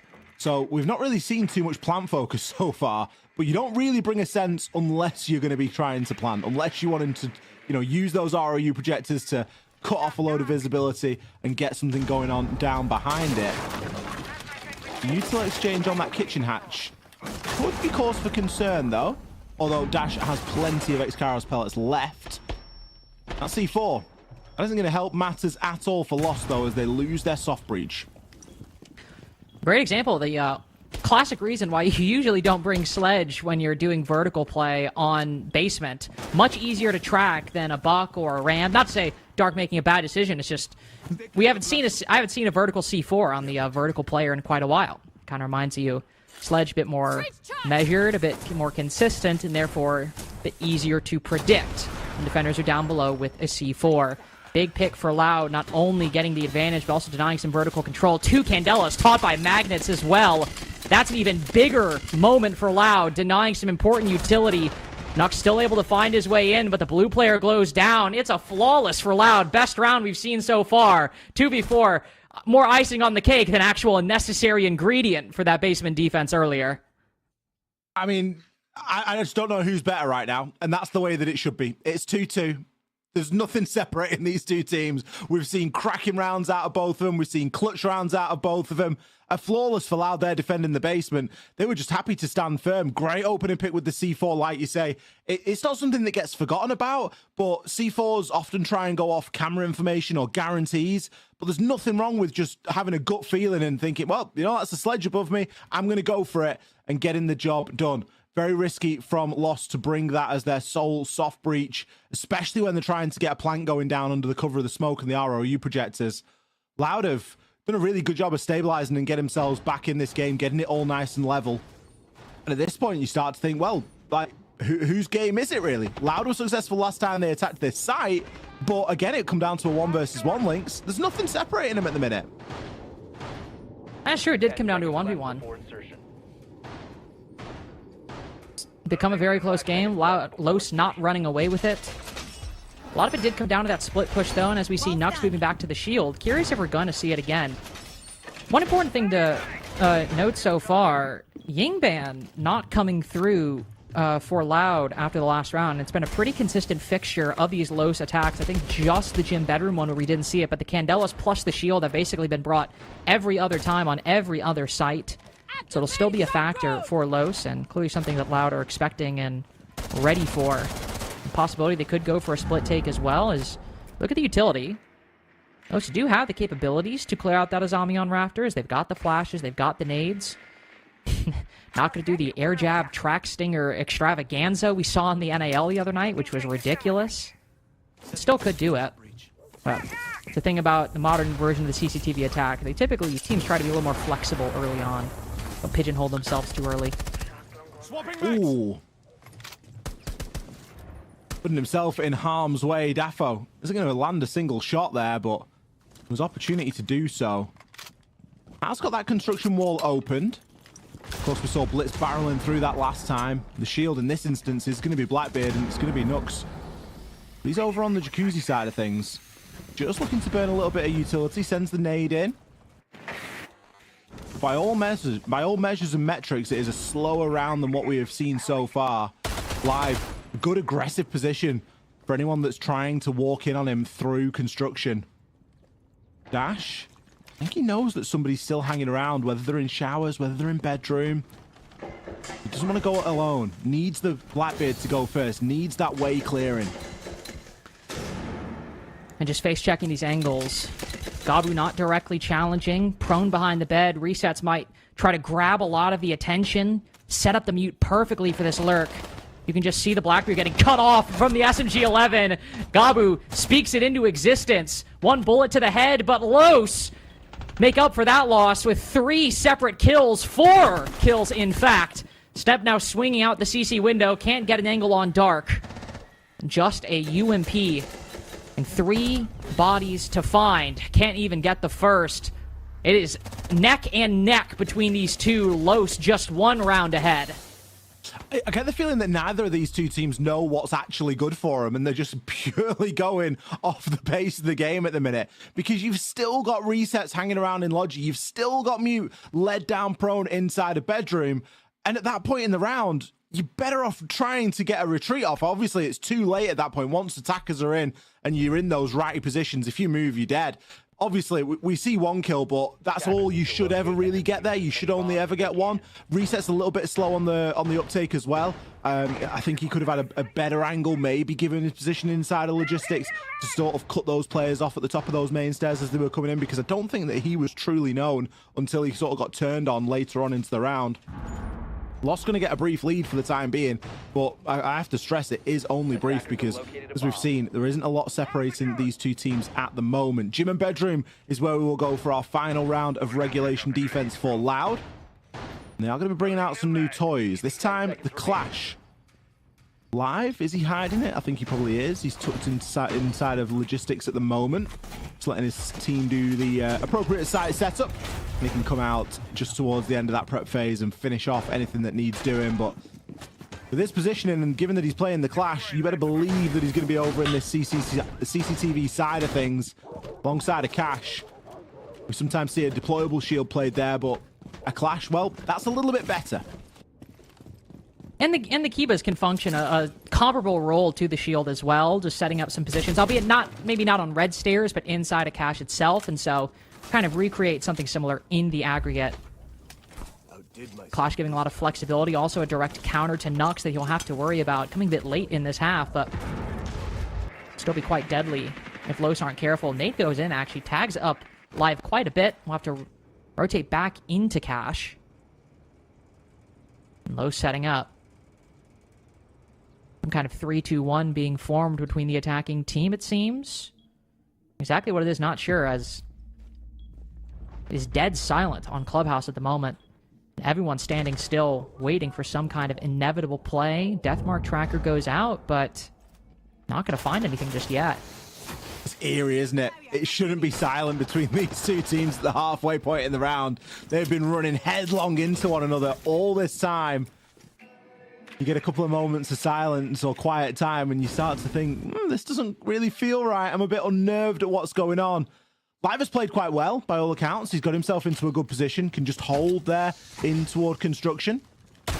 Need to overextend too much. Perez on the cutoff, though, is going to cause him a few problems. But the Azami is going to be there. Resets. He's got a good angle for if Perez does try to jump in, but look at that util placement. Great fire arrow there from Perez. That's just going to rip Live to pieces, and the Clash firmly dealt with.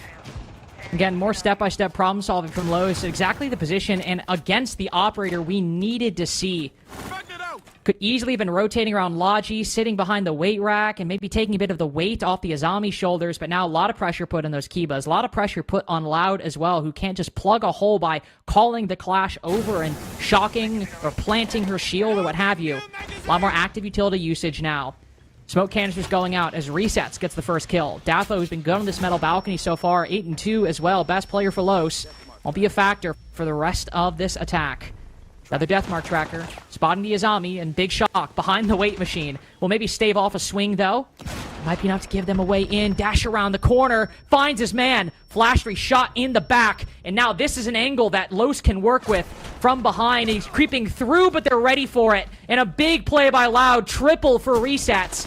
Deathmark be damned. Yazami ready, safe, and sound. 4 kills on the half for resets. And Loud fighting back in the final round of defense. We said that we couldn't call it. We said that it was going to be a close game. We said that both these two teams need points out of this fixture. And so far, all of that is living true. Let's hear it from the desk. Hey, my friends, we're all even Stevens here at the half, Leo. 3-3 between Lost and Loud, and I just can't figure it out. If someone actually has an advantage in this game, is there something beyond or more than just the scoreboard? It's a tough one because on one end you feel like Lost is in control in most of these attacks, but at the same time it's Loud who gets the opening kill most of the time. So it's a back and forth really. The most important thing, what's the big difference between the two teams? It's a 3-3 split right now, but in round 1 it should have been a round win for Lost, 4v2. Dash picks the main entrance for no reason, completely isolated. A second one will come and pick Moto Hatch as well, Biker's side, for no reason as well. And that's gonna get a second player injured. And then after this, it's still a 4v2, 14 seconds left. That first player picks, no trade potential. And then Flash 3, no one's taking care of him. So obviously still in armory, getting aggressive towards these guys and getting the double kill. And so you're like, yes, it's a 3-3 split. But realistically, it should be 4-2 for Lost right now. And it's a sad story. I think that Lost in general was the better team. And they were surprisingly good in attack. But it's just not enough. And in this situation, because of the brave 2v4 in the very first round of Flash 3, I think that's what saved them. And so Loud right now, they go to the harder side. Lost, they've done their job. They should be happy to go 3-3, but they should have been even happier to go 4-2. It's a clean, not so clean game, a chaotic game, close, very close, but at the same time, I still feel like Lost is the better one here. All right, there's the thoughts and ideas, the analysis here at the halfway mark. And still, at the end of the day, it's whoever gets that ticker over the line that gets the points, and we'll see who will run away with all 3 points, if anyone at all. Second half is all set and ready to go. Bans are in, so please, Lynx, Ollie, all yours. Tend to agree with Leo there that it should have been a Los half, but again, we're just focusing on that 4v2.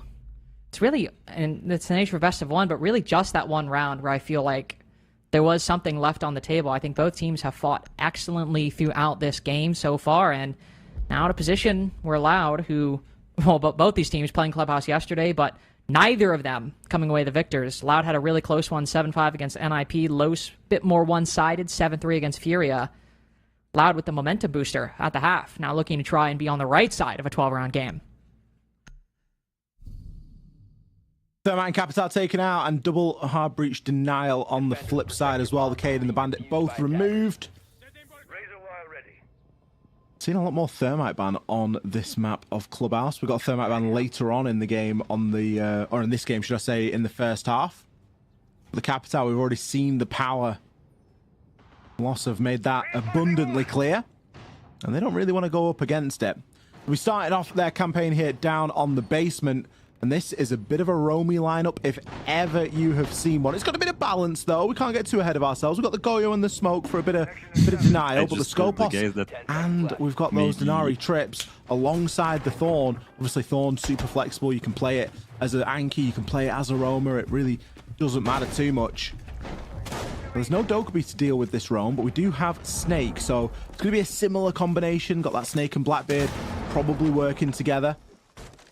They are pretty hell-bent on making sure that they've got a good angle onto Kitchen Hatch. Dash is going to ensure that. It looks like Dark is just going to be placing a bit of a crystal maze around that top floor for him, just to buy as much time as possible and really dwindle Loud's resource here.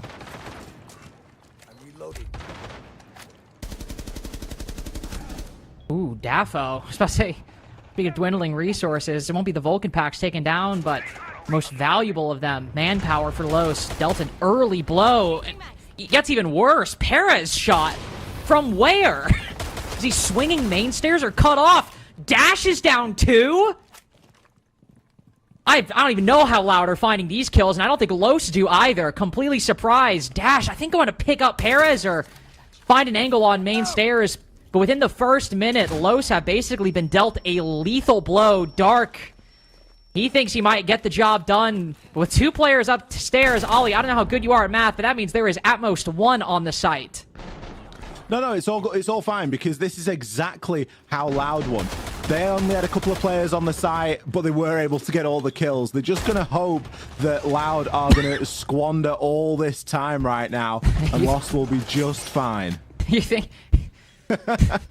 It's not. Minute 30, still waiting for the squander. Still waiting. It came at a minute 10 last time. Give it 10 seconds, see what happens. There's a Vulcan pack on that bottom main door. That's a kill, guaranteed. He's going to blow it up. It's going to kill 5 people. It's going to kill 5 people, that one Vulcan pack. We've got a Vulcan pack on Church Wall. That's surely got to get someone. Vulcan pack on soft church wall is crazy. I've never seen that one before. No. That's wild. I mean, Nux is trying for all he can here. Not easy shots to make. His position is now known. Could go for the shotgun at close range. Recess is helping him out here. Okay. Unfortunately, Gabu prone, breakdancing on the floor, gets him through the smoke. Reset's laughing after that one, and as you should. We were billing this as a close game. Still could be. It's only a 1-round lead, but that was one of the most dominant rounds I have seen in quite a long time. Yeah. I think, obviously, a lot of the kills happened at a very similar time, at very different portions of the map, so it was kind of difficult to build a full picture as to what exactly was going on there. But players were just dropping like flies. Roaming on that site, it just, in this meta, it's not what you want to be going for. You can't afford to be going and sticking 3-4 people off site. You've just not got the safety that you used to have when roaming on this site was kind of viable, common, almost meta in a lot of ways. It really is all about the anchor. It's about that half presence on the stairs and then anchoring into the site.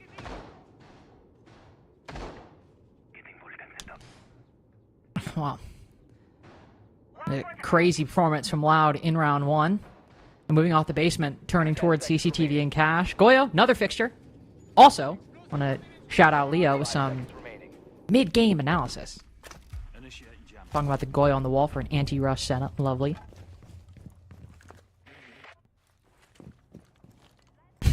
Just...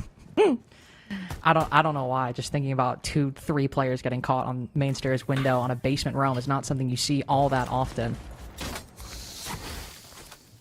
No, it's not one to put on a bingo card, is it? I don't think anyone would be winning that one. No. But either way, could still technically happen here. Definitely roaming in that position, a bit more likely on CCTV than you might otherwise have, or say on basement. But Loud right now, looking towards some of the normal positions, though maybe a bit more focus early on the plat wall than we saw from Los on their attacks. As there was quite a lot of split pushes behind that shield from Los. Now it seems that I think Loud are going for the normal garage clear based on their positioning. I can tell you right now, I would hate to be at the Dokkaebi playing Raptors if those mute jammers are cleared, because I know who's getting called 8,000 times if I'm clearing this position. Yeah, Dark's not in a brilliant spot, is he? I don't think he's got any jammers around him. Looks like he's got a Vulcan pack at the top of the stairs, but aside from that, there's nothing really to keep him safe here. Can, of course, use his Kiba barricades to slow down the attacker approach here. Especially Blackbeard can deal with them quite nicely indeed. Big nade over the top from resets. That's going to get rid of one of the barricades. Dark goes for the drop, though. He'll just trade his life 1-for-1. It's not a bad play, to be honest, because he was dead anyway. At least he's taken resets with him. It's not a play we often see, but as you said, one that often can be the right call is once you've kind of realized the utility's at your feet and you're going to die, just hopping over and chancing the 1v1. Sometimes we see people, or zombies in the rafters, commit a lot to trying to bounce around the utility, and it's a very understandable instinct.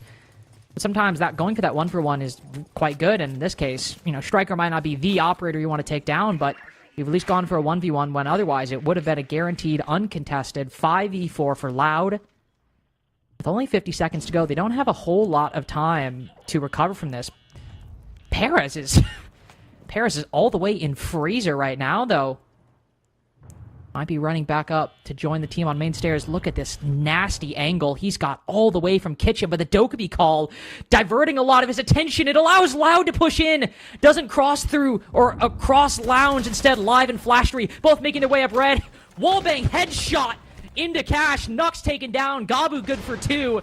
And Perez, who's thinking about maybe rotating back up main, now face-to-face with a Blackbeard. Flashery finishes things off. Loud, excellent start to these attacks. We're starting to see a little bit of separation between these two teams now.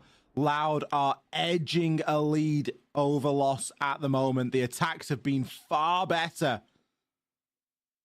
There's a bit of a question mark over some of those Loss attacks. A bit of a question as to whether it could have been a slightly different score at the half, given some of the close nature of those early rounds. But so far, Links, I'm yet to see a close round for Loss on this defense. Round 1, they got ran over on that top floor. And then there we see, sorry, round 7 technically, but round 8, the round we've just seen, again, same story, systematically taken apart. No surprise to see Loss use their timeout here, but they've not got very many options. 1 round away from that point, 2 rounds away from wrapping up the game. This is firmly in Loud's control at the moment. Which makes it the time for Los to take the tactical timeout. It has not been close on these attacks. So now looking to round 9, try and bounce back. And I was going to say, are we going to see a full site rotation, continue on to Gym Bedroom? But no, going back down to Church Arsenal to try things again. They played a super extended setup in round 7. And Ollie, I think honestly there might be a good reason to go back and try this, because this lineup is anything but that. This lineup is anything but 3 players roaming on the top floor. And it comes back to what we were talking about at the time, right? It's not the meta, it's not the day and age to be heavily roaming on this site. We do have a couple of off-site players, but they're going to get themselves back down to site, I'm sure. It's Perez and Dash just basically placing a few barricades, reinforcing a couple of hatches, just doing what they can to slow down the approach. If you're not going to occupy the space, you at least need to do something. I mean, even if that's just something as simple as barricading up a few doors and a few walls, then so be it. That's going to be the hold. Because like you say, roaming didn't work out too well. Although, Moto Hatch has just been opened. My stream is so pixelated, I thought that was reinforced, by the way, when we were looking at the overhead. So, that kind of changes things a lot right now.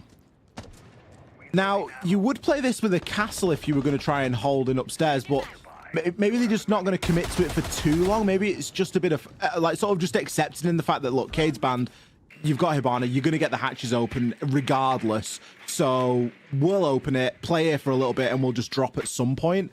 That's obviously the play, but there's question as to whether that is going to work out or not. It's certainly going to be something for Loud to deal with. It's going to be Stemp likely to take that task on, given that he is playing on the Snake and has that scanner. We could also just find the Warden in the back. You can see Live droning this position, but no. Warden back to the site. Los not trying to contest this too heavily, which is probably the right call if they want to do a full correction from the first round, of course. This will make it a bit more difficult to deny the control, especially when only 2 C4s, and can, of course, be impactful, but you got to consider saving those for plan denial, since you don't have any smoke in the lineup, and Law might be able with... Actually, Dempsey used all of his nades right now, and Gabu only has 1, so these Vulcan packs might be a bit of an issue going into the late round, because with no Twitch and nothing like that, you don't exactly have a lot to deal with these Vulcans. Gabu thinking he has a line on the player inside a church, but nothing right now. Loud, full vertical control, and now clearing utility with minute 15 to go. And it's not really done them too bad, has it, Lost, for saying that they opened Moto Hatch and just played a little bit of light pressure up there. They've still achieved a very similar goal, and that is the executes happening about the minute mark. Live going to immediately drop with that diffuser. But as you say, the Vulcan pack's something that concern me. If they're not found from above, they're going to be very easy to zone out a lot of this time now.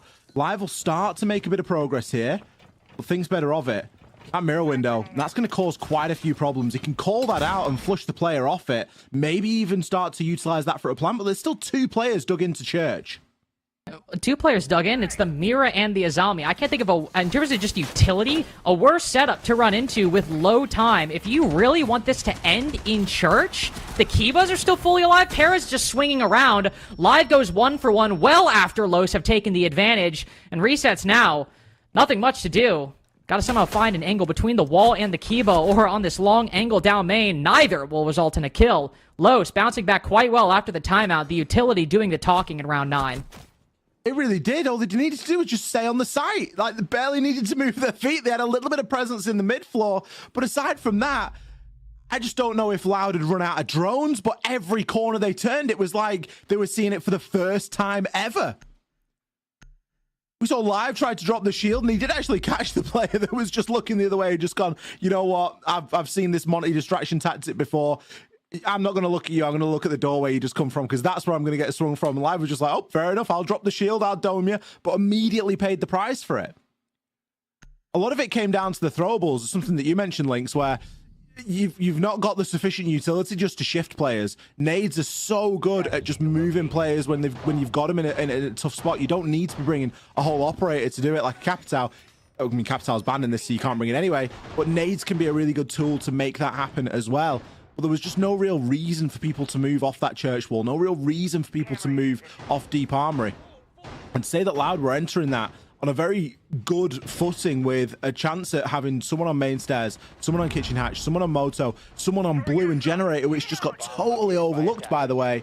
To see them not do that, a little bit strange, especially given the way the first 2 attacks went. That was the round after Loss's tactical timeout, though, so it's good to see that they've been able to utilize that to its full effect.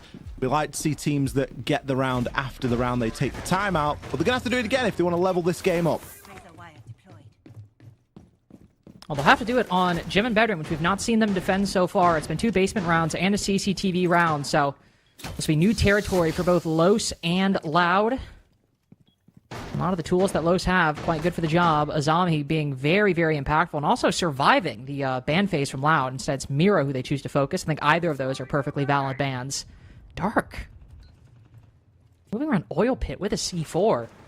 We often see, to be fair, teams moving in through Garage to take CCTV and cash early. Dark trying to counter that exact play. Gotta be worried he's not spotted so far away. There's always moments like this. If you're found, you could be the early pick. He is waiting.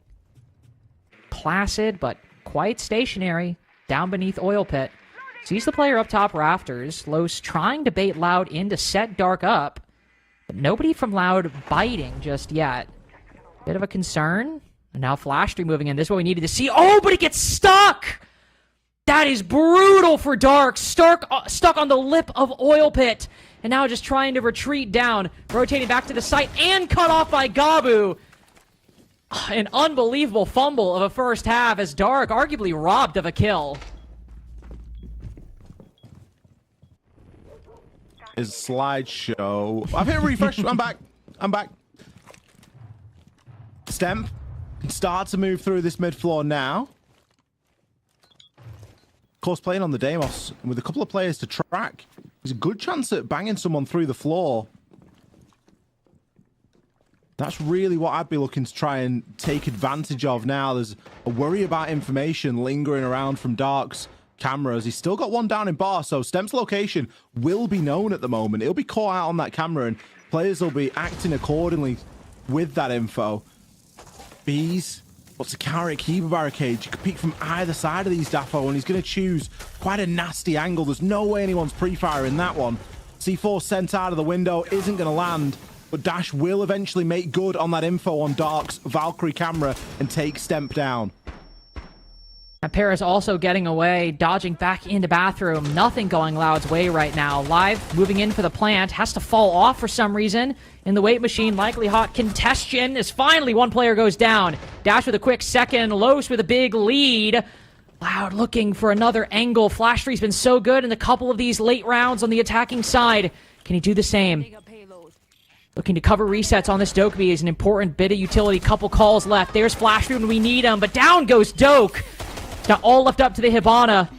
He's been in these positions a couple times, but blinded by the F-Nauts. Minimal to no information. Turns his back to Dash, and it is a tie game again.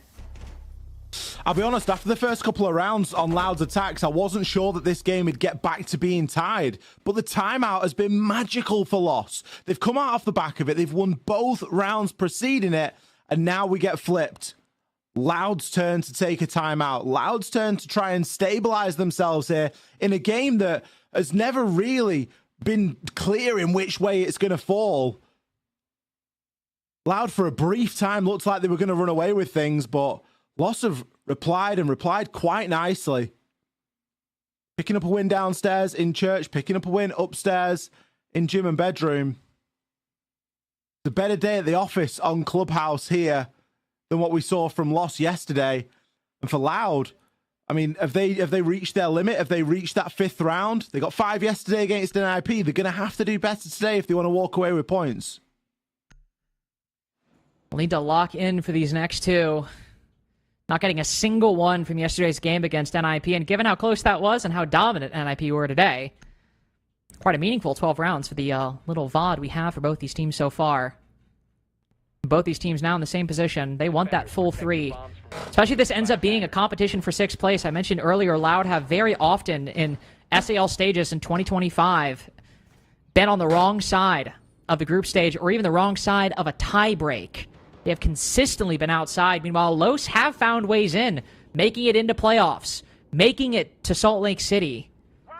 This is a matchup that might have a lot of ramifications for the latter stages of SAL. It's not that whoever wins here will make it in, but if this ends up being a competition for 6th place, and given how it has always been difficult for Loud to make it into that spot, getting 3 points here, not only for the general standings, but against Los specifically, is of the utmost importance. CCTV defense from Los coming after the break. Whoever wins this on that point. The lineup from Loud is progressively getting more and more aggressive, isn't it? This time Adokobi and Adamos. They know that Loss are really happy to roam and roam quite loosely. They're going to try and take a bit of advantage of that. The counter to that in previous rounds from Loss has been some great information. The Valkyrie camera really catching Stemp out last time. Dark being able to feed that information across to the team. There's no such information this time, though. The very heavy presence and focus on holding that rafters position. You've got double catches. You've got the Wamai and the Jaeger. The Azami, of course, as well. To try and fortify that spot as much as possible. It is going to force a clear in through the opposite side. No real... Well, there is a way of getting through it, but it's almost not worth it for the amount of util that it's going to soak up. You kind of just got to deal with that at a little bit of a later point in the round. Your initial focus to get that foothold has got to be in that gym and bedroom side. It looks like that's where Loud are going to be focusing for the time being. Perez is buddied up with Dark on the rafters. There's a nice drone from Live inside of gym, and that's with the rotate that's already been created, giving a really good angle right the way through into construction. Construction as well being called as clear, so I mean this is ground that's just free for the taking right now for Loud. Can open up the breach early, can get set up for the later portions of the round. Not a lot of plant denial, all things considered. C4 and smoke can often be sufficient, but instead, a lot of utility for that breach. Los able to allocate their resources very efficiently against this Loud attack right now, and that's the exact opposite of you want to see. 12-round heartbreak yesterday against NIP. To do the same against Los on the exact same map. It's only 2 games in, but that's already a bit of a tilter. A bit of an annoyance going out of the first week, finding important information. With a minute to go, Perez puts a very low HP, taking another swing, but Live cuts him down. He already was given the assist for it, but just 1 bullet away. Stemp quickly swinging out to take down Dafo. And Loud have just decided to activate. The moment Los players peek, they're ready for it. Not moving in, but waiting for these defenders to strike. Dash with the first pick at 40 seconds. Dark still in garage for what it's worth. Wins his 1v1 on that side. But Loud have won the bulk of this round so far off of their pressure on the split side over in construction around Cash. As the Dokkaebi call goes out and takes a decent chunk of HP away from Dark. It's not even necessary. 1 shot and Flash 3 puts him to bed. No more call for Dash. Spots 1 on the floor. A 1v2 is only 1 player alive with a gun right now. Covering Platwall. A key bit of seconds that slip by as resets. Gets the plant down and gets the kill on the fall off. A huge round for Loud as they're the first on map point. Loud utilizing that timeout and getting the job done. It was dicey, though, for a time. It was a very slow approach, but the 3-2-1 worked out very nicely for them.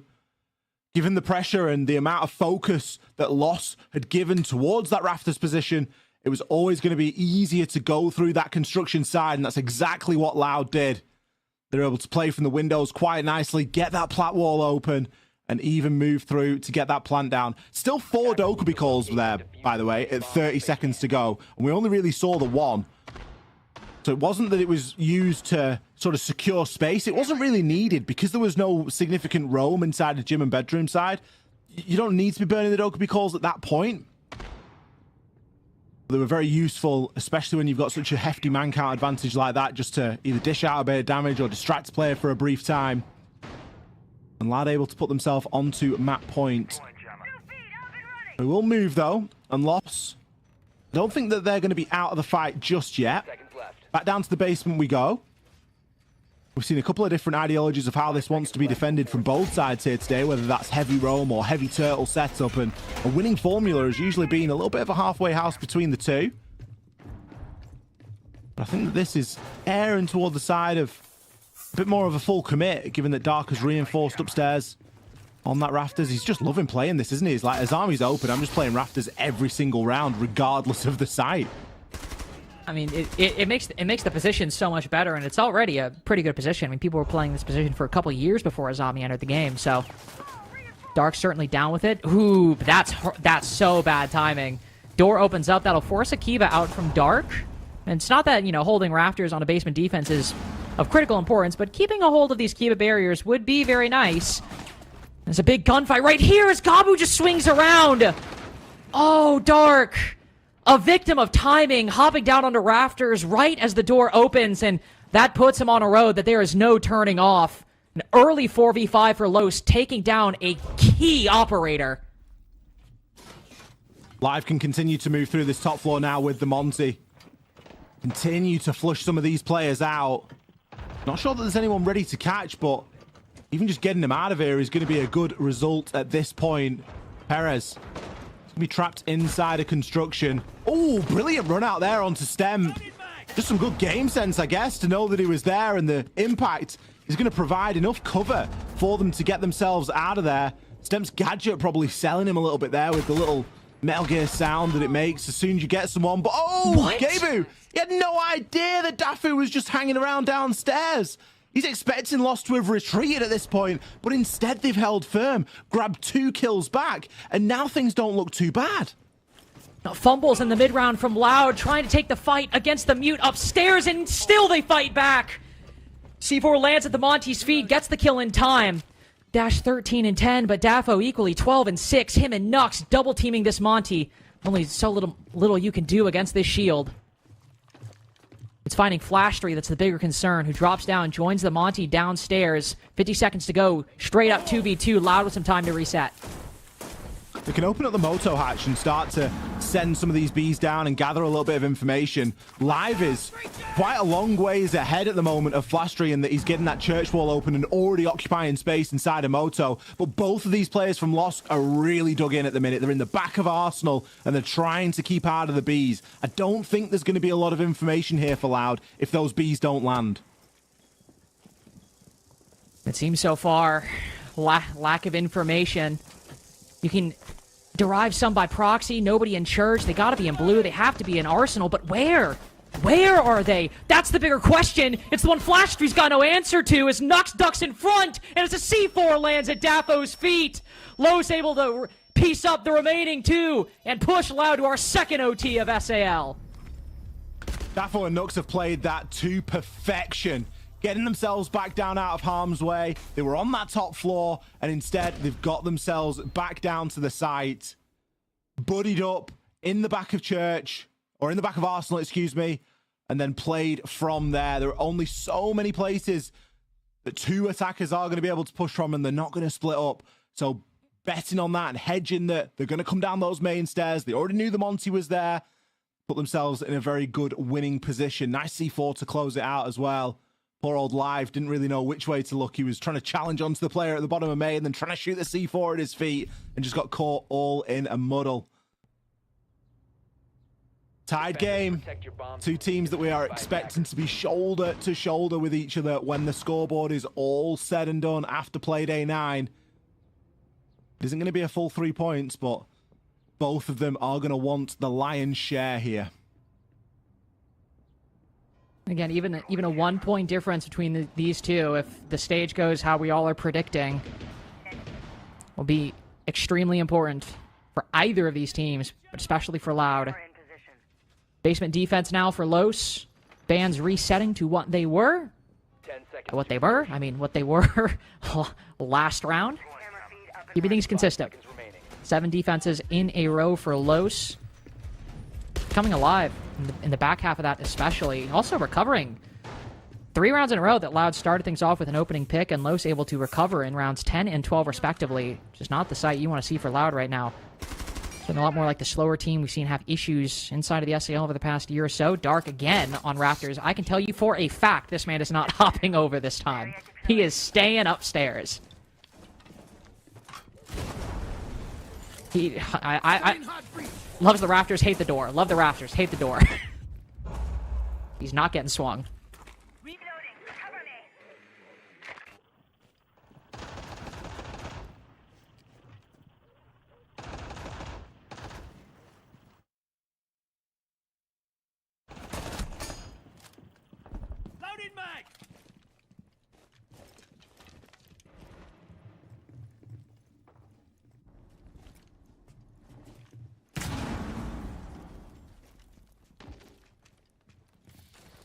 Perez just going to be hiding out here inside of logistics. Good find. Ooh. I don't like this for loss. Oh. We've not really seen much happen inside a dirt tunnel so far. A little late push through there. It's committing a few bodies to it. But if they're able to burst through, they might be able to catch players on the rotate back. Resets there. Big kill onto Perez. That should just free up this kitchen to get opened entirely now. I can use the X-Kairos, use the breach charges. It's not a lot in terms of utility removed, but not even need to cut off one of those roamers back. Makes things simpler on the site. Great swing by Dark. Gabu caught lacking, commits way too quick to what he thinks is a gap. Good trade by Flashtree. Swinging around onto Dash. Now the dirt push comes alive. Pistol in hand. Daffo, Nux, Dark, none of them long for this world. Just barely clinging on to life. He one-tap stepped through the wall. But Loud clean things up. Their second map point of the series. When Loud have looked good on attack, they've looked fantastic. And when they've looked poor, they've looked really poor. Fortunately, in the overtime, they look good again. 7-6, another chance to close this game out. Loss. They were good for a 3-3 split as well, don't forget. It was a clutch that went a little bit too far awry and a man count advantage that was squandered that forced them into that 3-3 split in the first place. Saving that, it could have been a half that they walked away with an advantage from. But now they will have an opportunity of their own to level it up and take us to all available rounds. Church and Arsenal, it is going to be the playground here for what could be the final round. I love a good clubhouse and a playday, you know, Lynx. I feel like... I do too. A playday isn't complete without a 7-1 or a 7-0, which we've had. It isn't complete without an overtime game, which we are having, and a good clubhouse. And if you can put either the 7-0 or the OT on the clubhouse map, it's like you've won the lottery. For me, I need some combination of these three to feel like I've had a good day. I need, to your point, I need a close game.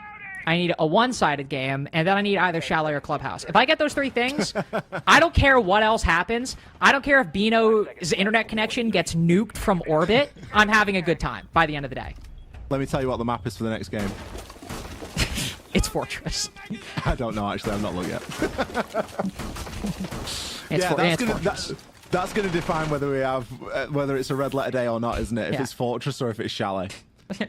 All of these things have happened, but if it's Fortress, completely erased. Completely erased.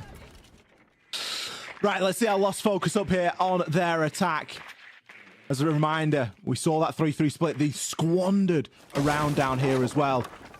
Way back at the start of the game. A 4 versus 2 advantage that they had, and it just slipped through their fingers. They won't want to make the same mistake here. Dark very quickly starting to move through this top floor. No phantom pressure up here. Doesn't look like there's any mute jammers, no barricades. Really nothing to worry about. Loud are going for quite the anchor here. And as they should. It's incredibly viable. Half presence may be seen as a little bit better. But in a lot of instances, the full anchor will work just fine. Dark can start to swing the hammer and figure out what's going on inside a kitchen. Start to move himself down. There's been a real lack of sort of ram play today on this map, and it's certainly a book as well. We've seen so many more players opting for Sledge. Obviously, Sledge like regaining their former glory in a lot of ways, as being the primary source of soft breach for so long in this game, overshadowed more recently by things like ram, and popularized book players have made book the go-to pick. But at least for today, it's been Sledge all the way. Just hope that he's able to keep himself safe while he's opening up this kitchen corridor, because it can be a very difficult endeavor. And there's Gabu downstairs with a C4 if he should choose to use it. There it goes. Baited out quite nicely by Perez. That's just going to clear the way for Dark right now.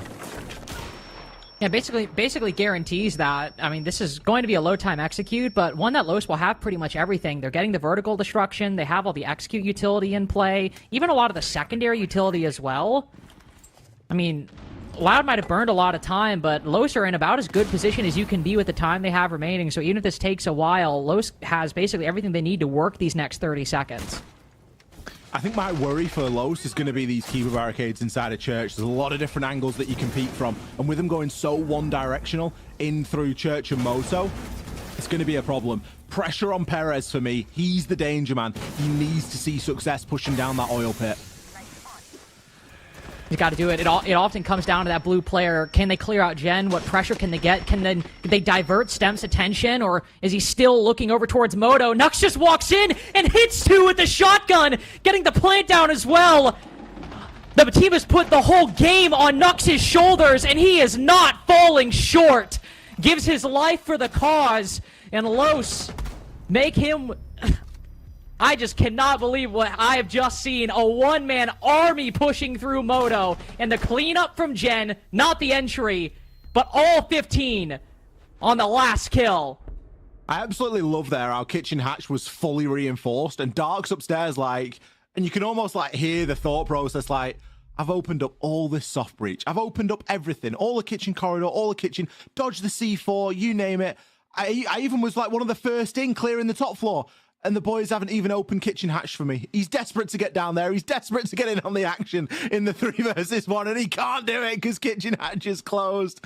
It's a very small point, but it made me chuckle in the heat of the moment. A great attacking round there from Loss. Attackers need to locate. Real nice focus on just getting in and getting the job done. Nux being the charging force for that. Opening it up. 2 kills and a plant. He gets taken out, but the damage at that point has been done. All available rounds. Round 15, here we come. Gym and bedroom, and it's Loud on attack. Attacks, they've not been necessarily hard to come from today. We've seen a very even split of attacks so far. Both teams have won 4. We've said it a few times, and we'll say it again because it's relevant. Nothing separating these two.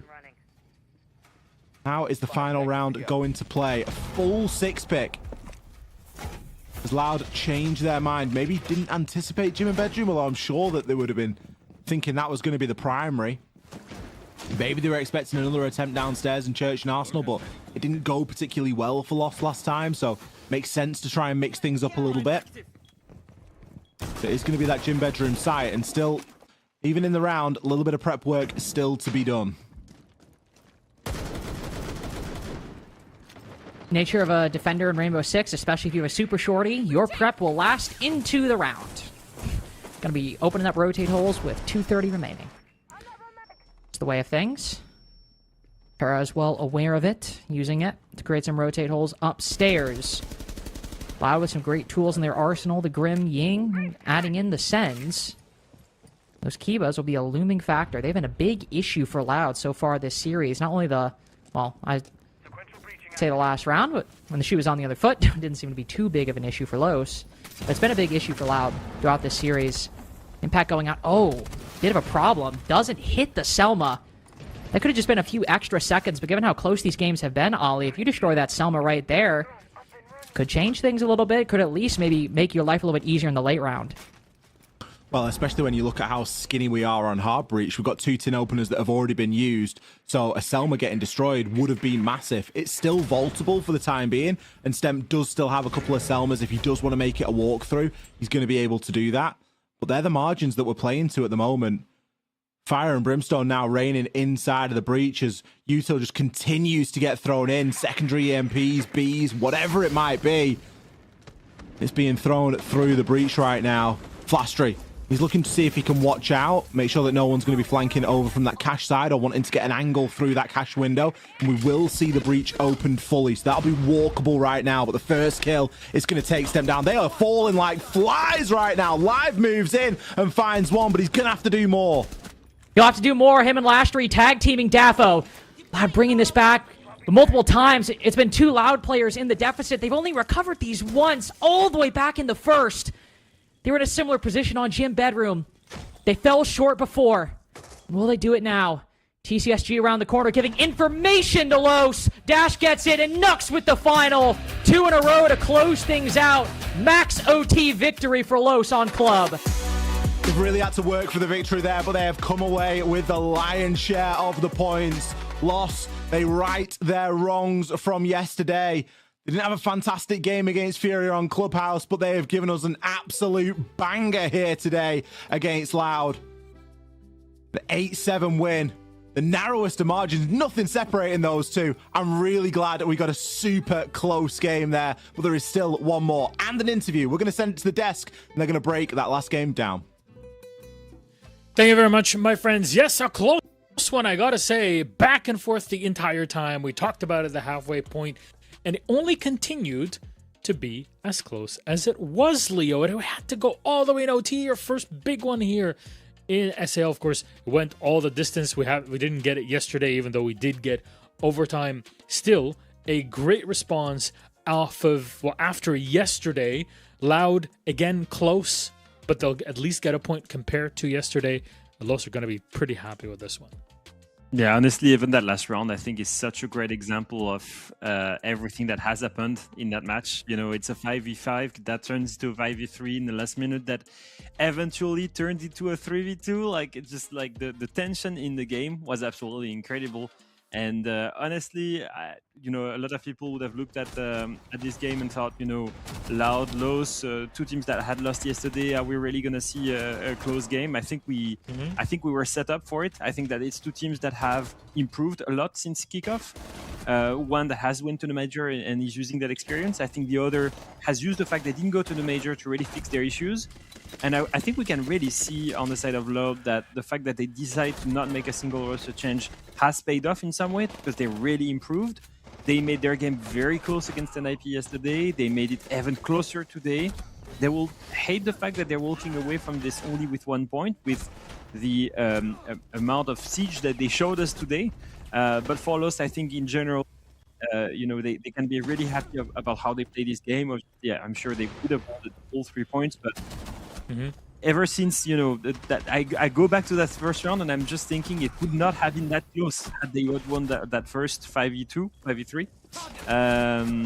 But yeah, honestly, on the side of Los, I'm still really happy to see Dash come into shape as well, dropping 16 kills.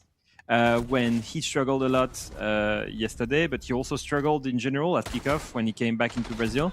It's great to see him back on the top level because we all know what this player can do. Absolutely. Loud in the second half, running away with a couple rounds, and Lost had to claw that one back to take it to overtime and then close it out back and forth and back and forth. It's one of those games that really gets your blood pumping, especially from that second half onward, as Lynx and Ollie were talking about. And here it is, as you see it, close between the two, 13-9 for Blaster. I mean, Gabu, Live, Reset, everybody stepped up in this game as best as they could, but Dash was just a cut above the rest in this matchup specifically. And he is also, well, has to be the MVP of this matchup. There's no 2 ways around it. I mean, 16 kills, clean. Winning team. He has to be Clean. the MVP. But it's good to see this sort of thing because looking back at kickoff and Salt Lake City, as you said, a lot of questions, right? You start to question yourself also as a player and as a team. So you need games like this, especially after yesterday, to say, you know what, we still got this. We didn't get all 3 points, but we got 2 out of it. We got the win. That's something that's going to be very important. Keeping in mind that both of these teams are fighting for those top 6 spots. So every point and a head-to-head win, extra important. Mark my words, 8 weeks from now, or sorry, 8 weeks, 8 play days or 7 play days from now is going to get really, really important. So every point really does matter. Speaking of Dasher, MVP of this matchup, he's ready for us on the interview. Let's bring him in. Dash, thank you very much for joining us. Your MVP today. How does it feel now? You feel after Salt Lake City, after what happened yesterday, that you guys are back in your groove? Yeah, I mean, we are on our way because we are not playing very well in scrims and in general the last few weeks. So yesterday it happened, like we lost to Furia like it should be because we were not playing very well yesterday and in the scrims. And today we could play a little bit better, even if the match was a little bit close, but we could play a little bit better. And I mean, we won, so 2 points. So yeah, that's it. Dash, I want to ask you a question about the performance of Los. Obviously, looking at this roster, every single player came from a different horizon at the beginning of kickoff. And I think you surprised a lot of people when eventually you made it to Salt Lake City instead of some of the bigger names in SAL. I'm thinking of Team Liquid, for example, or even of Fluxo W7M that didn't go there. And I think many people could doubt that Los could repeat that miracle in a full stage. What would you have to say to the people that doubt that you guys can do it again and make it to EWC instead of the big names that people expect to see there? I mean, I don't think it was a miracle because on kickoff we had a lot of new lineups, so new rosters, so we could surprise and make it to Salt Lake. But I don't think it was a miracle. We have good players, even if we didn't play together. Yeah. We have good players individually. And as like IGL, coming back to my IGL position, I could help the team a lot with a lot of experience that I got in NA and at W7M and stuff. So I don't think it was a surprise. I think we played well against Fluxo in the qualification match. So yeah, we can do it again. I don't think the teams evolved a lot comparing to the kickoff and comparing to us. So we can do it again. And next time we're gonna be there and we're gonna be better in the WC. My question for you is, and we'll close it off on this. Why did you pick Clubhouse again back to back, and especially after both of you had played it yesterday? I mean, yesterday we played Clubhouse because it was Furious permaban and our permaban as well. So we tried to surprise each other, and they were better. Today it was both of our team permaban again and their team too. But they played yesterday and they lost, and we played yesterday and we lost. So it was a close match, and it like weighed 7. For sure, it was a close match. So I mean, I don't think it was a great match, a great map for them, and it was not a great map for us. So we played kind of a weak map against a weak map, and we could adapt better. So yeah, that was the thinking process about this. At least we didn't need to show much in the way of strategy, just fixing up and working on what happened yesterday. Fair enough. Dash, thank you very much. Congratulations on a victory today that really got our heart pumping. I'll tell you that much. So I wish you a wonderful night, and we'll see you next week on your match against Black Dragons. Have a good night. See you guys. Thank you. There it is, Leo, cleaned up for our match number 5 today. Oh, sorry, number 4 today, because number 5 is coming up in just a bit. Let's take this quick break and get back to you with more action.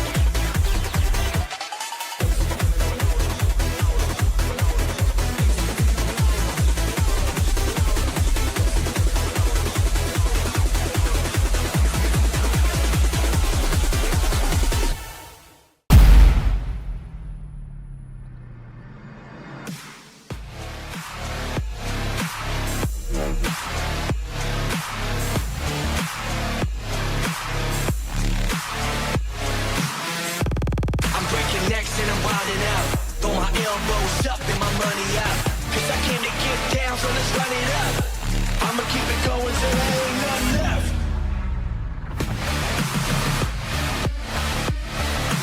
I'ma keep it going, I'ma keep it going, I'ma keep it going till there ain't nothing left.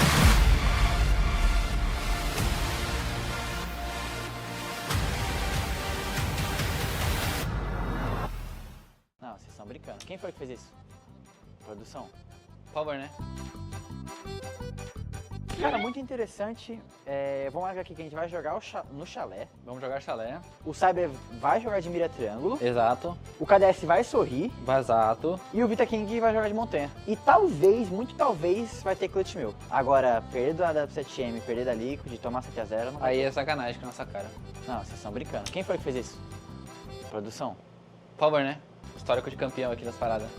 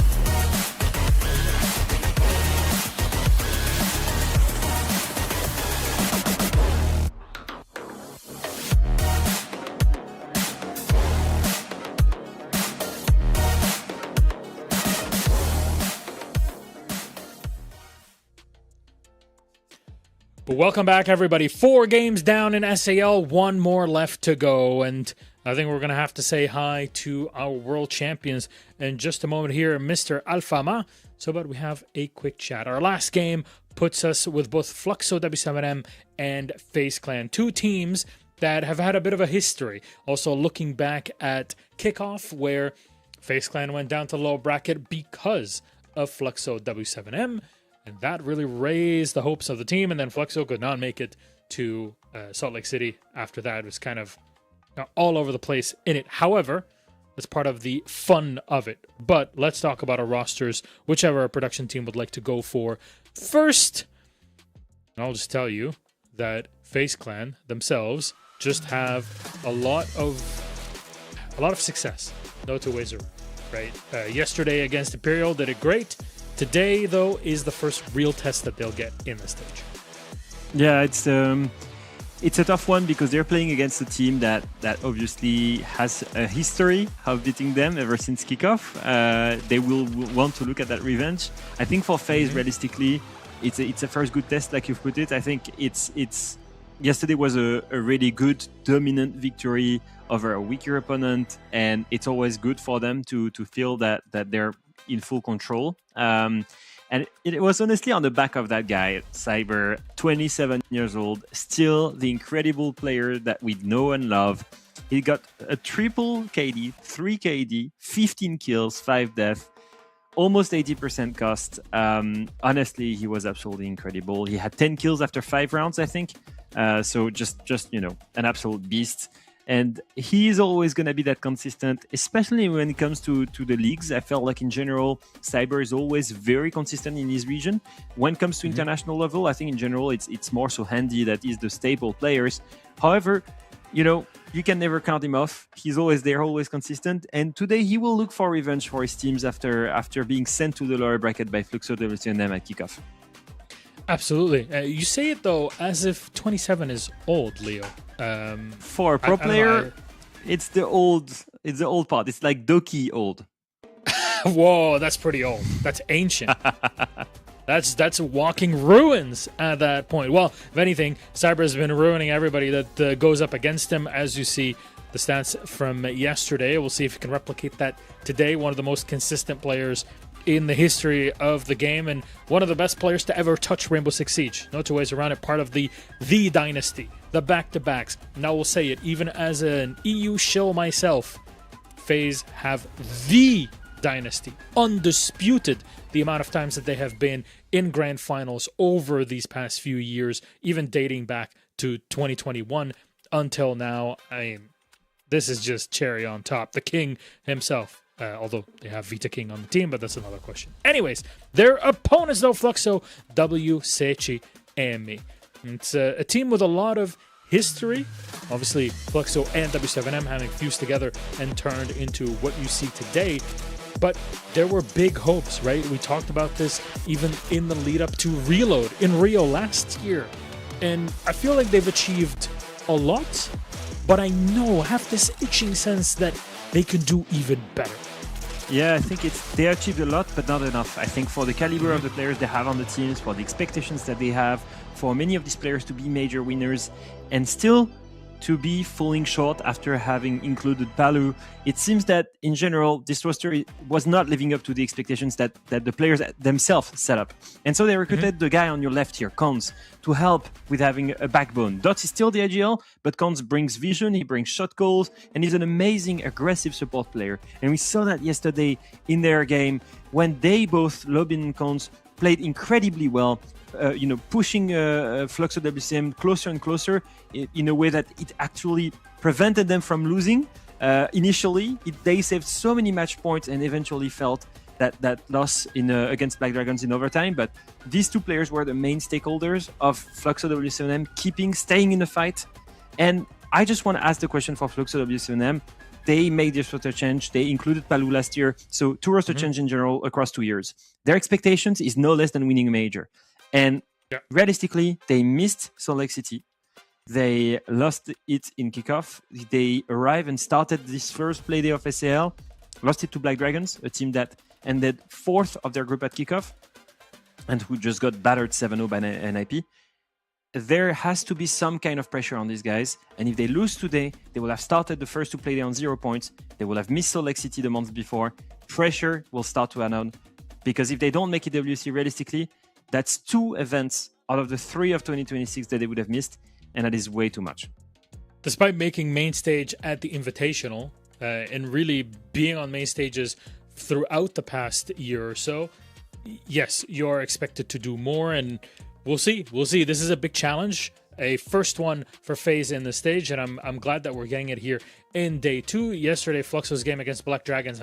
But I don't really know how to rate that just because of the way that Black Dragons played today and their result themselves. It's kind of like, okay, is it just day 1? Regardless, I think it's fair to just put all the results of week 1, you throw them aside, and then you look at week 2. That's something, though, for next week. I am very curious about our map veto for this series. So let's bring it up there. We're only a few minutes away from our matchup, our final one for the evening. Definitely the big game to watch today. FaZe versus Fluxo. And Clubhouse will be out, thank God. Fortress as well. Border. Oh, good lord. Between these 10 players, we're in for a treat. Yeah, this one is going to be a banger. It used to be the staple map for Fluxo W7M to challenge the biggest teams of their region on the map. They knew this was going to be a fragfest, and they knew they have some of the best gunners in the world. But realistically, in the last few months, it's not been the case that it was so good for them, in the sense that they did play twice during kickoff. Once against NIP, once against Furia. They lost both of them. The last time they played it, got absolutely destroyed 7-1 by Furia.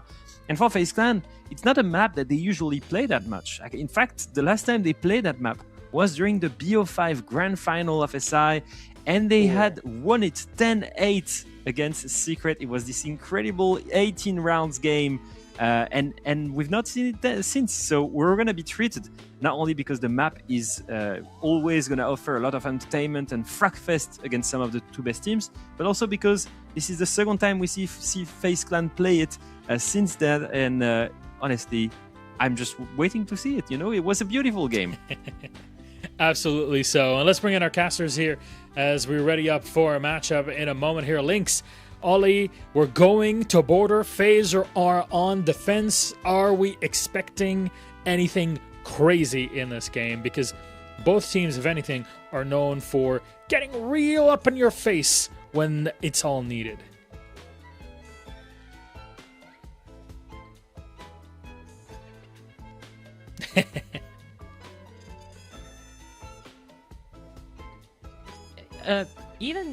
Even I have to think that surely FaZe can close this out. I don't know, to be honest with you. I mean, the day that we've had has been fairly unpredictable, right? We've had a couple of stompy games, we've had a clean 7-0, then we have a maximum OT. It really just can be anything at this point, and I'll be kind of happy with how the day's gone. I think going back to border, as you've said, Leo, it's not a map that FaZe really bring out all too often. So there's maybe a bit of a question mark there as to what has changed or why they want to bring it out now. And for Fluxo, we know that it's a map that they don't mind. So yeah, I'm here for it. I just want another good game of Siege. I mean, if you are Fluxo in this case, you're looking at yesterday and thinking, damn, we really mucked this up against Black Dragons. We only got 1 point out of it. BD today got absolutely rolled over. So what's going on? What do you feel from your point of view happened here with Fluxo W7M? What did they try to, I guess, course correct into day 2 against such a big opponent? I don't know. It's always a tricky question when you get like overtime best of ones, especially because Black Dragon looked really good yesterday. Honestly, like I don't know how much from yesterday you really like look into trying to fix, especially because it's a map like Border that can play very differently. I think you just go in, you try and really focus on playing, not to sound like a player giving an interview, but you really just got to focus on playing your game and focus on performing the best for your individual play style against FaZe. I don't know how much else. What would you like to say to the fans out there, Lynx, also? Just to buy your skin? Yeah, I was going to say buy the Fluxo W7M skin bundle. That'd be the main one.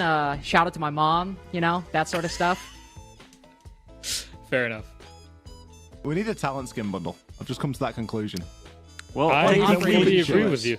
Technically, the quotes one. Technically, there's the drone skins. There is the drone skins. There are the drone skins. A full bundle, though. That could go pretty hard.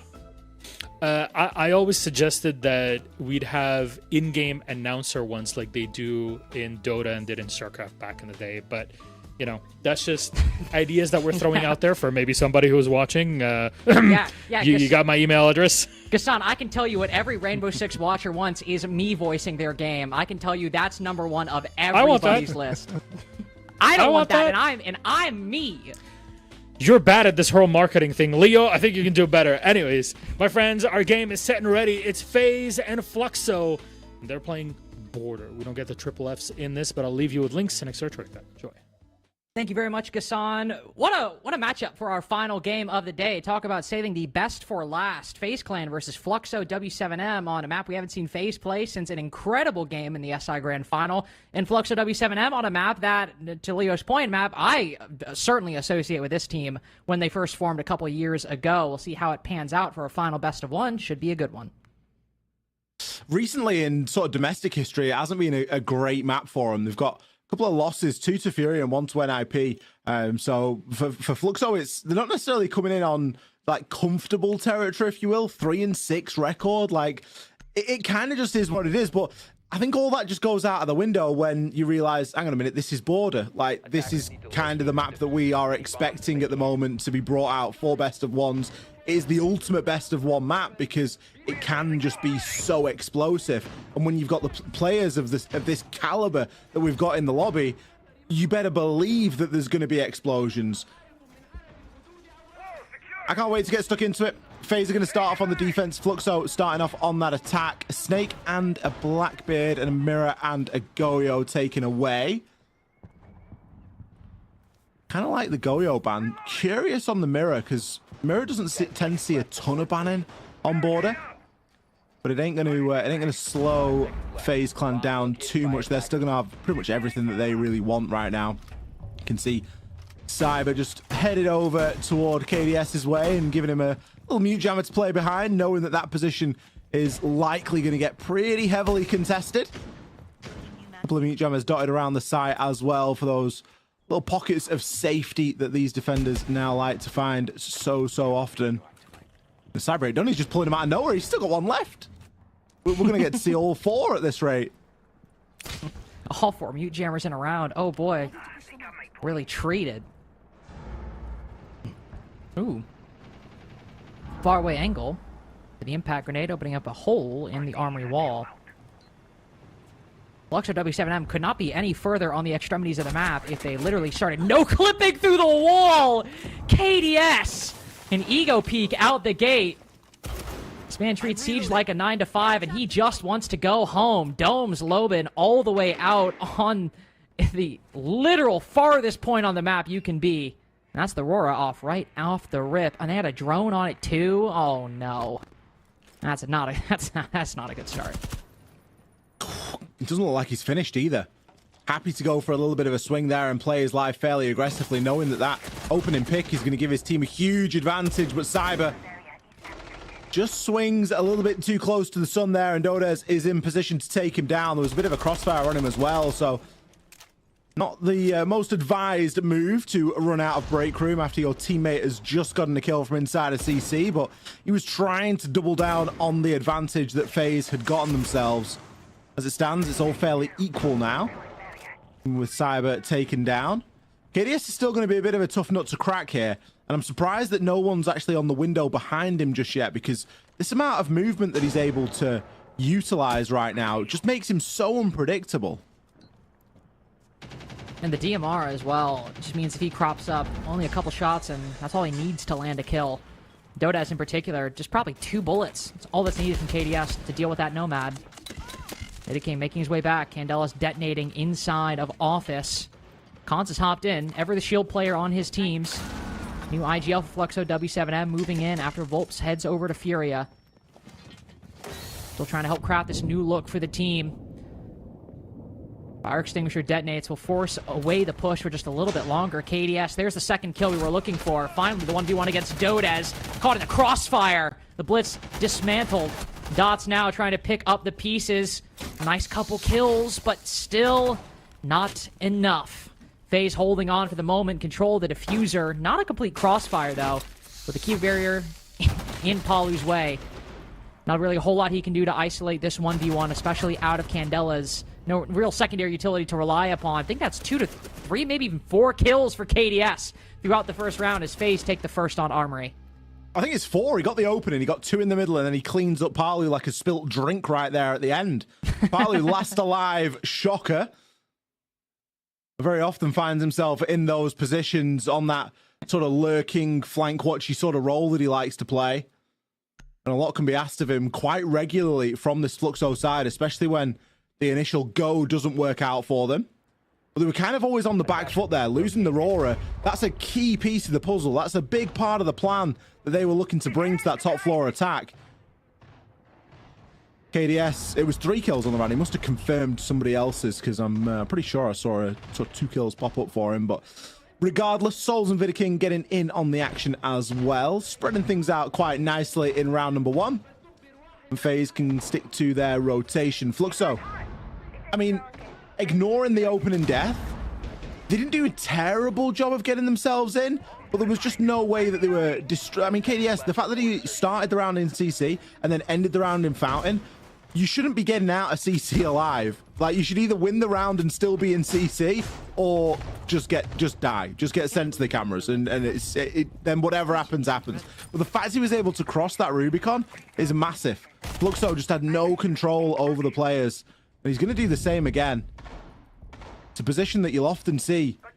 Whoever is the sort of seen as the hot shot really on the team, or whoever's feeling themselves on the day, will be in this position. It's somewhere that in the NAL you'll find Spoit playing quite regularly.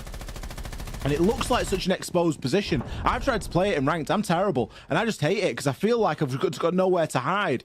But these pros, they just find space and they find angles out of nowhere and consistently are able to pull it off. The response here from Fluxo is that they're going to bring the book and they're going to try and book out from below. But Cyber is keeping his teammate safe upstairs. And he's going to be playing down inside of Passport. It's not going to be the easiest position to try and root out. He's got a line into Passport, a line into Customs. He's not just going to give KDS up for free here.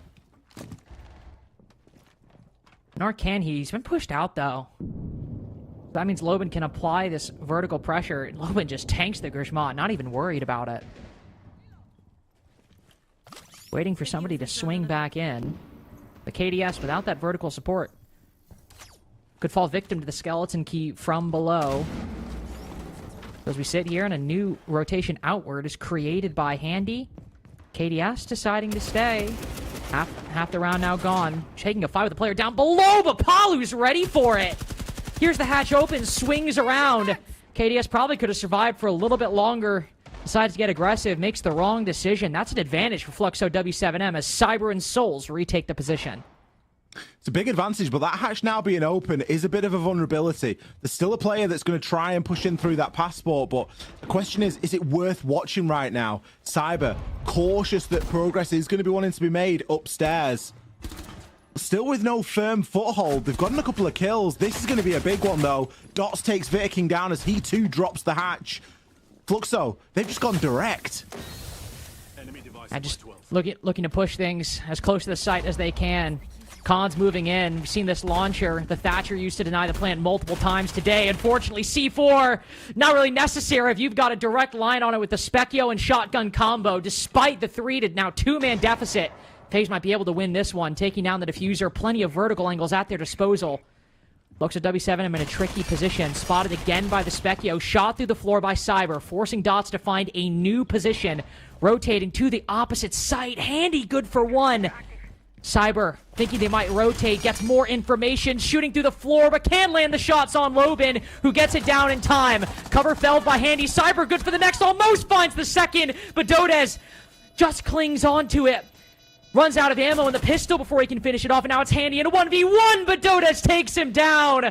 A banger round 2, and Fluxo W7M tie things up early.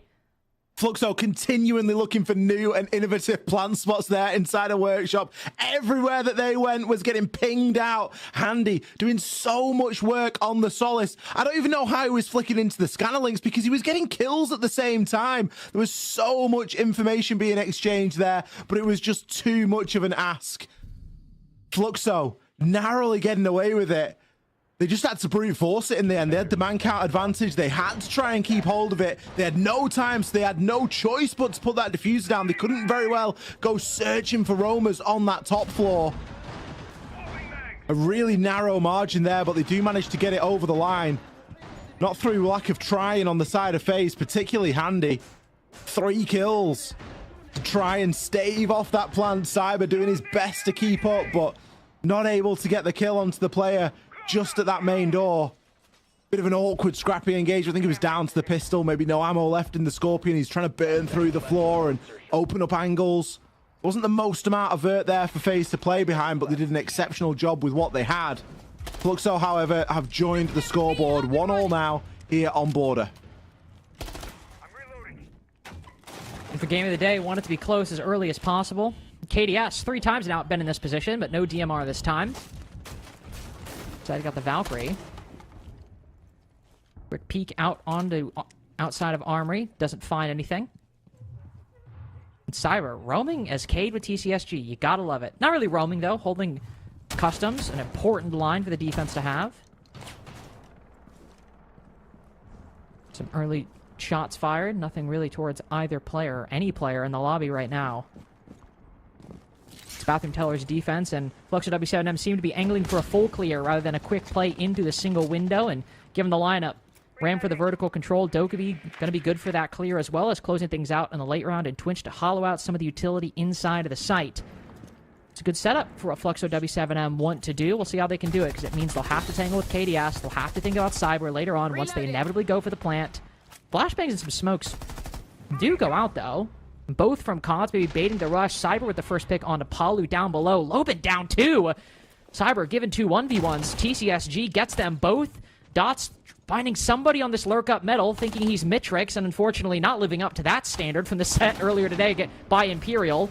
Instead, it's a 3v5 right now. Fluxo W7M left chasing ghosts on the second floor. FaZe Clan understand the assignment here. It's get themselves back, consolidate a little bit, leave one player out there. KDS, phone ringing. He's going to be happy enough to tank it and try and get out of harm's way. He's still got the hatch that he can choose to drop down, but instead just looking to try and play his life a little bit longer and will pay the price for it. Dots takes him down, and the pacing, regardless of Fluxo W7M not having like the greatest of early starts, they've done a really good job of still having a minute to try and execute with, and they've got plenty of tools to do it. There's a Dokkaebi phone call ready. We've got a little bit of action going on with some smokes on Dodes if they choose to use them. Problem is that they've allowed FaZe to consolidate. They've allowed to get them dropping back down to site, and when time is running low, the option is to put the diffuser down. And they're not going to be given the space to do that. They're going to have to try and open this up with a couple of kills, but FaZe aren't going to give them that opportunity. Now start for a bit of alert down metal. Great info. Souls just gets caught late at the bottom of East. That's opened things right up now with 30 seconds. Now thinking it was secure, but Khan's taking advantage of that. With one more call remaining, sends it out against the smoke. Handy will be preoccupied as he's trying to put down important utility. Far enough away from the rest of the attack, though. He can close that off without too much concern and too much disruption to FaZe's plans. So we're back to low time. Back to a long angle held by Handy. He's still got the timing and the position to throw a toxic canister and deny the plant entirely. Seems like this one will be one on kills, though. Vidaking with the second of 3. Dots now. Oh, it is windy downstairs in bathroom. Handy gets the final kill and FaZe back in the lead. Bit of a missed opportunity from Fluxo there. If you're going to call Handy, you've got to drop at the same time, because if he's answering his phone in the position that he was, he's a free kill. Instead, it was desync. They let him answer, and then what happens? Bang.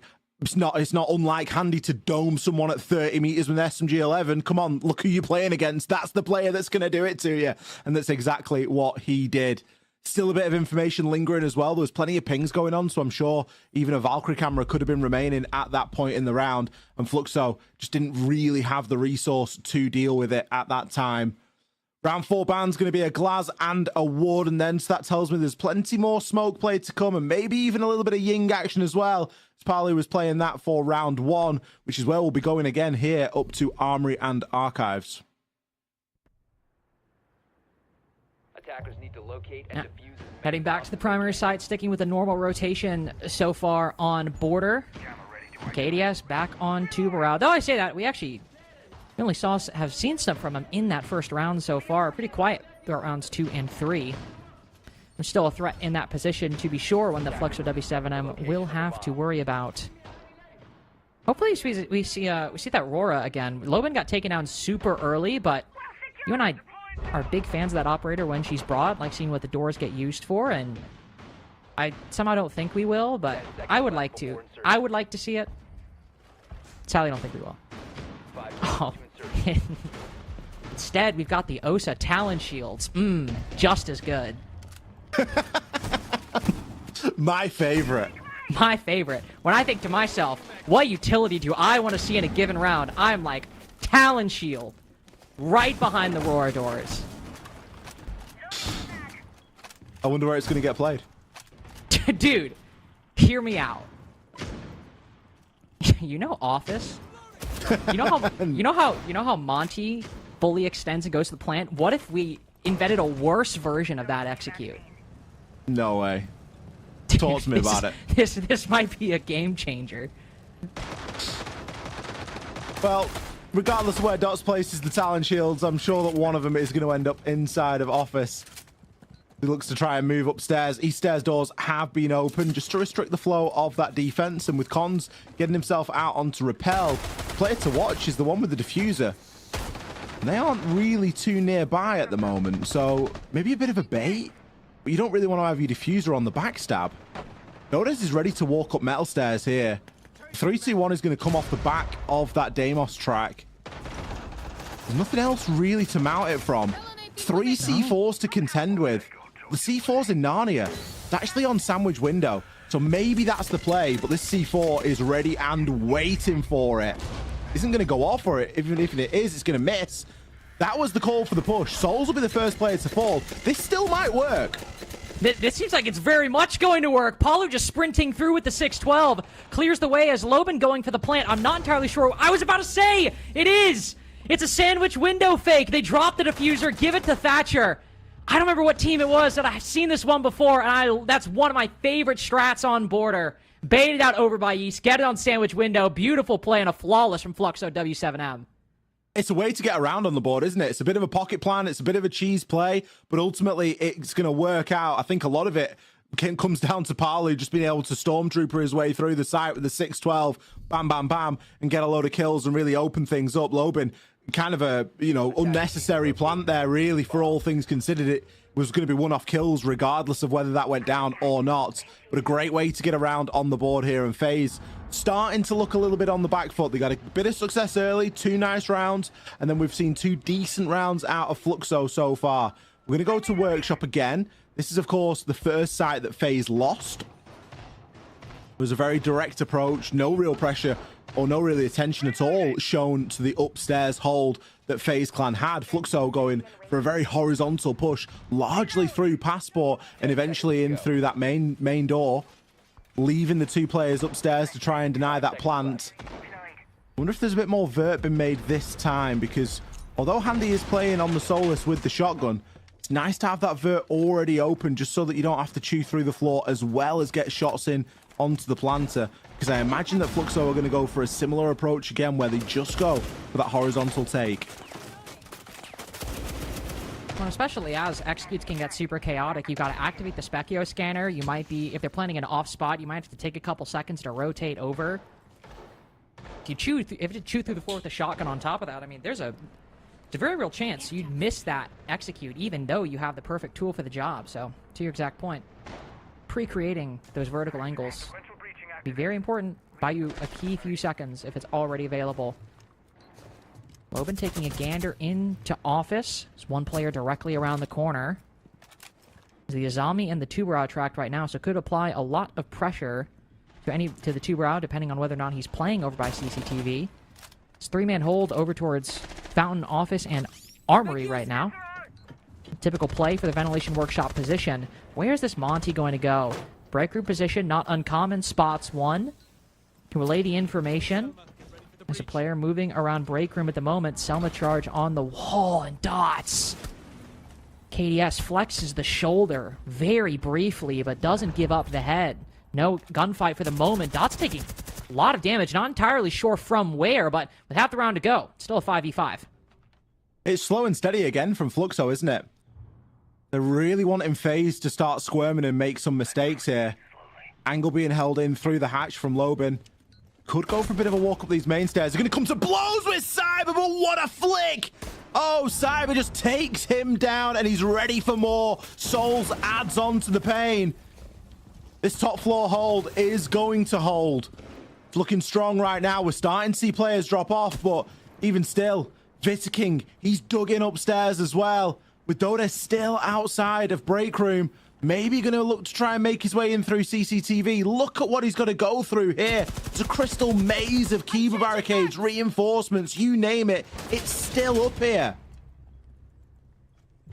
But Fluxo W7M still getting the job done. Palu quick with a kill. The FaZe maintain their lead. Oh, what a flick by Palu. Slaps down Vidaking, though. A trade manifests. After Palu already got a double, Dodez now finding another. It's been a 2v5 for Dodez and Palu so far. Dodez picking up the torch, but not running just yet. He's in a starting position. One player prone, now standing around the corner. Just another pre-fire needs to work. He's got another 1v1 right around the corner. Flashbang goes out, but the shots don't land. FaZe not happy with that one, nor should they be. A 2v5 prevented by a close 1v1 by FaZe. Way too close, really. Way too close. Far too many 1 versus 1s given there when you consider that that was, what, a 3 versus 1? Players were just going, like, swing for swing, weren't they? Cyber kicked it all off with a crazy shot downstairs. Then you've got Palu, who's like, yep, I can hit some shots as well. And Dodas is like, don't forget about me, guys, and hits 2 zingers. So close to picking up that final kill onto Souls. FaZe do get the round in the end. like you say, the look on the player cams, they didn't look particularly pleased that it had gone from almost unlosable to very nearly lost. But still, with a 3-2 scoreline and a chance at a 4-2, they need to be cognizant of round 6 right now. What a game so far. A great stuff between these two teams. Love the pocket play from Fluxo W7M in round 4. Then we get that close one in round 5. I mean, if you're a Fluxo W7M fan, you're eating pretty good right now. A tie half feels like a very real possibility. And Armory Archives as well. We've already seen them be able to win that earlier, though. That being said, that was with that one-off, that fake over in front of Sandwich Window, baiting out the East push. This will likely have to be a bit more standard of an attack, no matter which way you cut it. Means you're likely going to have to challenge KDS playing inside a CCTV, and even where you end up. You're going to telegraph it a lot more than you did before. It's not going to be a rush based off the operator lineup. Be a bit more standard of a play. Doda's sitting outside, just briefly tangles with KDS. We have been baited on a lot of these engagements. And KDS still not much impact throughout this half. Big 3-can round 1, only 1 kill since then. And so they wait, and Fluxo W7M mapping out these positions, dealing out with my work. It's not CCTV, instead just a very spread out first round. They continue forward. Souls gets dots. What the hell was that?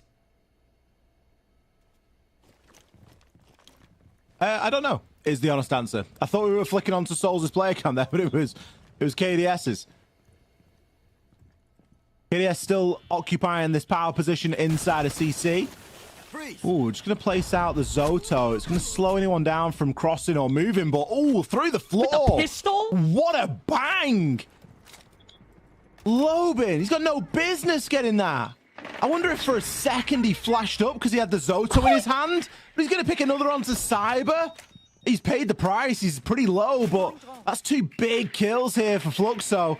Kind of doesn't really matter that they've lost the ace at this point. They've got the man count advantage, and they've got a Monty to start to work and pressure that with the wall being open here into Armory and good information able to be exchanged. I wouldn't put it past Dodes from picking one up over Monty's shoulder right now. That's exactly what he gets. Handy swings out. Really feels like Fluxo W7M tying the half. They clutched that 2v5 in the last one. Could be a 4-2, but still not going to complain about a tie game if you land it. Doe could be call remaining. Going out.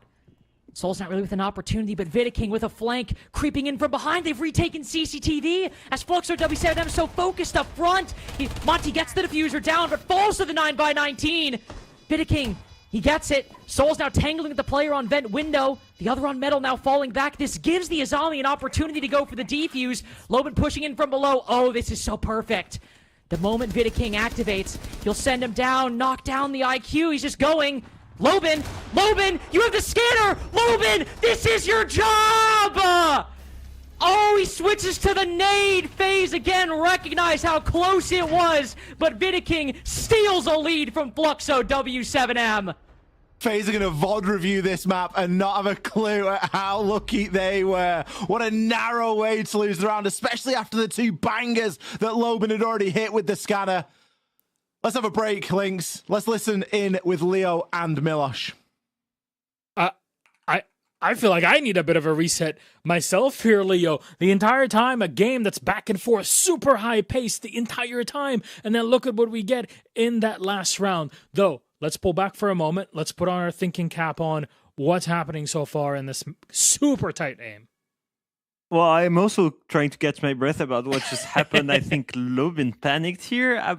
Honestly, so far, the game is delivering. It's a banger. And if we just look at, round 4, I just want to come back to this incredible fake rush.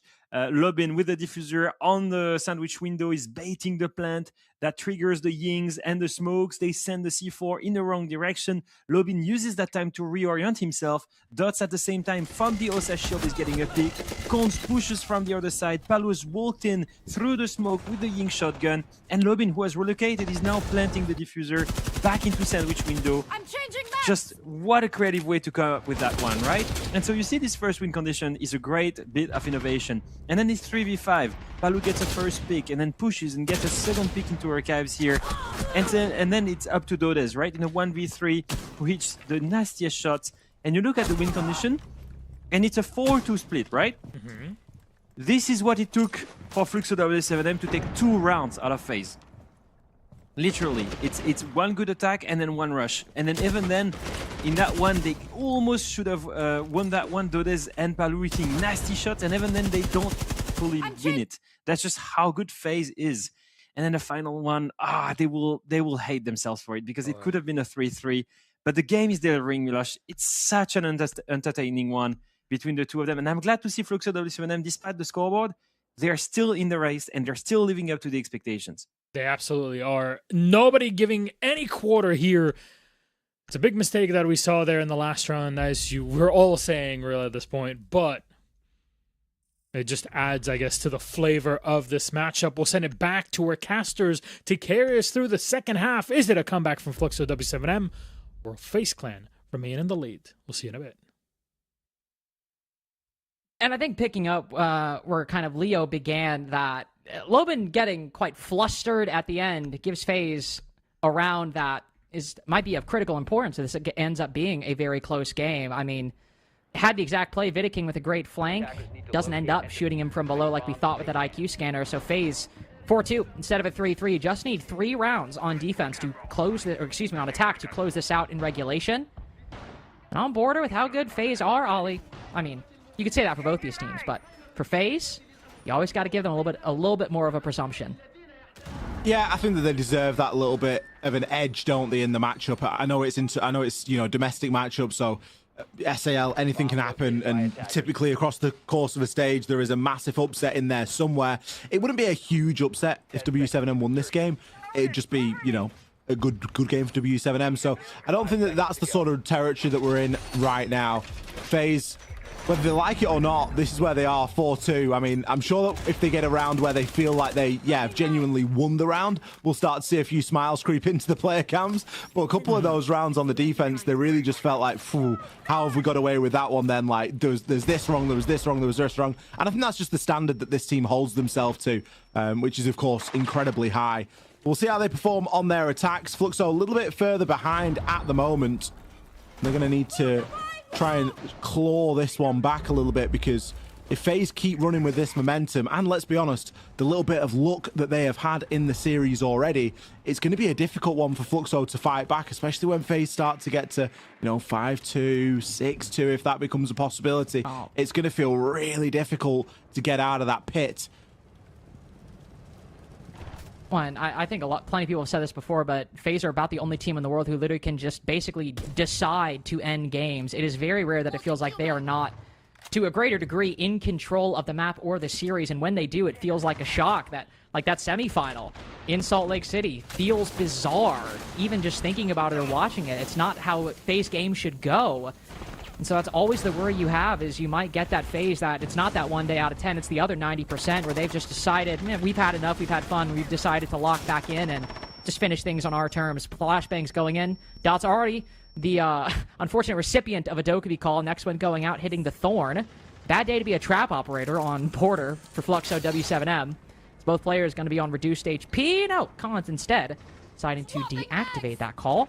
Still maintains his ability to watch cameras for the time being. Cyber moving about on East Stairs is actually handy. Finally gets dots. FaZe have been focusing on this break room position for quite a while now. It's only with a minute 15 left that they get their pick. They've still got the Clash to get through as well. Now, they've got the Zephyr, but they've not got full utility in that. There's only one piece of the launcher remaining. Nomad as well. Those have been spent, so they're not going to be active participants in dealing with this Clash. Instead, it's going to be about maneuvering and trying to outpace the great flank being watched there from Souls. Just as Viking's bashing away at that CC window, he is there and ready. Cons next player to ball. Clash, what Clash? Souls just domes Barlu and Handy for the final kill. FaZe, as you say, Lynx, have they decided that they're just going to end the game? It looks like it. They literally just sit up, lock in. Handy, the only one smiling after demolishing Fluxo W7M in round 7. And how much else you could say? How much else you can say beyond that? I mean, they took a long time getting their heads wrapped around that break room position. Handy then lurking in to get that pick. And then after that, just feels like everything collapsed. Souls with great flank watch over on Armory Balcony and basically every position, both on the east side where Cyber Handy were playing and on the west side where Souls and the rest were playing, all win their fights. And not much Fluxo W7M can do in phase or shooting like that. Next attempt will be on to Ventilation and Workshop as Fluxo W7M continue with their site rotation. We saw FaZe abuse the Dokkaebi in round 7, as they should. I was going to say, briefly, Snake Dokkaebi combo threatened by FaZe Clan, but some swaps going on, so we'll put a pause on any predictions in that regard for the moment. Got to be careful with the predictions. You always tell me to be careful. I always do. like to throw caution to the wind. Lessons. But good job that you listen to your own teachings there. It's looking fairly well locked in now. Oh, okay. Palu, a little bit of a go-yo on the barricade, the sandwich window. Nice couple of angles being opened up here as well, just behind that half wall. Kind of in a bit of stark contrast to the way that we saw FaZe play this top floor.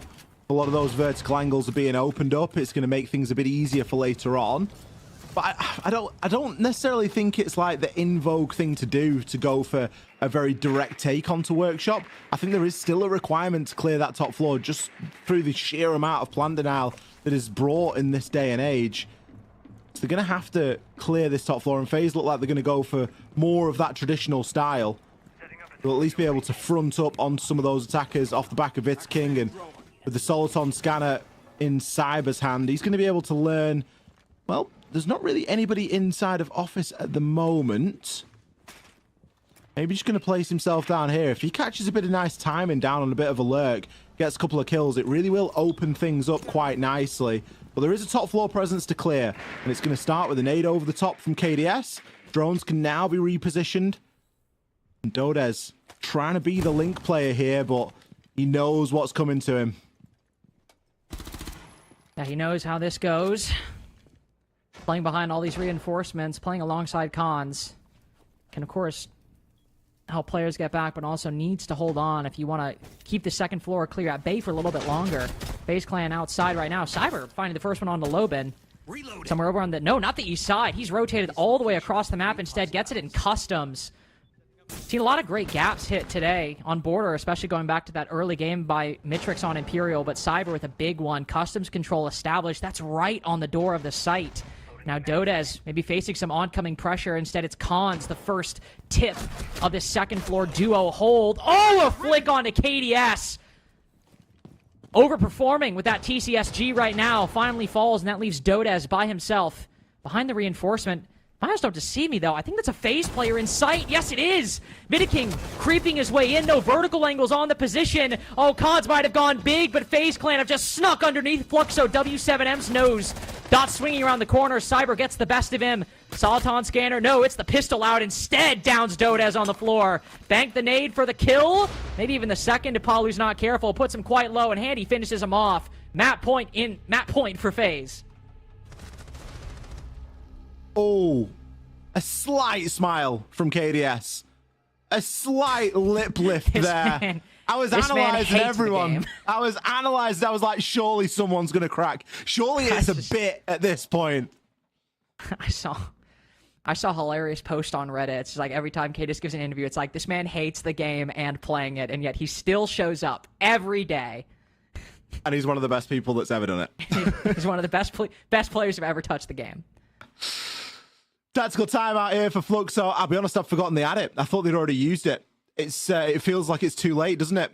With the way that these rounds are going and the pace that FaZe are playing at. I mean, it's just so beautiful, isn't it? They don't fully commit to the top floor clear. Instead, it's like, usually when we say like a half clear, we don't always mean that they're sort of only clearing half the map. It's kind of weird to describe, but it was kind of a half clear of the top floor and a half clear of the bottom floor, which sort of made a full clear. And then there was space in the site and they were able to get the plant down. Like, just ignoring players that are irrelevant is something that FaZe are so good at. Dodez was trapped inside a fountain and felt like he couldn't move for the entire round. And it's because there was a bit of pressure on him. There was a lack of information for Fluxo. And all of a sudden FaZe like, yeah, well, we think someone might be there, but we'll just leave him because they'll just present themselves at the hatch later on for Cyber. and it's pretty much exactly what happened. Some of the tactical timeout then. Let's go down to customs. Why not? Let's try and mix things up. Throw the very difficult site to defend into the mix. Usually bathroom, workshop, top floor. Yeah, they're all fairly okay. Customs? I mean, it's fine, but there's a lot of opportunity for players just to hop in. It's difficult to hold upstairs in CCTV because if you make a lot of vert and you lose it, and the vert can be used from the windows, and it's just messy. I don't know that the Clash is going to be the answer for holding on to this, because FaZe have already shown they are pretty adept at dealing with that Clash. They're going to be bringing the Nomad this time to assist that endeavor. Feels like a bit of a clutch at a straw here for Fluxo.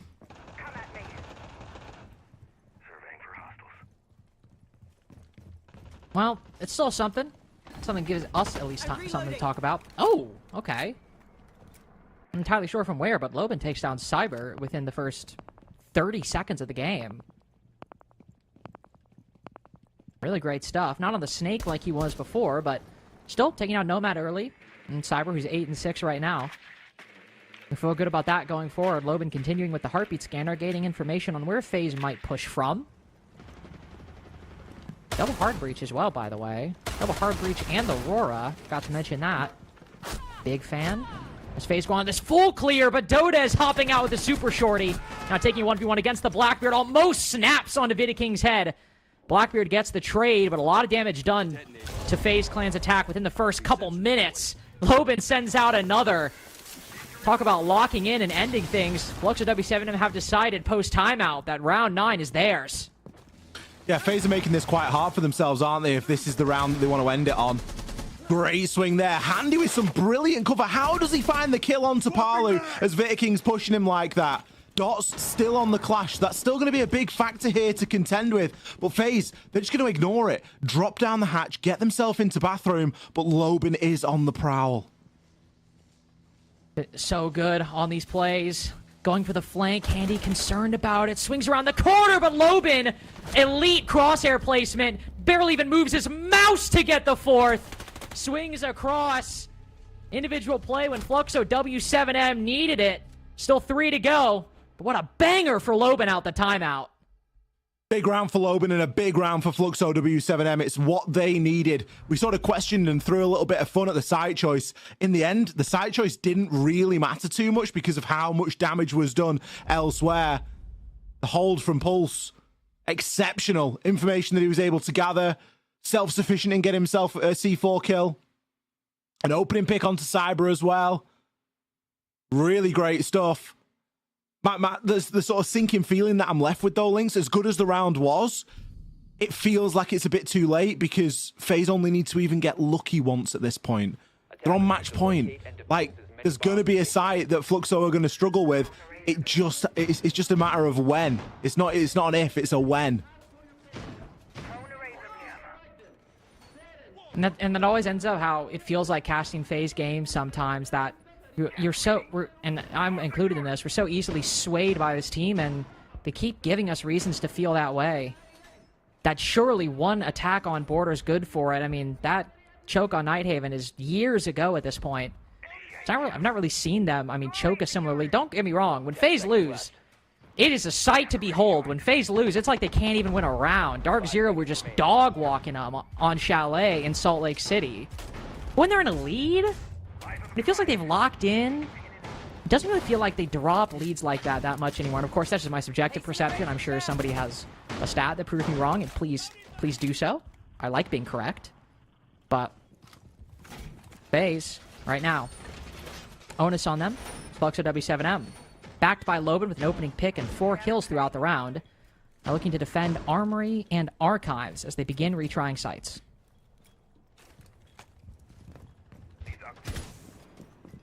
And they are going to have to retry sites here. Cyber, he's going to be in below. Kind of looks very paranoid at the moment. Doesn't look like he's dealing with too much information. Just on one of his solo clears. Oftentimes we'll liken this FaZe team to 4 players plus Cyber, as he can go out there on the roam and be a very self-sufficient player. Ooh, Lobin's got a horrible angle through the hatch. Isn't going to give himself away to it, though. Why do I feel that FaZe have turned it on now? It's a slow round. It's very different to everything that we've seen until this point. Slowly, systematically getting rid of the castle barricades. Fluxo W7M wondering why they're not being pushed at the minute. And it's because it's just not quite perfect yet. It's just not quite time. Cons is going to be holding close with the shotgun. KDS on the other side of things. He can't open that wall. It is electrified at the minute. So Cons is in a really good position and needs to hold that power position with the shotgun and stop anyone from just walking up for free. But FaZe are slowly chipping away at this CC side. Slowly making progress. Bit of a stack up by KDS and Cyber. Obviously, no real way to do it, but perfect for Cons of C4. Won't find anything. Cyber, losing a lot of HP on that engagement. A shotgun around the corner. This is exactly what the doctor ordered, but Cyber hops up. Again, talk about good crosshair placement. Cyber's been doing this for too long to miss gimme 1v1s like that. But there's Fluxo W7M into the cut. 3v3 as they back up into Armory. Pulling these layers back, moving into Fountain and Palu on a long angle with this TCSG. But that was FaZe Clan having everything prepared. They didn't expect for the fight left in this Fluxo W7M defense. 38 seconds to go. Shotguns, close corners, TCSG and Super Shorty respectively. Another one, Cyber with a Claymore this time. Beyond the grave, this man gets number 11. Now the ex-Kairos opening up a new angle into office, but how are they going to close this? Where is this case going? What angles, what positions can they create over Dodez and Palu? Trying to find it. Time running out. Getting into red time as Dodez giving a bit of information as he breaks down the office door. Souls with a pre-fire on Palu. Dodez lines up another. And can he get the 1v1 on the player behind A? Creeping around the soft wall, but no! Handy gets there in time! Game of the day, but we start and end with 7 threes. FaZe all smiles as they take border. It's about as much of a smile as you're going to see from these FaZe players. Big result against Fluxo W7M on border. Fluxo showing a good amount of heart there, and there was a time where you start to think, could they do it? Could they just play this one round at a time and pull it back? But FaZe just go into a different gear. They always seem to find it when they just go, yep, you know what, enough's enough. And the pace of the last round was entirely different to everything else that we'd seen. The teamwork, the coordination, Cyber moving through. He was looking like, you know, rolling back the years, looking like 2021 Cyber there, just doming everything that moved. For the final time tonight, we're going to send it over to Leo and Milosh. To end it, really, we were sitting at that half and thinking, whoa, this is gonna go all the way, Leo, but that was not the case. FaZe were able to recover and then just showing their mettle once they can dictate the pace of the game. Yeah, they're such a unique team, man. It's just amazing to see how flawless they are. Like, you just take a look at the last round and you think, yeah, they're going slower, maybe it's not going to be for them.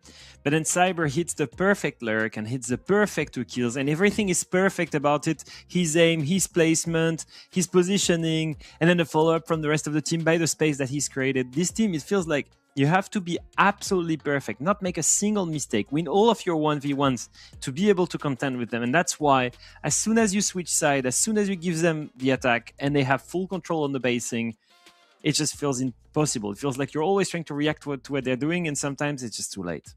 It absolutely can feel that way. I wouldn't really want to be on the receiving end of a hungry FaZe, that's for sure. Though, we're going to have to talk to them anyways. JP awaits for a post-game interview. Let's bring him on. Hello, boa tarde, JP. Thank you so much for joining us. It's good to see you. Congratulations yet again. I mean, no two ways around it. Today, you looked comfortable. I want to talk to you, though, about that first half where things maybe looked a bit shaky from our outsider perspective. What do you think was going on during that part? I mean, the first half, it could end like 5-1, to be honest. In my opinion, we have a clutch. But, I mean, the bans, everything that we planned to the game worked. Of course, Fluxo is a great team, and sometimes you can't win like every situation of the game. But yeah, Border, it's a map that we were working like since the SI, and we only played on SI then now. It's a map that we lost a little bit of the confidence after the SI, but I think now we're getting a little bit of it back. Only FaZe can win a map against Team Secret on the stage of Six Invitational and think, it was not good enough. We're not gonna play it again. Like, only one team can afford to do that.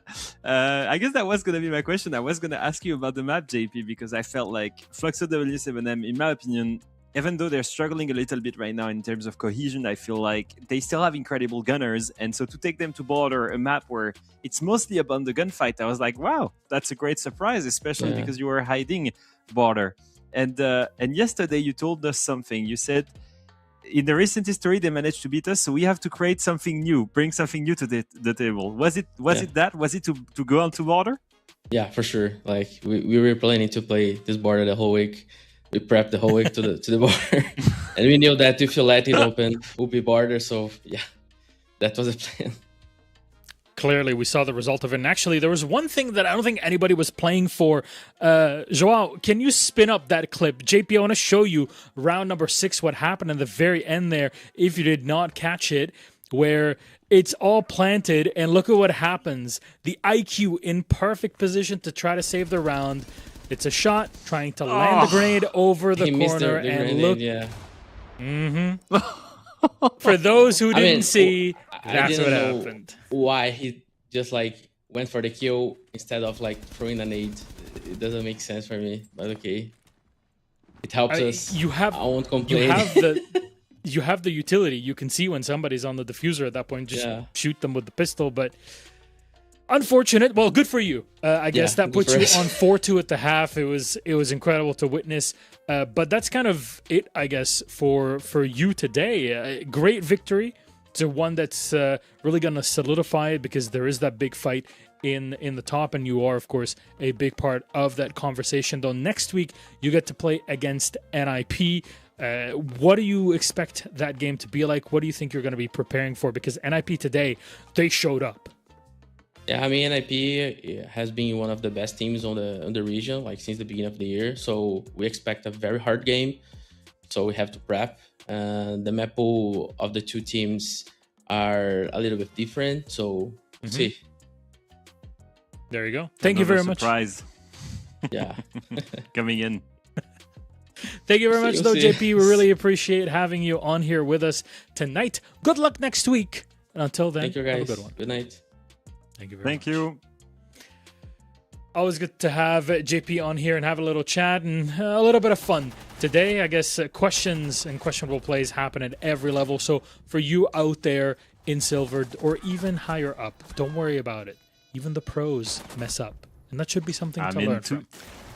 To be fair, it was kind of unlucky. Like he had the worst. He checked for the diffuser. He saw that no one was diffusing. So it's easier for us because we have the outline. He's got a really bad timing. And then he shoots a hole, and then he's very unfortunate because the nade actually gets stuck into the flood. Like, everything that could have went wrong, but it's kind of out of his control, to be honest. So I can't really blame him. It's one of those things where it feels horrible, but it happens. And in the end, Lubin is always one to take it with a grain of salt. And always, the last round, he's the one that walks into a claymore, and then Cyber is just typing KKKKK, is having fun with it.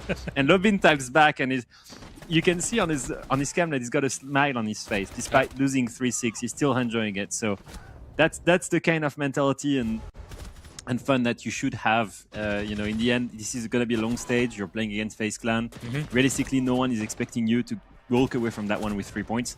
So it's fine. I would have loved for the game to be a bit closer. Yeah. But there is something with that roster, man. It's it's special. Leo, I want to ask you about this. Is there any, because at this point, like, you and I have seen a lot, right? A lot of matches, a lot of regions, a lot of years going through this. How common do you think or remember has been where one team was seen as, they're just going to be number one practically regardless of what happens, like FaZe is right now? It's kind of a given in a lot of conversation around them. I think it's probably ever since the W7M era.